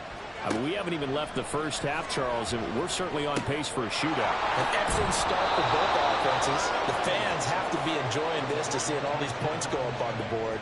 As a former defender, you know I'm not enjoying this at all. But right now, both these teams just trading haymakers. Let's see if anyone slips up first. Can anyone counter with a nice little jab and get things going in their direction? And they're going to stop him right at the line of scrimmage. Just no cutback lane to be found whatsoever. 2nd and 10. Throwing here, Purdy. And they'll get this well past midfield before being stopped just before the 35. A gain of 28 yards there and give him a first down. Well, we know he's got the speed there. He needed the speed and the hands. A great catch. And because of that speed, you have to respect it as a defender. So you have to either play off or make sure you're somehow in contact with him, and he's able to do exactly what you said. Use the speed to his advantage and go up and get the football. That's a big-time play right there. On first down, Purdy. This is Jennings.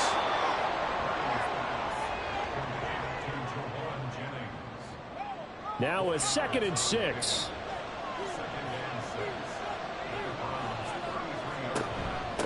Give to Davis Price up the middle here. And he'll get a little over 2, maybe a full 3 down to the 32-yard line.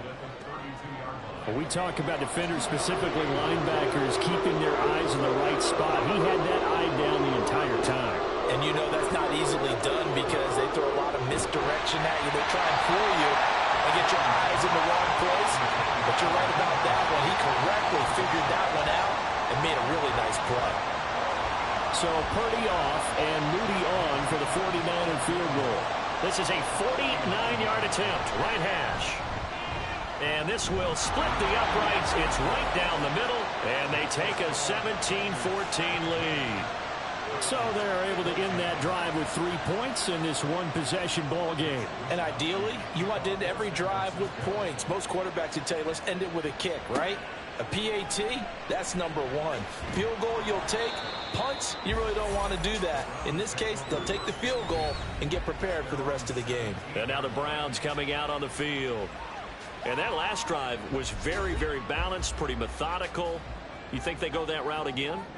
I'm always of the school that until they stop me from doing something, I'm going to continue. And I think that that's exactly what they'll look to do.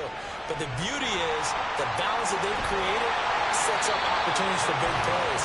Looks like a run, turn into a play action, and throw one deep. Able to find a lot of empty space there, picking up the first down at a 21-yard gain.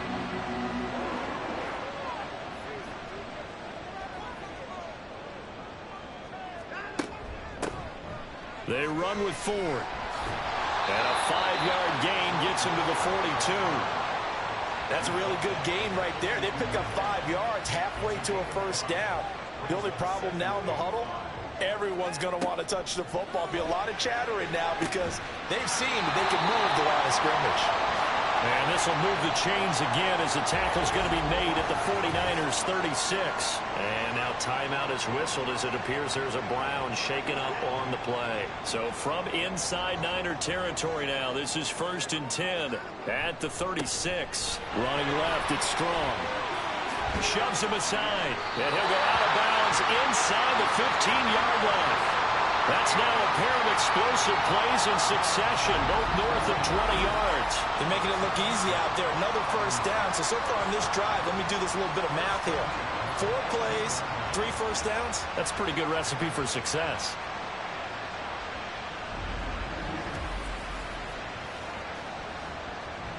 Here's a 1st and 10 at the 14-yard line.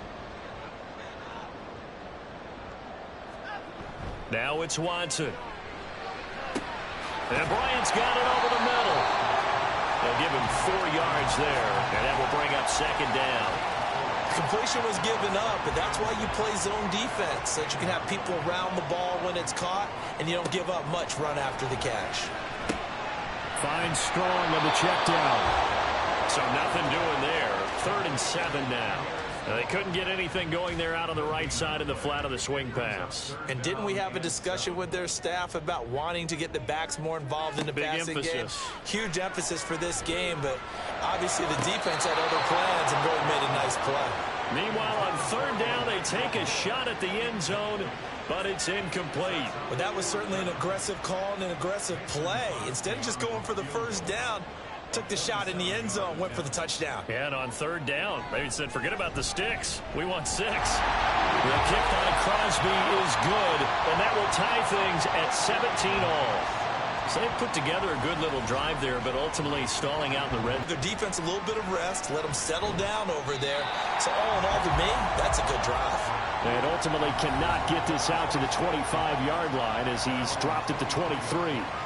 Deebo Samuel and the 49ers back in possession here. He's well on his way to a 1,000-yard season, maybe on pace to just tear past that, Charles. Defensively, they need to pay a little bit more attention to him. Yeah, I think so, because remember, throwing the football, that can shred a defense quicker than anything else, because as soon as the catch is made, he still has the ability to, yards after catch, get downfield, gain even more, score touchdowns, all of that.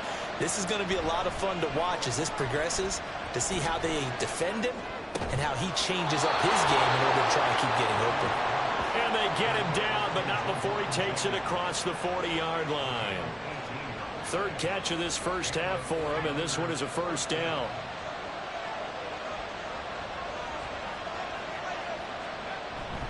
Davis Price up the middle. And it's a good acceleration there as he's across midfield to the 48-yard line. 11 more yards that go around, a first down as well.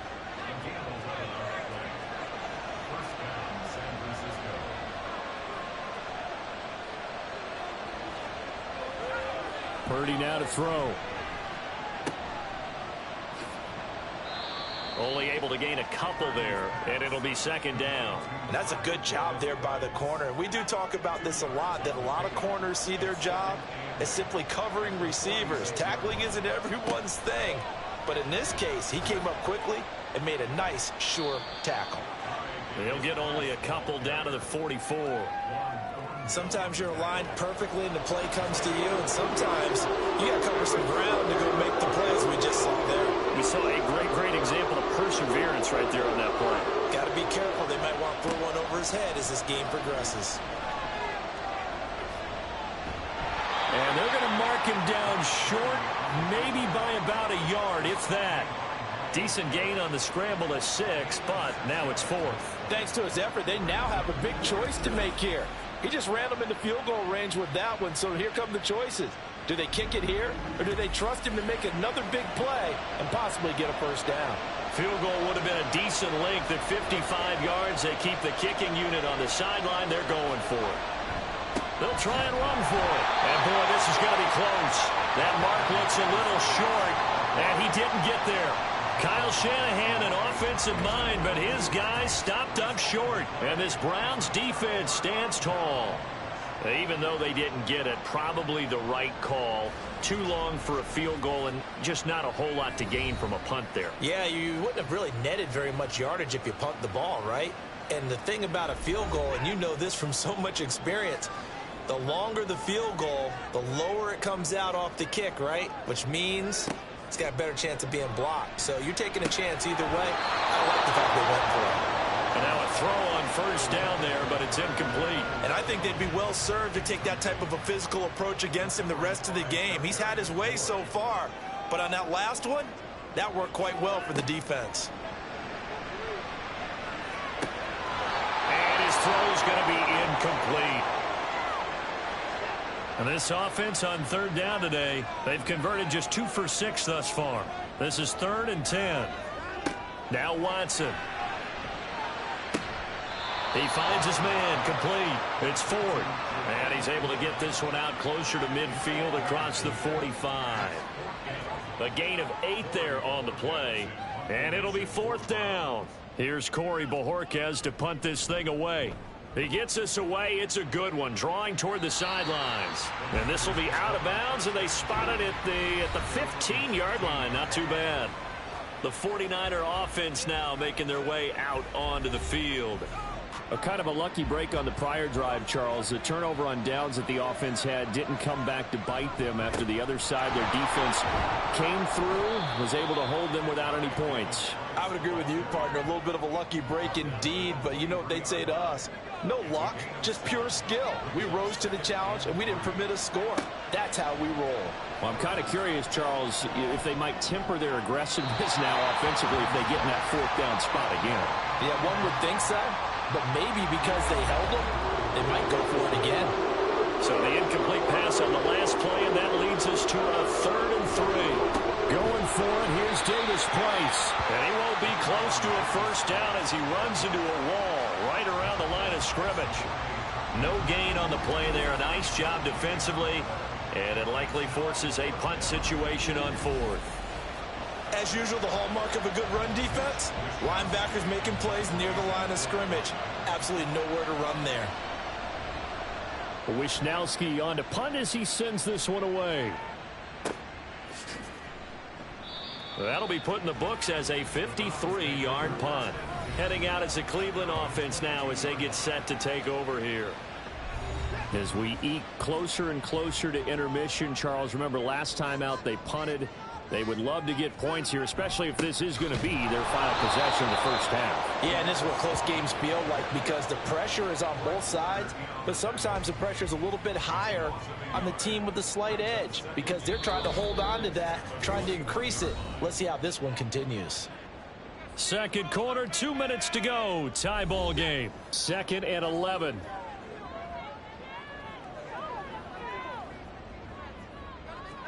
Here's Watson. And he's got the hook up to Moore. And he's able to get this one up to his 30 before he's out of bounds. And it looks like we've got a dime set here defensively. 6 DBs in the game.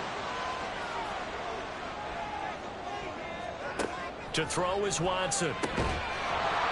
And this pass broken up. Excellent coverage there on 3rd down as that was not an easy one to hold on to.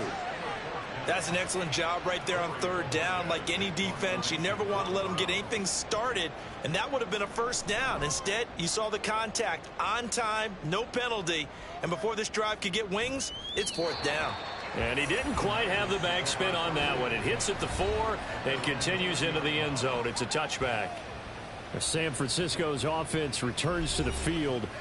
The defense got the better of them last series, forcing a punt.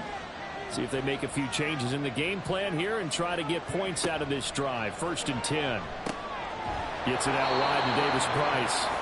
And he'll be brought down right at the 30 here. And that's good for a pickup of 10 yards. And they'll be left with a 2nd and about a foot. Now Purdy. Over the middle, and it's incomplete. No coverage bust by the defense here. They did a nice job accounting for everybody, and that led to an incompletion. Purdy on 3rd down. He's got his target. That's complete. And he is going to have a 49ers first down as they're able to move the sticks with a gain of 4 on 3rd and inches. That's a big conversion there on 3rd down because they did not want to give the ball up here late in the half. They'd love to take the clock all the way down and score. This will definitely help the cause. Again, it's Purdy to throw it. He'll get this to Jennings over the middle. The 49ers now going to use the first of their timeouts as they get the stoppage with a little over 50 seconds to go in the first half. And he's taken down. This will be a Brown sack. And now timeout is whistled as it appears there's a Brown shaken up on the play. While they come out and take a look at him, we will step aside for just a moment. So here's a 3rd and 14. They'll give this to Davis-Price running right. And he'll be brought down at the 34, well short of the first down marker.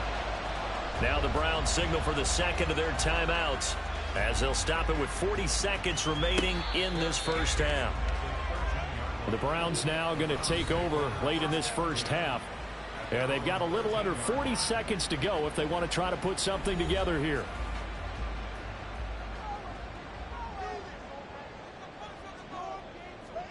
On first down, it's Watson. That pass complete to Moore. That's good. The completion there for 7 yards, and it's 2nd down. And unless this is a quick incompletion, this is likely the last play here of this first half. A final shot before the break. Watson. His throw incomplete. So nothing separating these two teams as we head to the break all square. As we send you down to Orlando where Jonathan Coachman has our EA Sports Halftime Report. Coach. All right, Brandon, thanks. A few teams starting to rise to the top as it's time to take you around the NFL here in Week 6. We'll get started up at Paycor Stadium in Cincinnati. And it's the Bengals who have the lead in the 2nd quarter. Joe Mixon, 2 touchdown runs on the afternoon. From there, we move to H-Town to check on the Texans at home at NRG Stadium. And they've got the lead in their ball game over the visiting New Orleans Saints. Noah Brown, a touchdown reception. Finally, let's take the trip across the Atlantic, see what's happening over in London. And they were victorious in that one over the visiting Baltimore Ravens. Derrick Henry, a touchdown run in the victory. We thought this one would be a close battle coming in, and we have not been disappointed. They're all even to this point. This has the feeling of a game that could go right down to the wire. One mistake or one big play could turn out to be the difference.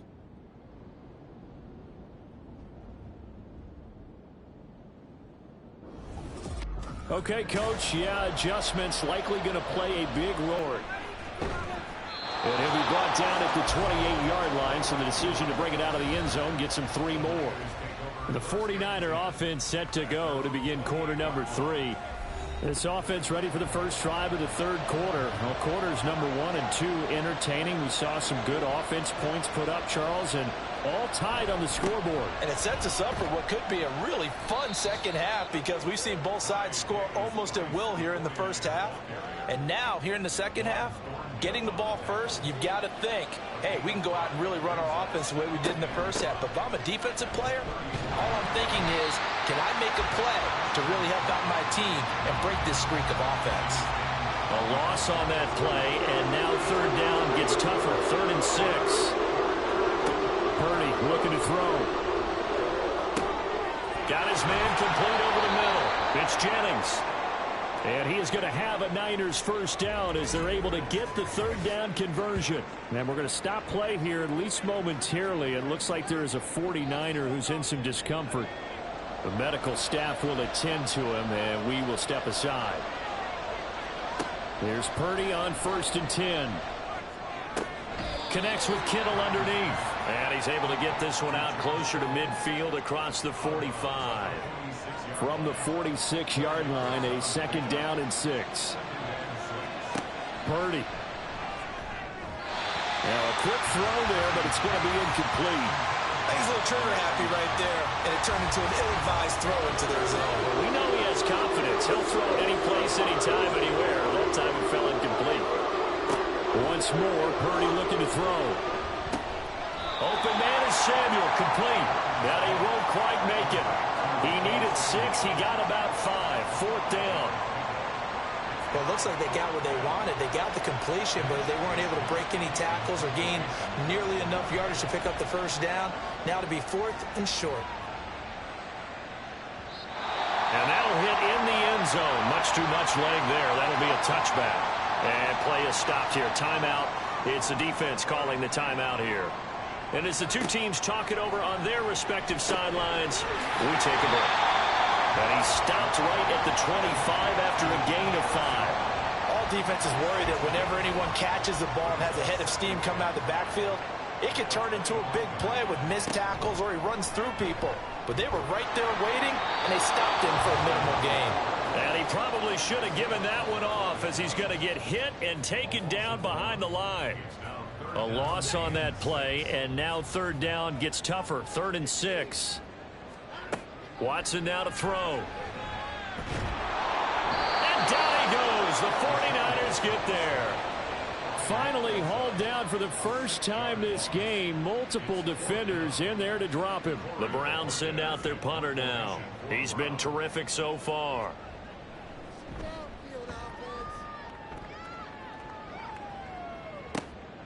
It's taken to the 26.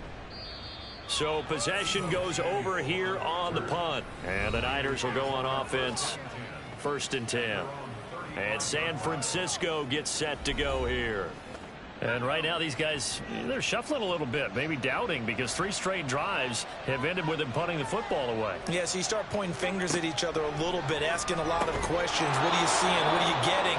Maybe trying to narrow down your playbook a little bit and maybe get simpler rather than more complex in order to try and fashion together a drive. Play action. Now Purdy. And he will find his man Samuel. And they'll get him down as he's inside the 40. They call his number again. It's his 6th catch and a first down. 2nd and short, that's a rundown, so it's definitely a good time to go play action if you're feeling it. And they do so and pick up a first down. So a 1st and 10 upcoming from Browns territory now at the 38. Here's Purdy. Connects with Kittle underneath. Yeah, that's good for a gain of 6, and that'll bring up 2nd down. Nice rhythm throw there on 1st down. He located his tight end, made it a nice easy pitch and catch. Hoping he can break a tackle or two. Wasn't able to do that there, but still good yardage. Out of the gun, Purdy.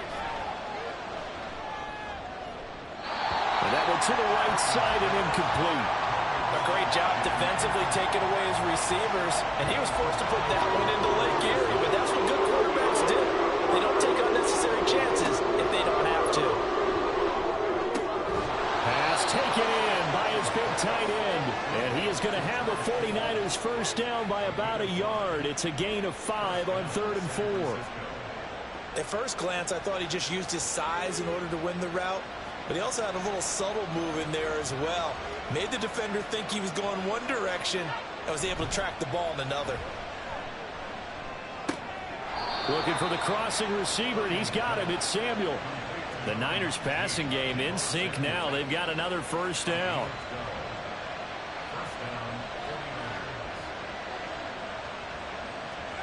Back to throw, Purdy. Got a man, and he hits him in stride.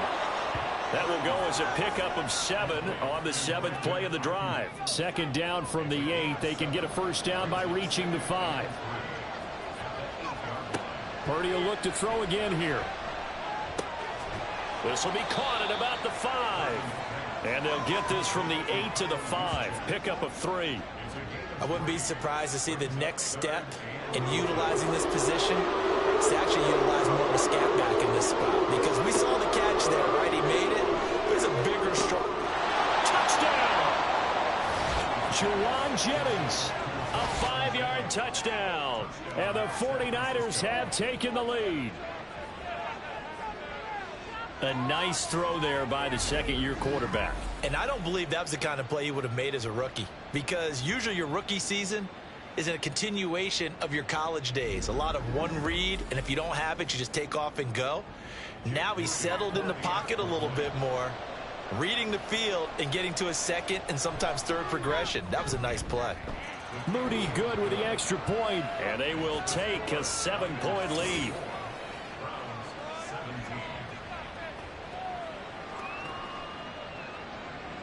Here is Wisnowski to boot it away following the touchdown. And he'll just take a seat, and the drive will begin at the 25-yard line. The Browns set to take over. See if they can put this drive in the end zone, Charles, because it's been a little bit of a rough go at times. They've had to punt the football a ton in this ball game because of stalled-out drives. So are you saying that you're kind of tired of seeing the punter run out there and do his thing during this game? Is that what you're trying to say? Well, I mean, I'm okay with it. I have a feeling that this offense, they don't want to see the punter again. And frankly, the punter doesn't want to run out there anymore himself. He would love to see his offense put together a drive and give his leg a rest. That's complete to Peoples-Jones. And brought down, but not before reaching the 45-yard line. 19 yards to pick up there. Move the chains. How about that play from Peoples-Jones? And how about the 2-down-22 he had? Former 6th-rounder topped 800 yards, going from primarily a deep threat to a well-rounded starting receiver. On 1st and 10, it's Strong. And nowhere to run on the interior of that defensive line. He'll get back only to the line of scrimmage. 2nd and 10. Watson. Looking for Cooper. That's complete. And this will move the chains again as the tackle's going to be made at the 49ers' 42. So on the other side of the field now, it's 1st and 10 as they've got things rolling on this drive. Now it's Watson. And his throw's going to be incomplete. As a defensive back, you have some weapons at your disposal that we don't often talk about. And you can read the receiver's eyes, you can read his hands, and you know that the arrival of the ball is imminent, and that allows you to make a play on it and oftentimes knock it away. Now Watson. And he's going to be intercepted for the third time thus far. And the 49ers are going to take over at their own 41. All right, Brandon. Normally when you hear about guys making 2 interceptions in the game, you're thinking must be a free safety, maybe a corner. How about getting 2 picks out of one of your linebackers? Again, he's just in the right place at the right time. And that's another great play to come away with the football. So here are the Niners to take over on offense. Remember, they're riding that 5-game winning streak, and right now in the driver's seat in this ball game as well. Purdy going to lead the 49ers to the line, 1st and 10 at the 41-yard line.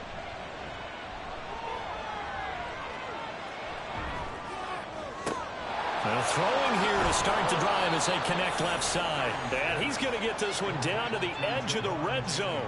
39 yards the distance covered on the catch and run. They started this drive with terrific field position, and it's going to get even better after that play.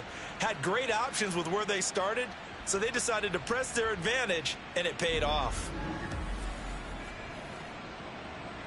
So a big play as it gets them all the way down to the 20 now for 1st and 10.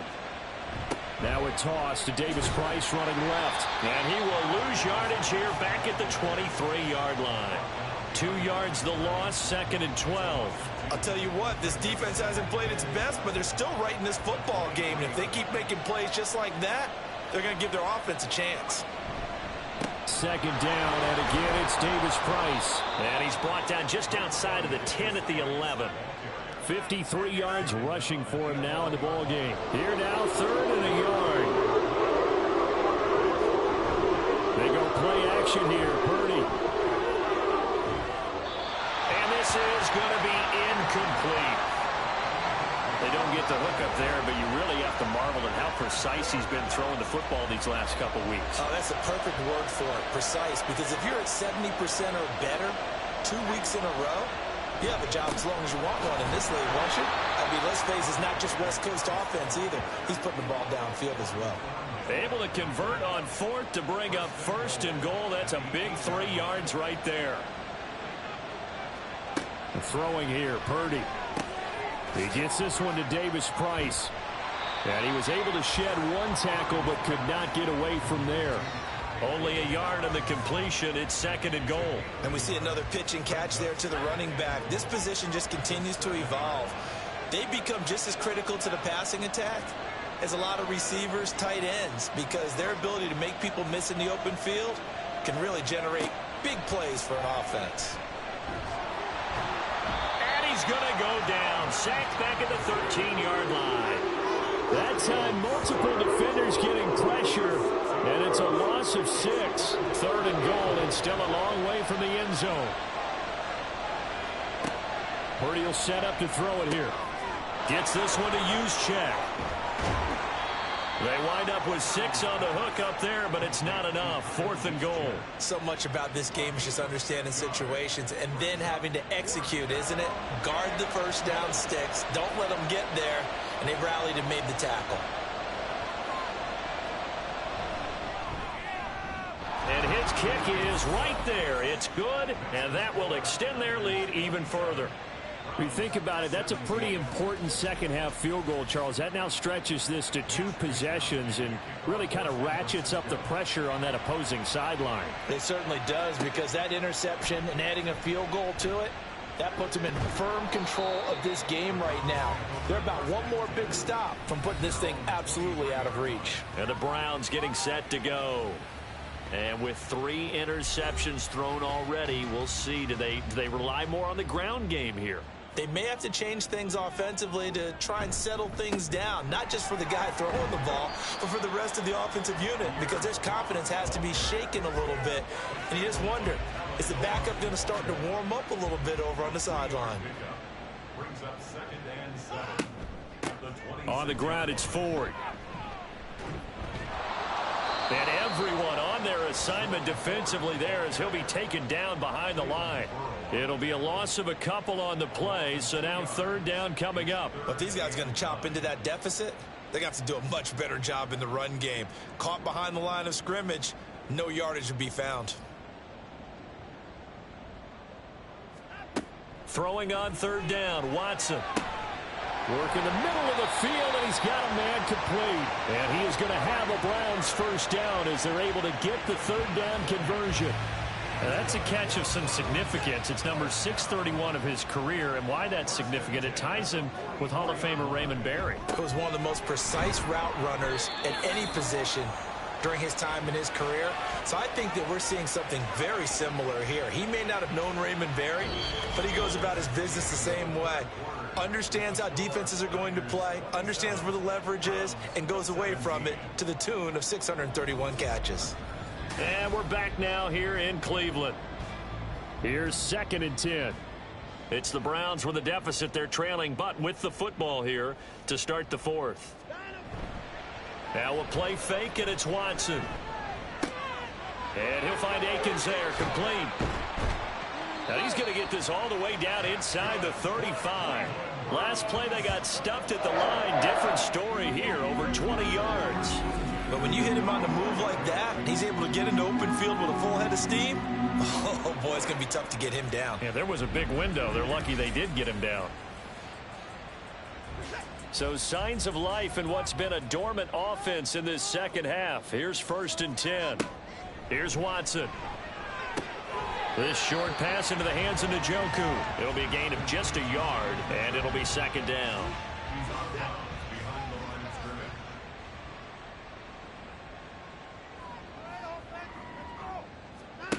Here's Watson. Finds Strong on the check down. And he will lose yardage back to the 34-yard line. It's a loss of a yard, so it's back to 3rd and 10. It's now 3rd and 10. To the air yet again, Watson. And he can't find a receiver, and he's brought down. It's the former number 4 overall pick, Cleveland Ferrell, that got in there to bring him down. We've seen him escape similar situations earlier in the game and get away from pretty good yardage. At that time, they get him down. Yeah, they've had enough evidence that he can get away and run for good yardage, haven't they? That time it felt like, okay, enough of this. Let's play it the right way and get him on the ground before he does any damage. And on 4th down, on is the punt team sending this one away. Deebo Samuel trotting out with his offense to start this next drive. Seems like the measuring stick for a receiver for a great game is 100 yards. Well, he's well past that now. And as we analyze how he's getting him, that's where it really becomes fun because, let's face it, they keep sending coverage at him, keep trying to put the pressure on, yet he finds ways downfield and finds openings. That's a really crafty receiver. 62 yards rushing for him now to this point. If you can keep getting gains like that, Charles, with the lead here in the 4th quarter, I mean, keep running it, right? No doubt about it, but what the offense coordinator has to do is understand. They're going to continue to stack the line of scrimmage. What runs do you have in your arsenal that'll work against a stacked box and continue to move the ball? That's going to be caught by Samuel. And he is going to lose yardage here. Call that a loss of a yard, and things get a little more difficult here. 3rd and 5.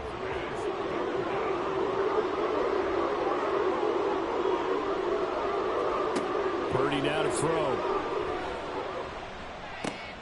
He's got his running back out of the backfield. And he is going to have a Niners first down as they're able to get the 3rd down conversion.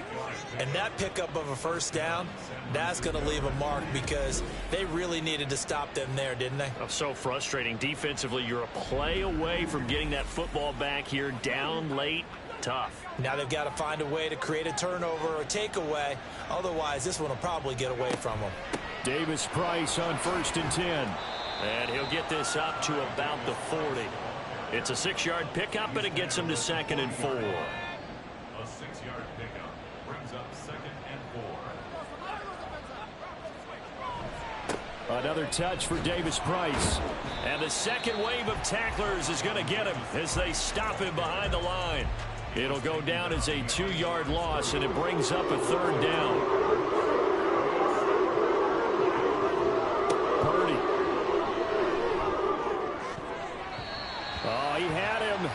was open, but he couldn't get it to him. It's incomplete. Critical play in this football game, because if they pick up the first there, that clock keeps rolling. Has to be a little frustrating for them because they know that if they pick up a first down there and continue to eat away at the clock, really increases their chances of closing this one out. Now they're likely going to have to give the football up and sweat it out on the sideline. Ready to take over again on offense. Out comes Cleveland. Their defense was able to force the punt. That's the good news. But this is still a two-score game, and they need points on this drive and in a relatively quick manner. Now a first down throw, Watson. And that's going to be caught by Peoples-Jones. And he'll go down at the 26, following a gain of 6. From the 26, they'll line up on 2nd and 4. To throw is Watson. Over the middle, it's complete. And he's taken down, but able to slip across the 35. So here's a 1st and 10 at the 38. This is Ford. And good running there as he'll take this all the way up to midfield. That's a 12-yard gain now on back-to-back plays. Well, as we've learned over the years, just because a guy plays left tackle doesn't mean he doesn't have run blocking abilities, and we just saw it there. Controlled the line of scrimmage, created a big gain.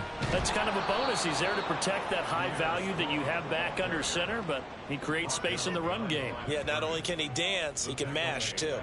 This linebacking core, they've done a good job of keeping that running game in check, haven't they? They certainly have, and what they'll also do when this game is over is thank the guys up front, the big defensive line, because they've kept them clean, so to speak.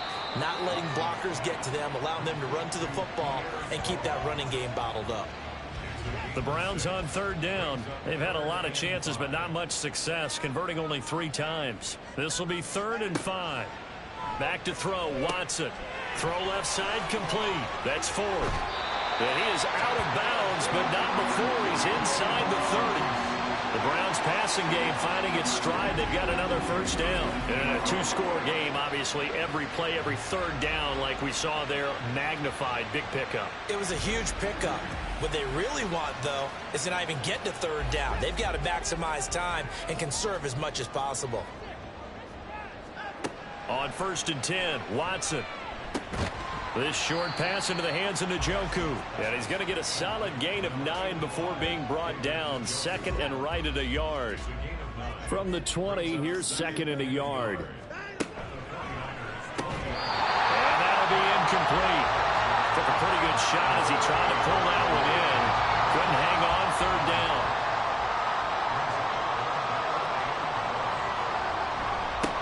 Give up the middle to Strong. And he is going to have a Browns first down as they're able to convert, albeit not by much, on 3rd and a yard. Now, yes, a 2-possession game, but a good chunk of time on the clock, so they have the ability still there to run it on 2nd and short, but maybe they need to pick it up a bit. You're right. They did pick up the first down there, but as you mentioned, they have to pick up the pace now because it's a 2-possession game. They've got to get there twice to make sure they have a chance to win. Now 2nd and 5. Now it's Watson, a bootleg. Over the middle, complete. It's Jones. And the Browns are going to have a 1st and goal as he's taken down at about the 8-yard line. 1st and goal, and they got to be thinking a chance to get right back into this football game. They'll run with Strong. And he'll be stopped just outside the 5 at the 6.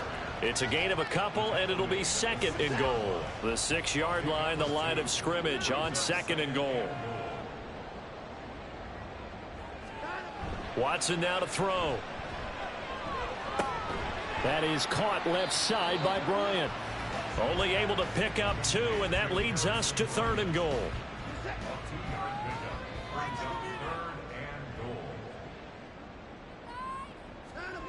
Back to throw. Watson. And he'll take it into the end zone for a Browns touchdown. Deshaun Watson, his 2nd touchdown of the game, giving him 12 on the season. And the Browns have made it a 1-score game again here in the 4th. And Deshaun Watson shows off his mobility yet again. Just 1 touchdown rushing in 6 starts last season. But the way that he moves around, if receivers are covered, he'll tuck it and go as he did there. Crosby connects on the extra point, and now things get a bit more interesting here in this fourth quarter.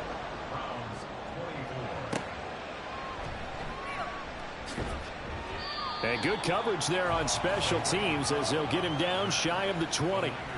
The 49ers ready to set up shop again offensively. They're holding on right now to that slim advantage in a one-score game, and you hear a lot about 2-minute offense and 4-minute offense. Obviously, the 4-minute offense applies here. How do they run that effectively? Yeah, really with the 4-minute offense, this is just trying to grind the clock. So you want consistent gains, steady gains. Doesn't have to be big plays, but it has to be plays that gets first downs and keeps the ball away from your opponent. But certainly throwing the ball is in the mix here. It certainly is. Just make sure that you're careful with it. And again, get those first downs, keep possession of the football. This a big play for both sides. What will we see here? 3rd and 4. Out of the gun, Purdy. Pass taken in by his big tight end. And he is going to have a 49ers first down. They needed 4. He doubled that. He wound up getting 8. Many different ways to create space, but on that play, he did it with that big, wide body of his. Didn't get a whole lot of yardage on the play, but it did what it was supposed to. Pick up a first down. So they'll come up 1st and 10 now from the 33. Purdy now to throw off the play action. Oh, this one incomplete. The pressure got to him as he released it. And it's 2nd down.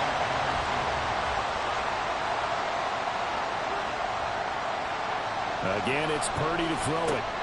Open man is Samuel, complete. 9 yards, not quite enough, and they'll be left now with 3rd and 1. One thing you're hoping for when you run drag routes, you're able to hit a receiver in stride, and you can pick up a lot of yardage after the catch. But in this situation, the defense was effective, able to stop him before you get a good head of steam going. And he is going to have the first down, and that is going to suck the life right out of this crowd. Brandon, unfortunately, I've been here before. They've had 2 opportunities to stop them, so this is demoralizing. They haven't gotten it done. Now you're calling all your blitzes, all your attack defenses, but you're not worried about playing your normal position. You're going to take chances now. Well, you said it. 2 third-down opportunities to get off the field. Couldn't do it, and the clock continues to roll. 5 points of contact necessary at this stage as they'll run on first down. And now we'll see a timeout used on defense as they stop it right out of the break with 1:57 to go in the ballgame. And a gain of 4 gets them right to the midfield stripe. And hold on here, because on that last run, it looks like we have a player who was shaken up. Hopefully, obviously nothing serious here. Medical staff, though, going to take a peek, and we'll take a break. From the midfield stripe, they'll look to throw. That is caught. And he will have a Niners first down, and that ought to be the one that seals the victory. And they will take a knee here. If nothing else, they've already taken a couple minutes off the clock here already as they come up 2nd down.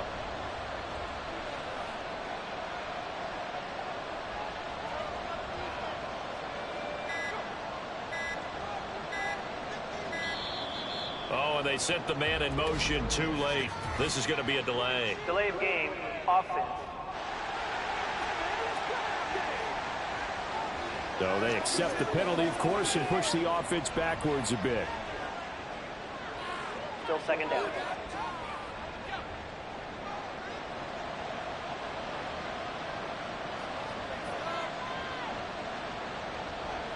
Down to a knee for the 49ers. This one about to be on ice.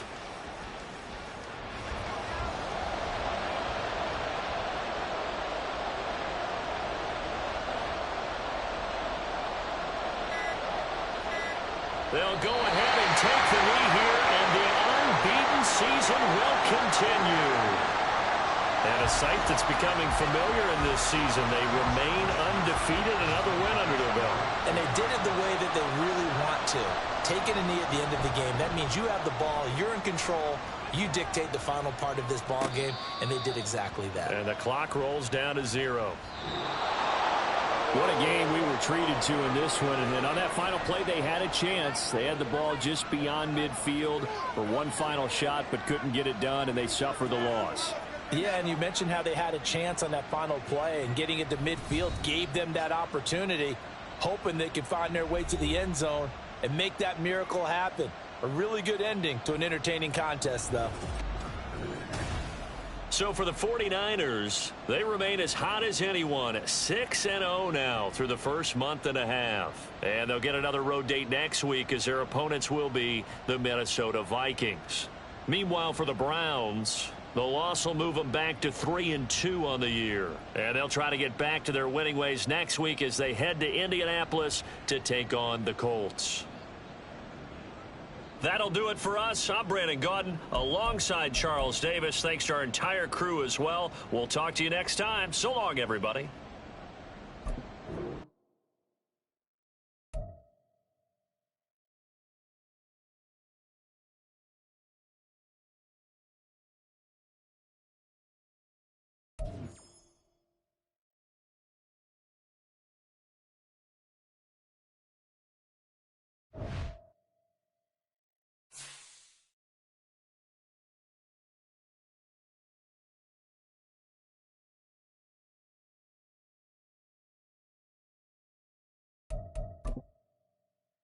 This is the player card.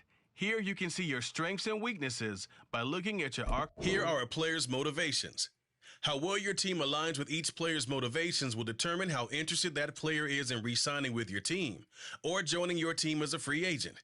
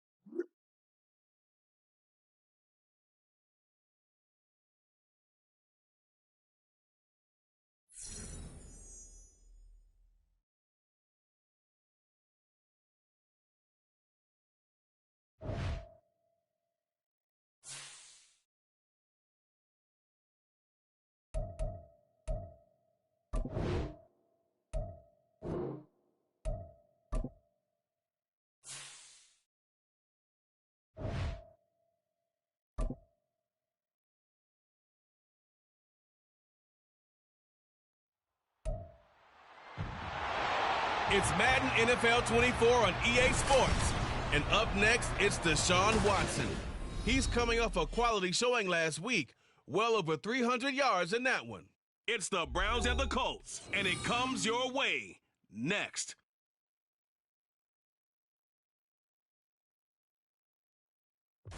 EA Sports coverage of the National Football League is on the air. Today we've got a matchup here in pivotal Week 7, as it'll be the Cleveland Browns taking on the Indianapolis Colts.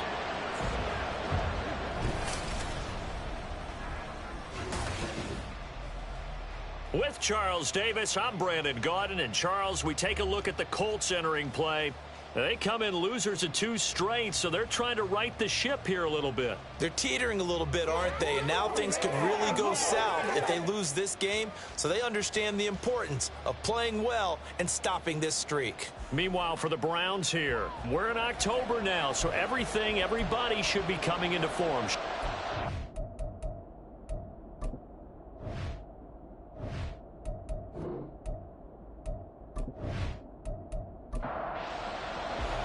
Getting toward the halfway point of the NFL season, Week 7 is underway on EA Sports.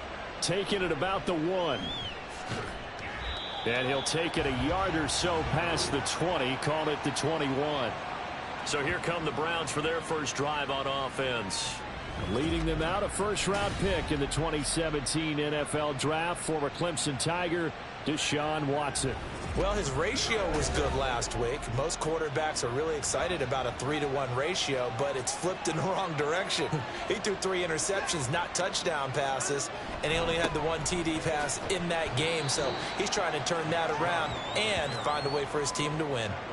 4 yards the result on the first play from scrimmage. Second down. And Charles, we see some of the injuries that have popped up for this franchise, and obviously hoping to get these guys back on the field in a hurry.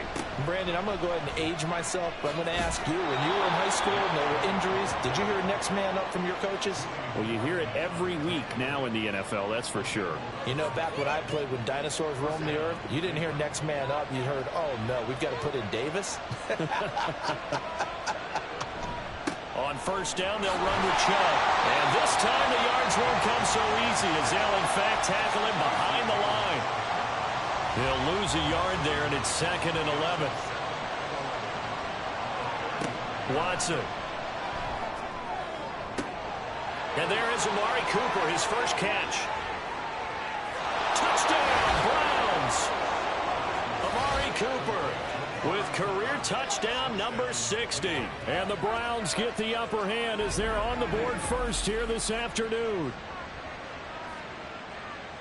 Well, Charles, here in their opening series, they said they had certain plays scripted for certain players. That looked like a well-designed play to get one of their top targets involved. Yeah, let's face it, Brandon. A player of his talent is a problem for any opponent to defend, and we saw it right there. They tried to deny an open lane to him.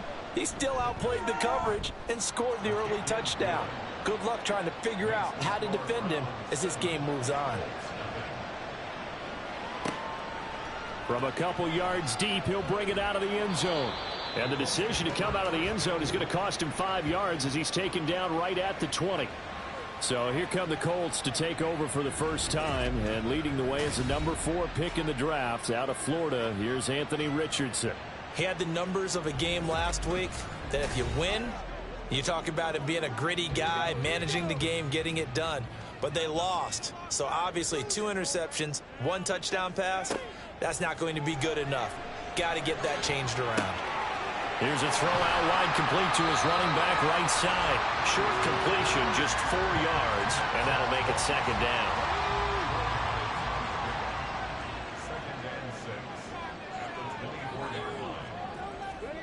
Here's Richardson to throw. And that one's going to come up a little short. It's incomplete. Charles, already trailing by a touchdown early. This offense, how imperative is it for them to get points out of this drive? Well, they feel like they have to go ahead and match because of what was already on the board against their defense. But I think even more so, you just want to avoid 3 and outs. You want to be able to stay on the field for a little while, let your defense catch their breath a little bit, even if you don't score any points. Maybe not exactly what they had in mind, but that scramble good for 6 and a first down. Now Richardson. And the Browns pressure gets to him that time, and he's going to go down. Myles Garrett, he's the one to get him, and that is sack number 7 for him on the year. Now following the sack, they'll look to make amends on a 2nd down and 17. Richardson looking to throw. They'll run the screen with Moss. And he'll have this past the 30 prior to going out of bounds. They'll wind up getting 10 back as that sets him up for 3rd down.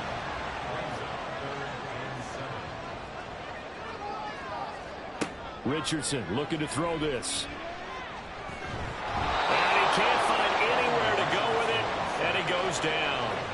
A loss of 3 on the sack made by multiple defenders. I spent a lot of extra time preparing for this game, watching this offensive line, because they gave up 5 sacks last week in their loss. They just gave up another one now. They don't seem to be working together as a cohesive unit. Right? 4 guys might have it right, but the 5th guy is giving something up. They've got to find a way to all get on the same page. It'll be a 51-yard punt that time. And the Browns will take over 1st and 10.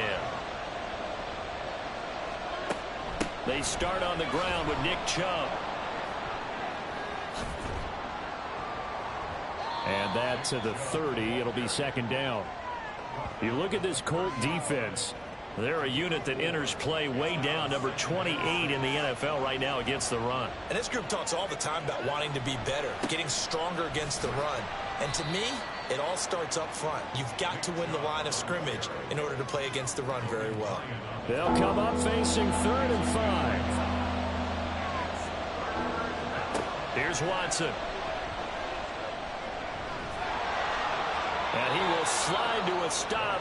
He does have the first down. That'll move the sticks for the Browns, a gain of 12. Certainly not a positive sign if you're the D coordinator and you see your guys give up that space so early in the game. 3rd down, that's when the clamps are supposed to come out. But his ability to create things with his legs makes things difficult. And he'll work it across midfield inside the 45. Good coverage downfield led to him taking off, picking up the first down on a 13-yard run.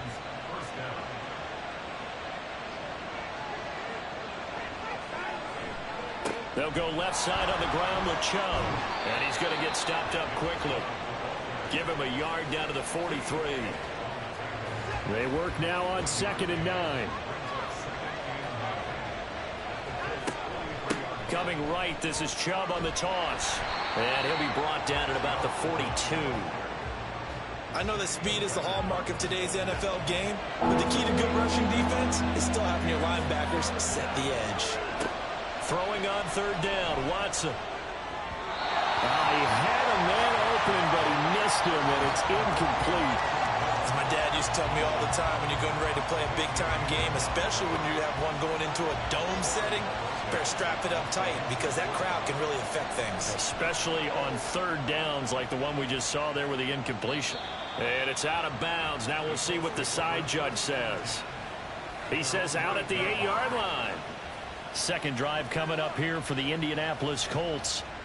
They're going to have to go at least 50, 60 yards here if they want to ensure that they don't have to punt the ball like they did last time. Yeah, so what you're saying is we're not playing to just get out of the shadow of your own goal line, right? You're playing to make sure the punter doesn't see the field again. So it's not picking up a couple of first downs. You want to pick up 5 or 6 first downs and make sure you move the ball into their territory.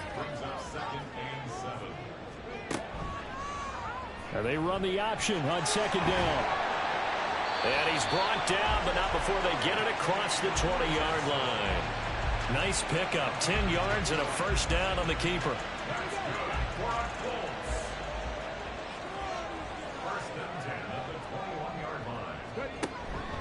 Moss on the give up the middle. And he's going to be met at the line of scrimmage and taken down. Calling no gain on the play, and it'll be 2nd down.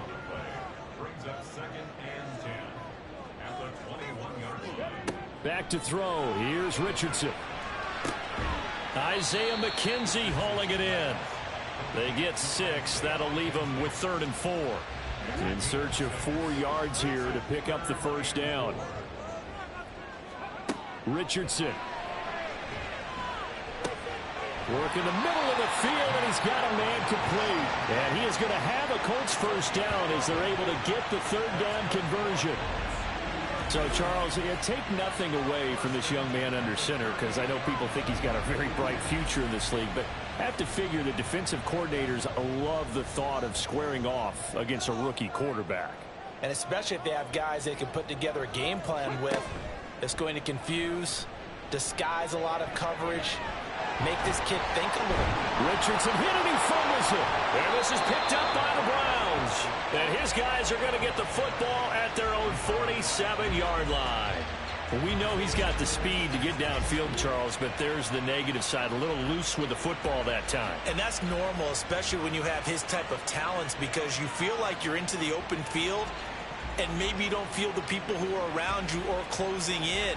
All quarterbacks have to do extra ball security drills with the way the game's played now because defenses, they attack the football as much as they attack the runner. Following the fumble recovery, Watson. And his throw here is going to be incomplete. Oh, Amari Cooper couldn't pull it in there. And that'll bring up 2nd down. You look at this Colt defense. They find themselves just a couple of spots outside of the top 10 defending the pass, number 12 in the league. I think if you talk to their head coach, you'll get a nice answer about how much he likes his team and what they're doing. But at the end of it, he would admit there's definitely room to improve. Now 3rd down and 7.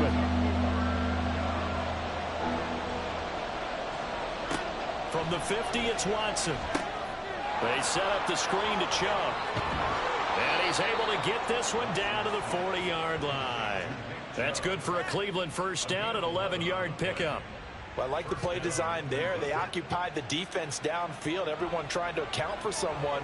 But unfortunately, they didn't account for the running back slipping out of the backfield. And he was absolutely unnoticed and wound up getting big yards on that play.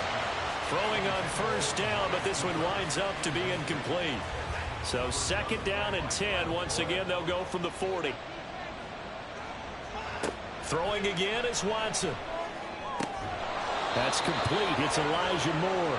And they'll get him to the ground. He has another first down at the Colts 28.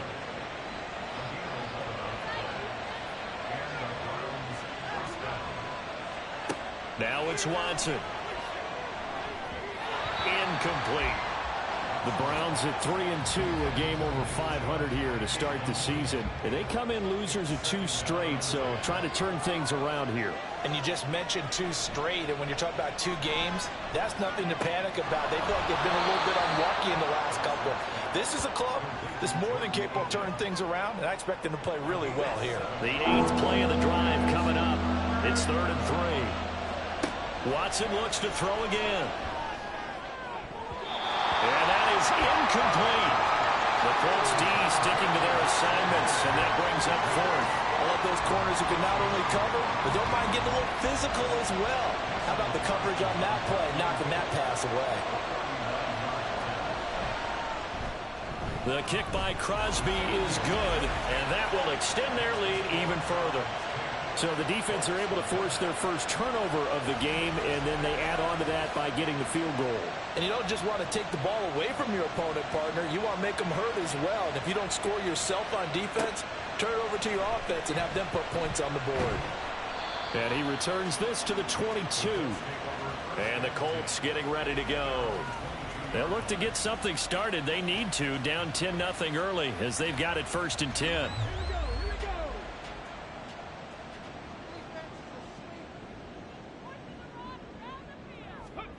Now Richardson back to throw it. Throw right side, going to be complete to Moss. And he's tackled a yard short of the marker. Good gain of 9 on first down. From the 31, here comes 2nd and a yard. They'll go up the middle here with Moss. And he'll get it up near the 35, right at the 34 here. They'll get 3 as the drive continues. It's a first down.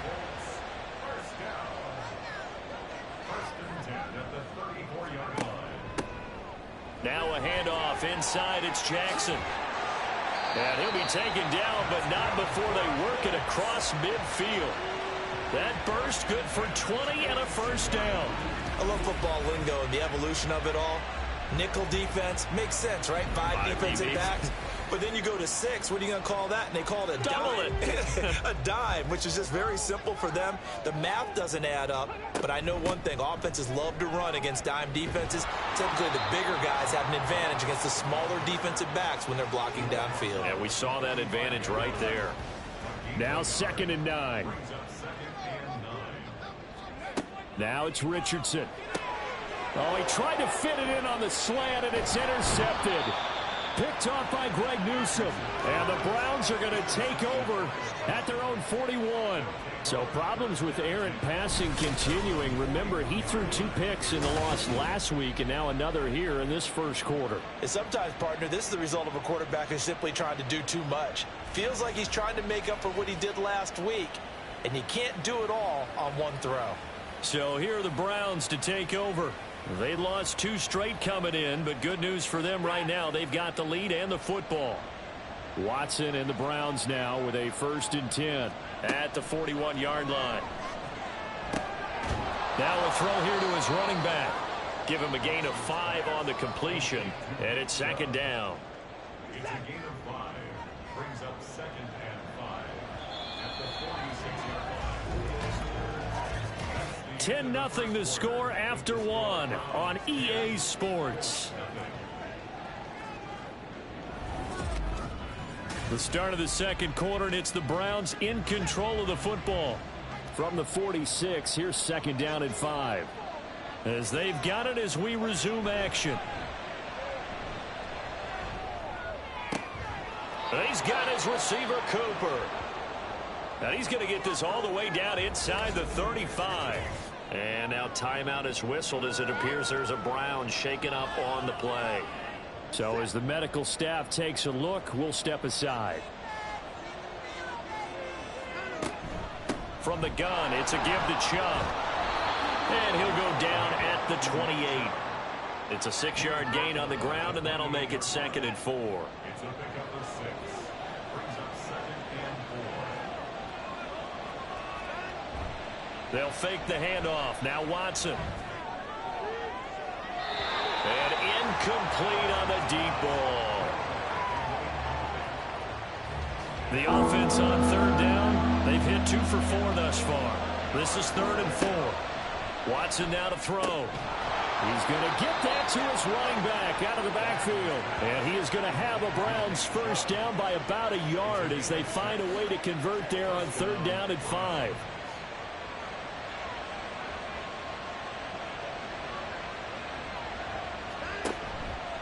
Here's Watson, option left. Oh, fine work there as he gets this thing down to the 11-yard line. A gain of 10 as they look to add on to this 10-point lead. Now a 1st and 10 at the 11. Now Watson. And this is going to be intercepted. Picked off by Kyle Fuller. And the Colts are going to get the football here as the ball will come out to the 20. And as we've seen, points have been precious so far, and they just threw some away on that snap. And look, let's face it, as we advance further into this game, that play will be on the minds of everyone who's watching it. They wonder if this is the turning point. Is this the spot where those points were given away and could cost them a ball game? And now Indianapolis set to take the field. And they've sort of lost their way, partner. How do they recalibrate and get this proverbial train back on track? Well, this is where leadership really comes into play. How's the head coach handling it? The offensive coordinator? Sometimes they just make a joke. All right, guys, you had your fun? All right. Throw it out the window. Yeah, let's get back on track here. And sometimes that'll work just fine. I guess it's time now to lean on that leadership. And he's going to have to eat this one as down he goes. Martin Emerson able to get him for a loss of about 3. It looks like a nickel set now for the Browns on 3rd down. Richardson out of the shotgun. He'll swing this out to Moss. And down he'll go at the 25. They do get 7 out of that, but not enough to prevent a 4th down. We can make this one pretty simple. Locked up all of his progressions downfield, forced to get it to his running back. But how about the way they ran to the football and knocked him down to force a 4th down? Taking it about the 16. So a change of possession here on the punt. And they will take over 1st and 10. The offense trots back out there. Let's turn our focus now to Nick Chubb. Those are his numbers through roughly the first half of the season, and given that, you'd have to think he's on pace for a 1,000-yard campaign. Steady as he goes. Steady goes the offense. But you know what else is happening, too, because they are a team now recognized with the ability to run the football. You've got to be able to throw it better now, right? Better throwing lanes, better opportunities for the guys downfield, maybe more one-on-one coverage, which you should be able to beat easier. Yeah, he's establishing not just a tone, but an identity for his team. And that's a discussion we had a couple days ago in the team meetings, talking about this running game, opening up the passing game. We'll see if that continues to happen. So the failure to connect on 2nd down, that leaves him staring up here at a 3rd and 8. To throw is Watson. That is caught. And he is going to have a Browns first down as they're able to get the 3rd down conversion. Catch number 100 for his career right there, and it's good enough to keep the chains moving.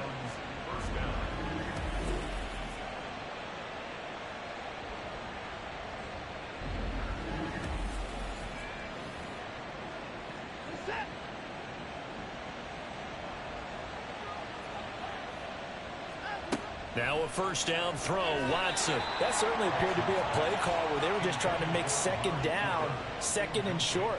I think they thought the coverage was off a little bit more than it was. Nice job there pressing up on it and forcing the incompletion. Throwing again on 2nd and 10, Watson. This short pass into the hands of Njoku. 4 yards the gain, and it'll bring up a 3rd down.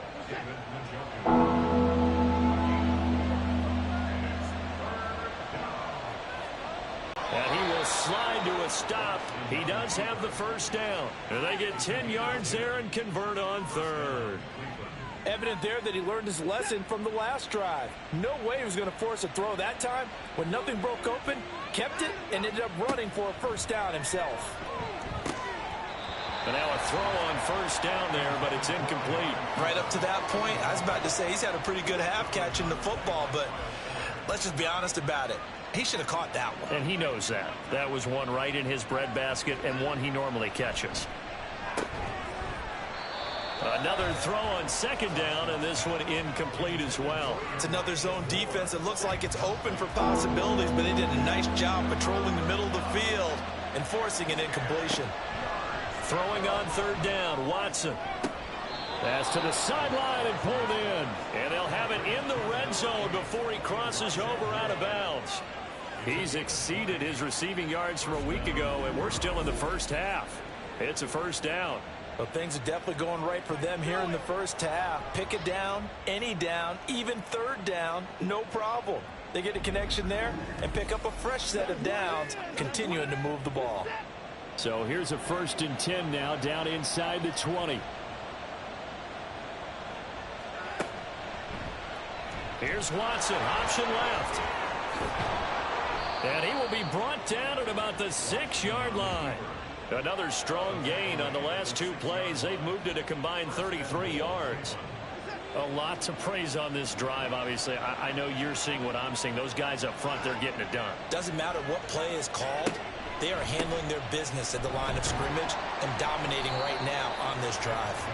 And he is met in his tracks behind the line of scrimmage.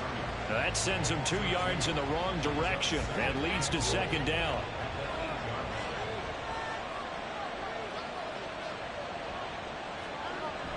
Now it's Watson, a bootleg. To the end zone, but it's incomplete. You got to be precise with your throws, especially in this situation. You're inside the 10-yard line going into the end zone. But sometimes the emotion, the excitement, sometimes the decisions just aren't made very well because of that. Now Watson. Oh, he tries to force it in, and it's intercepted. Picked off by Casey Hayward. And the Colts are going to have the football here at their own 18-yard line. Absolutely a golden opportunity missed there to add to their lead and really cap off an impressive drive because they've got the advantage and plenty of time to add to it. But on the flip side, plenty of time for an opposing comeback as well. So when you have the chance to distance yourself not just so early, partner, you know you don't want to let it slip away. Here comes the Indianapolis offense now as they get set to take over. And last drive, 3 and out. Still a goose egg on the scoreboard. How do they break that goose egg? They've got to find a way to get the ball in the hands of their playmakers, get them some space, and try and make a first down and get some momentum going. It's been a struggle for them throughout the game, and that 3 and out on the last possession, that told you just how stalled they are on offense. So who will step up here? We'll see. From the 34 now, here's 1st and 10. Richardson off the play fake. And he can't get rid of it. He's taken down. Multiple players getting home there, and it's a loss of 2 on the sack. A rough couple of weeks for the man under center. 5 sacks last week, 4 now this week. Do you try to design some quicker developing plays if you're an offensive coordinator? I think you do that. I think you also change his launch point at times. In other words, move your pocket to the right, to the left, roll him out, bootleg him. Do some different things so they can't just rely on the fact that he's going to take 3 to 5 steps back in the pocket and line up and throw the football. Yeah, current formula is not working right now. Now throwing on 3rd down there, but he cannot connect. The passing game not in sync here early, and now it's 4th down. To punt on 4th down, here's Rigoberto Sanchez. He's been a busy man here in this first half as he gets it away. And that'll hit at the 5 and go into the end zone for a touchback. Another opportunity now for the Browns offense. And 2 interceptions already here in this first half. That's got to affect him a little bit, right? He's got to be thinking about it. He's got to be thinking about it, but most of the good ones, they find a way to put it aside. They're not happy about it by any stretch of the imagination. They find a way to put it aside and continue to play their game. Yeah, can he put it aside? Let's find out. Here's Watson. This short pass into the hands of Njoku. So 5 yards here, 5 on the play. And 3rd and 8 now. Back to throw, Watson. And that will be incomplete. How about some applause for the defense there? They forced him to throw that one into coverage, and just like that, they're staring at a 4th down. Well done. On 4th down on is Corey Bojorquez to punt.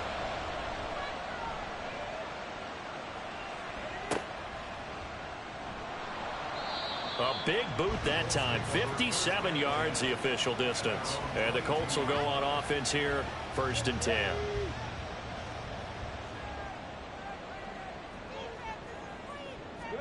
First and 10, it's Richardson. And he's going to get a solid gain of 9 before being brought down. 2nd and right at a yard. I do think it's fair to say that they were caught off guard a little bit when he decided not to throw it on 1st down. But give them credit. They recovered in time to deny him the 1st down yardage. But it's only 2nd and short. So that run is still likely to lead to a new set of downs. They'll get 3 as the drive continues. It's a 1st down. 1st and 10 at the 34-yard line. Richardson looking to throw. That's caught. It's Josh Downs. And he'll be tackled right on the chalk of the 45.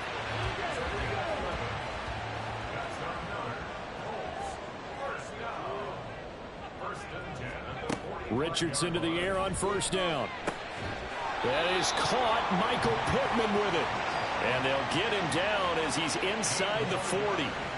15 more there, and they're on a roll. It's another 1st down. And this offense has been a little slow to get going, but some signs of life here in this 2nd quarter. They're moving it pretty good, and that helps the cause as well. Good yardage and another 1st down. They'll run on 1st down with Moss. And a good push up front, and he's able to navigate his way down inside the 30. 11 more on that one, and another 1st down. Well, if they continue to run the football this strong, right up the middle, I don't know if they can wait till halftime to make adjustments. They better find a way to get it done series to series. I don't know if they need to sub some guys out, bring in extra people, maybe change what they're doing on the defensive side of the ball. But right now, they're running the ball very well right at them and right up the middle. Ball on the 28-yard line. Here's a 2nd and 9. Here's Richardson to throw. And this one is going to be off the mark. Too far out in front. I know coaches tell us all the time that having a powerful arm isn't the #1 thing they look for in a quarterback. But when you're trying to throw inside routes and you need to put some heat on it, it helps have the big gun. In this case, just a little bit too much. He'll dump that one off to Moss, complete. And he'll be brought down at the 28, and that is well short of the 1st. They'll get only a yard out of that, and it'll bring up 4th down. Now the Browns will use the first of their 3 timeouts. They'll have 2 remaining as we step aside here in this 2nd quarter. The Colts send out their new 5 yards away. And Gay knocks this one through, and they get themselves on the board here. It's 10-3. From a yard or 2 deep, here comes a return. And ultimately cannot get this out to the 25-yard line as he's dropped it to 23. Cleveland offense making their way out. And these guys definitely hoping for a better showing than their last appearance. They couldn't really even move the football much beyond the shadows of their own goalpost, Charles. We'll see if they can get a better, more sustained drive going here. Yeah, and every team that we ever talk to says the exact same thing. When you start a drive from that deep in your own territory, the goal is a minimum of at least 2 first downs, because even if you have to punt then, you change the field position, right? You flip the field a little bit. They didn't get that done. This time they want to string together a nice drive and help themselves out. That'll throw downfield is taken in by his running back. And they get him down, but not before he takes it across the 40-yard line.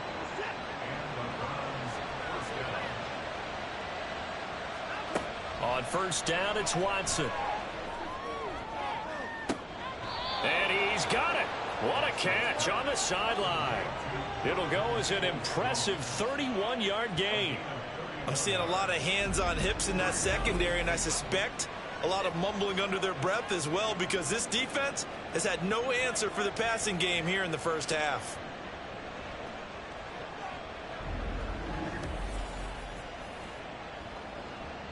So now then, the big play has him all the way inside the 30 now, 1st and 10. Here's Watson. And he'll go down right on the edge of the red zone following a pickup of about 7 or 8. Now a timeout taken. Perhaps a chance for one more quick play and then another timeout if they hurry. We'll see. A second down pass play there, but it's incomplete. So the incomplete pass on the last play, and that leads us to a 3rd and 3. Watson. To the sideline and incomplete. The Colts D sticking to their assignments, and that brings up 4th. And here you're down in the red zone. You need to be smart, not force anything. So that's a wise decision to just get rid of the football. The kick by Crosby is good, and that will do it for this first half. So we reach halftime here in a 10-point game. As we'll send you down to Orlando, and we check in with Jonathan Coachman for our EA Sports Halftime Report. Coach. Okay, Brandon, thanks very much. A lot to get to here as some of the division races starting to take shape as we look around the NFL here in week number 7. We'll begin up at M&T Bank Stadium in Baltimore. And those two are tied up as they play the second quarter. From there, we head down south to Tampa to check on the Bucs at home at Raymond James Stadium. And you can see, currently, they trail in that ball game. The rookie from Texas, Bijan Robinson, 2 touchdown runs. Lastly, we head to Gillette Stadium in Foxborough to check on the Patriots. And currently, they are tied with the visiting Bills in that one.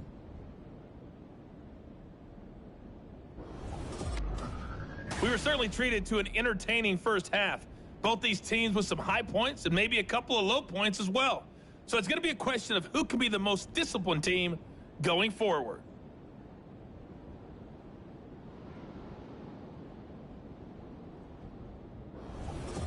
All right, Coach, thank you very much as we welcome you back for quarter number 3.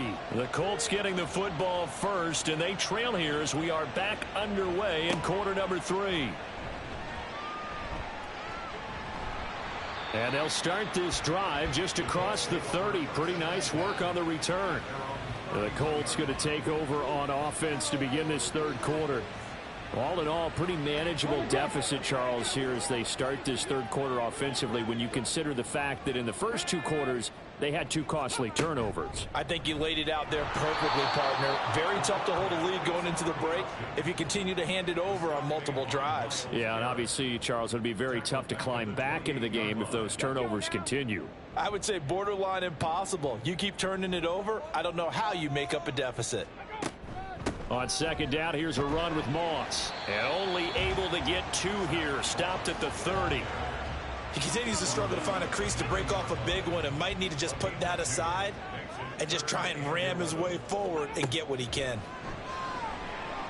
Now Richardson. And that is incomplete.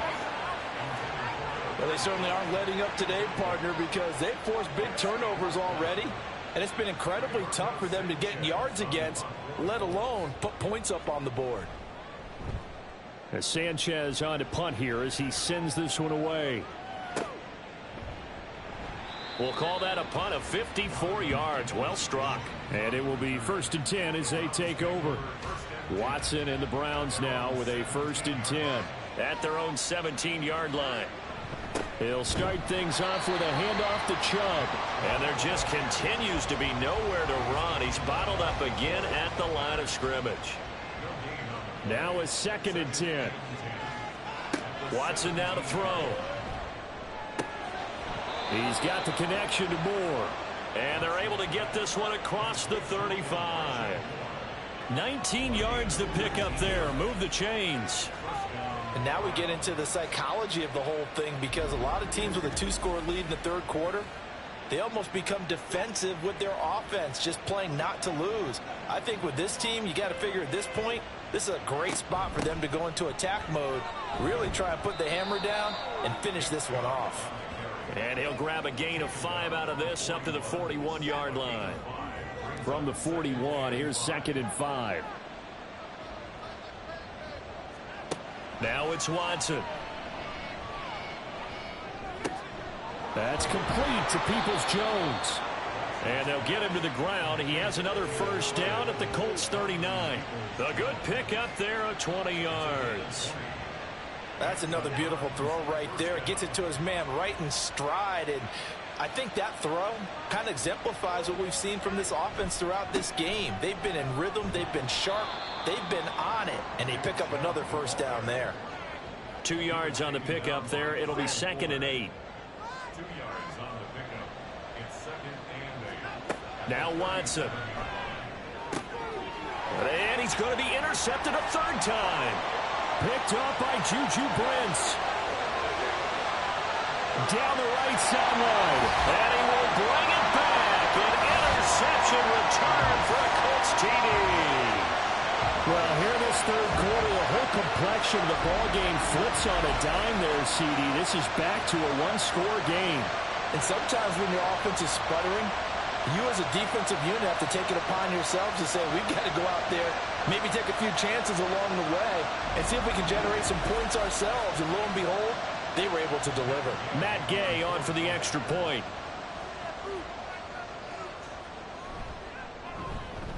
And he puts it through there within 3. It's 13-10. A heck of a play there defensively, getting the interception, navigating his way into the end zone for the touchdown. So they'll get another shot on offense following that pick 6. And now the kick is away. And here comes a return from just beyond the goal line. And he'll get it up past the 20 to about the 22. The football going back over now to the Cleveland Browns. And remember, they were just out here a moment ago through the pick 6, so we'll see if they can take better care of the football this go-around. Yeah, and sometimes, partner, I think it's almost better that you just throw the pick 6 and you come right back out on the field. You're not over on the sidelines dwelling for it for very long. You're not hearing everyone say, hey, you'll get them next time. Hey, don't worry about it. All that stuff just goes right out the window. You're right back out on the field with a chance to atone. Targeting Moore, he's got him on the crossing pattern. And they're going to get this beyond the 40 before he's taken down. 5th catch of the afternoon, and that gives him a first down. They like going to him in the slot. He catches another one. I think this comes under the heading of, until they stop him, why not go back to it? He has something going really well. Great working relationship with the guy throwing the ball, and they keep making the connection. On first down, Watson. And he'll go right back to Moore. Complete again.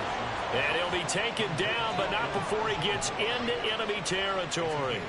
Now from Colts territory, here's a 1st and 10 at the 48-yard line. Here's Watson, option left. Oh, he's hit. He lost the football. Put it on the carpet. When that ball popped free, we could hear it all the way up here. Those guys down on the field alerting everyone of the fumble. He's lucky that his offensive mates picked him up and jumped on it. Yeah, and you have to think to yourself, and I'm sure they've been echoing it on the sideline and into the huddle. Guys, we have the lead. Just take care of the football. Don't make it easier for them to start to make a comeback. But now he appears to be in some pain. Well, now they're going to come out and take a look at this injury, and we'll be back in a moment.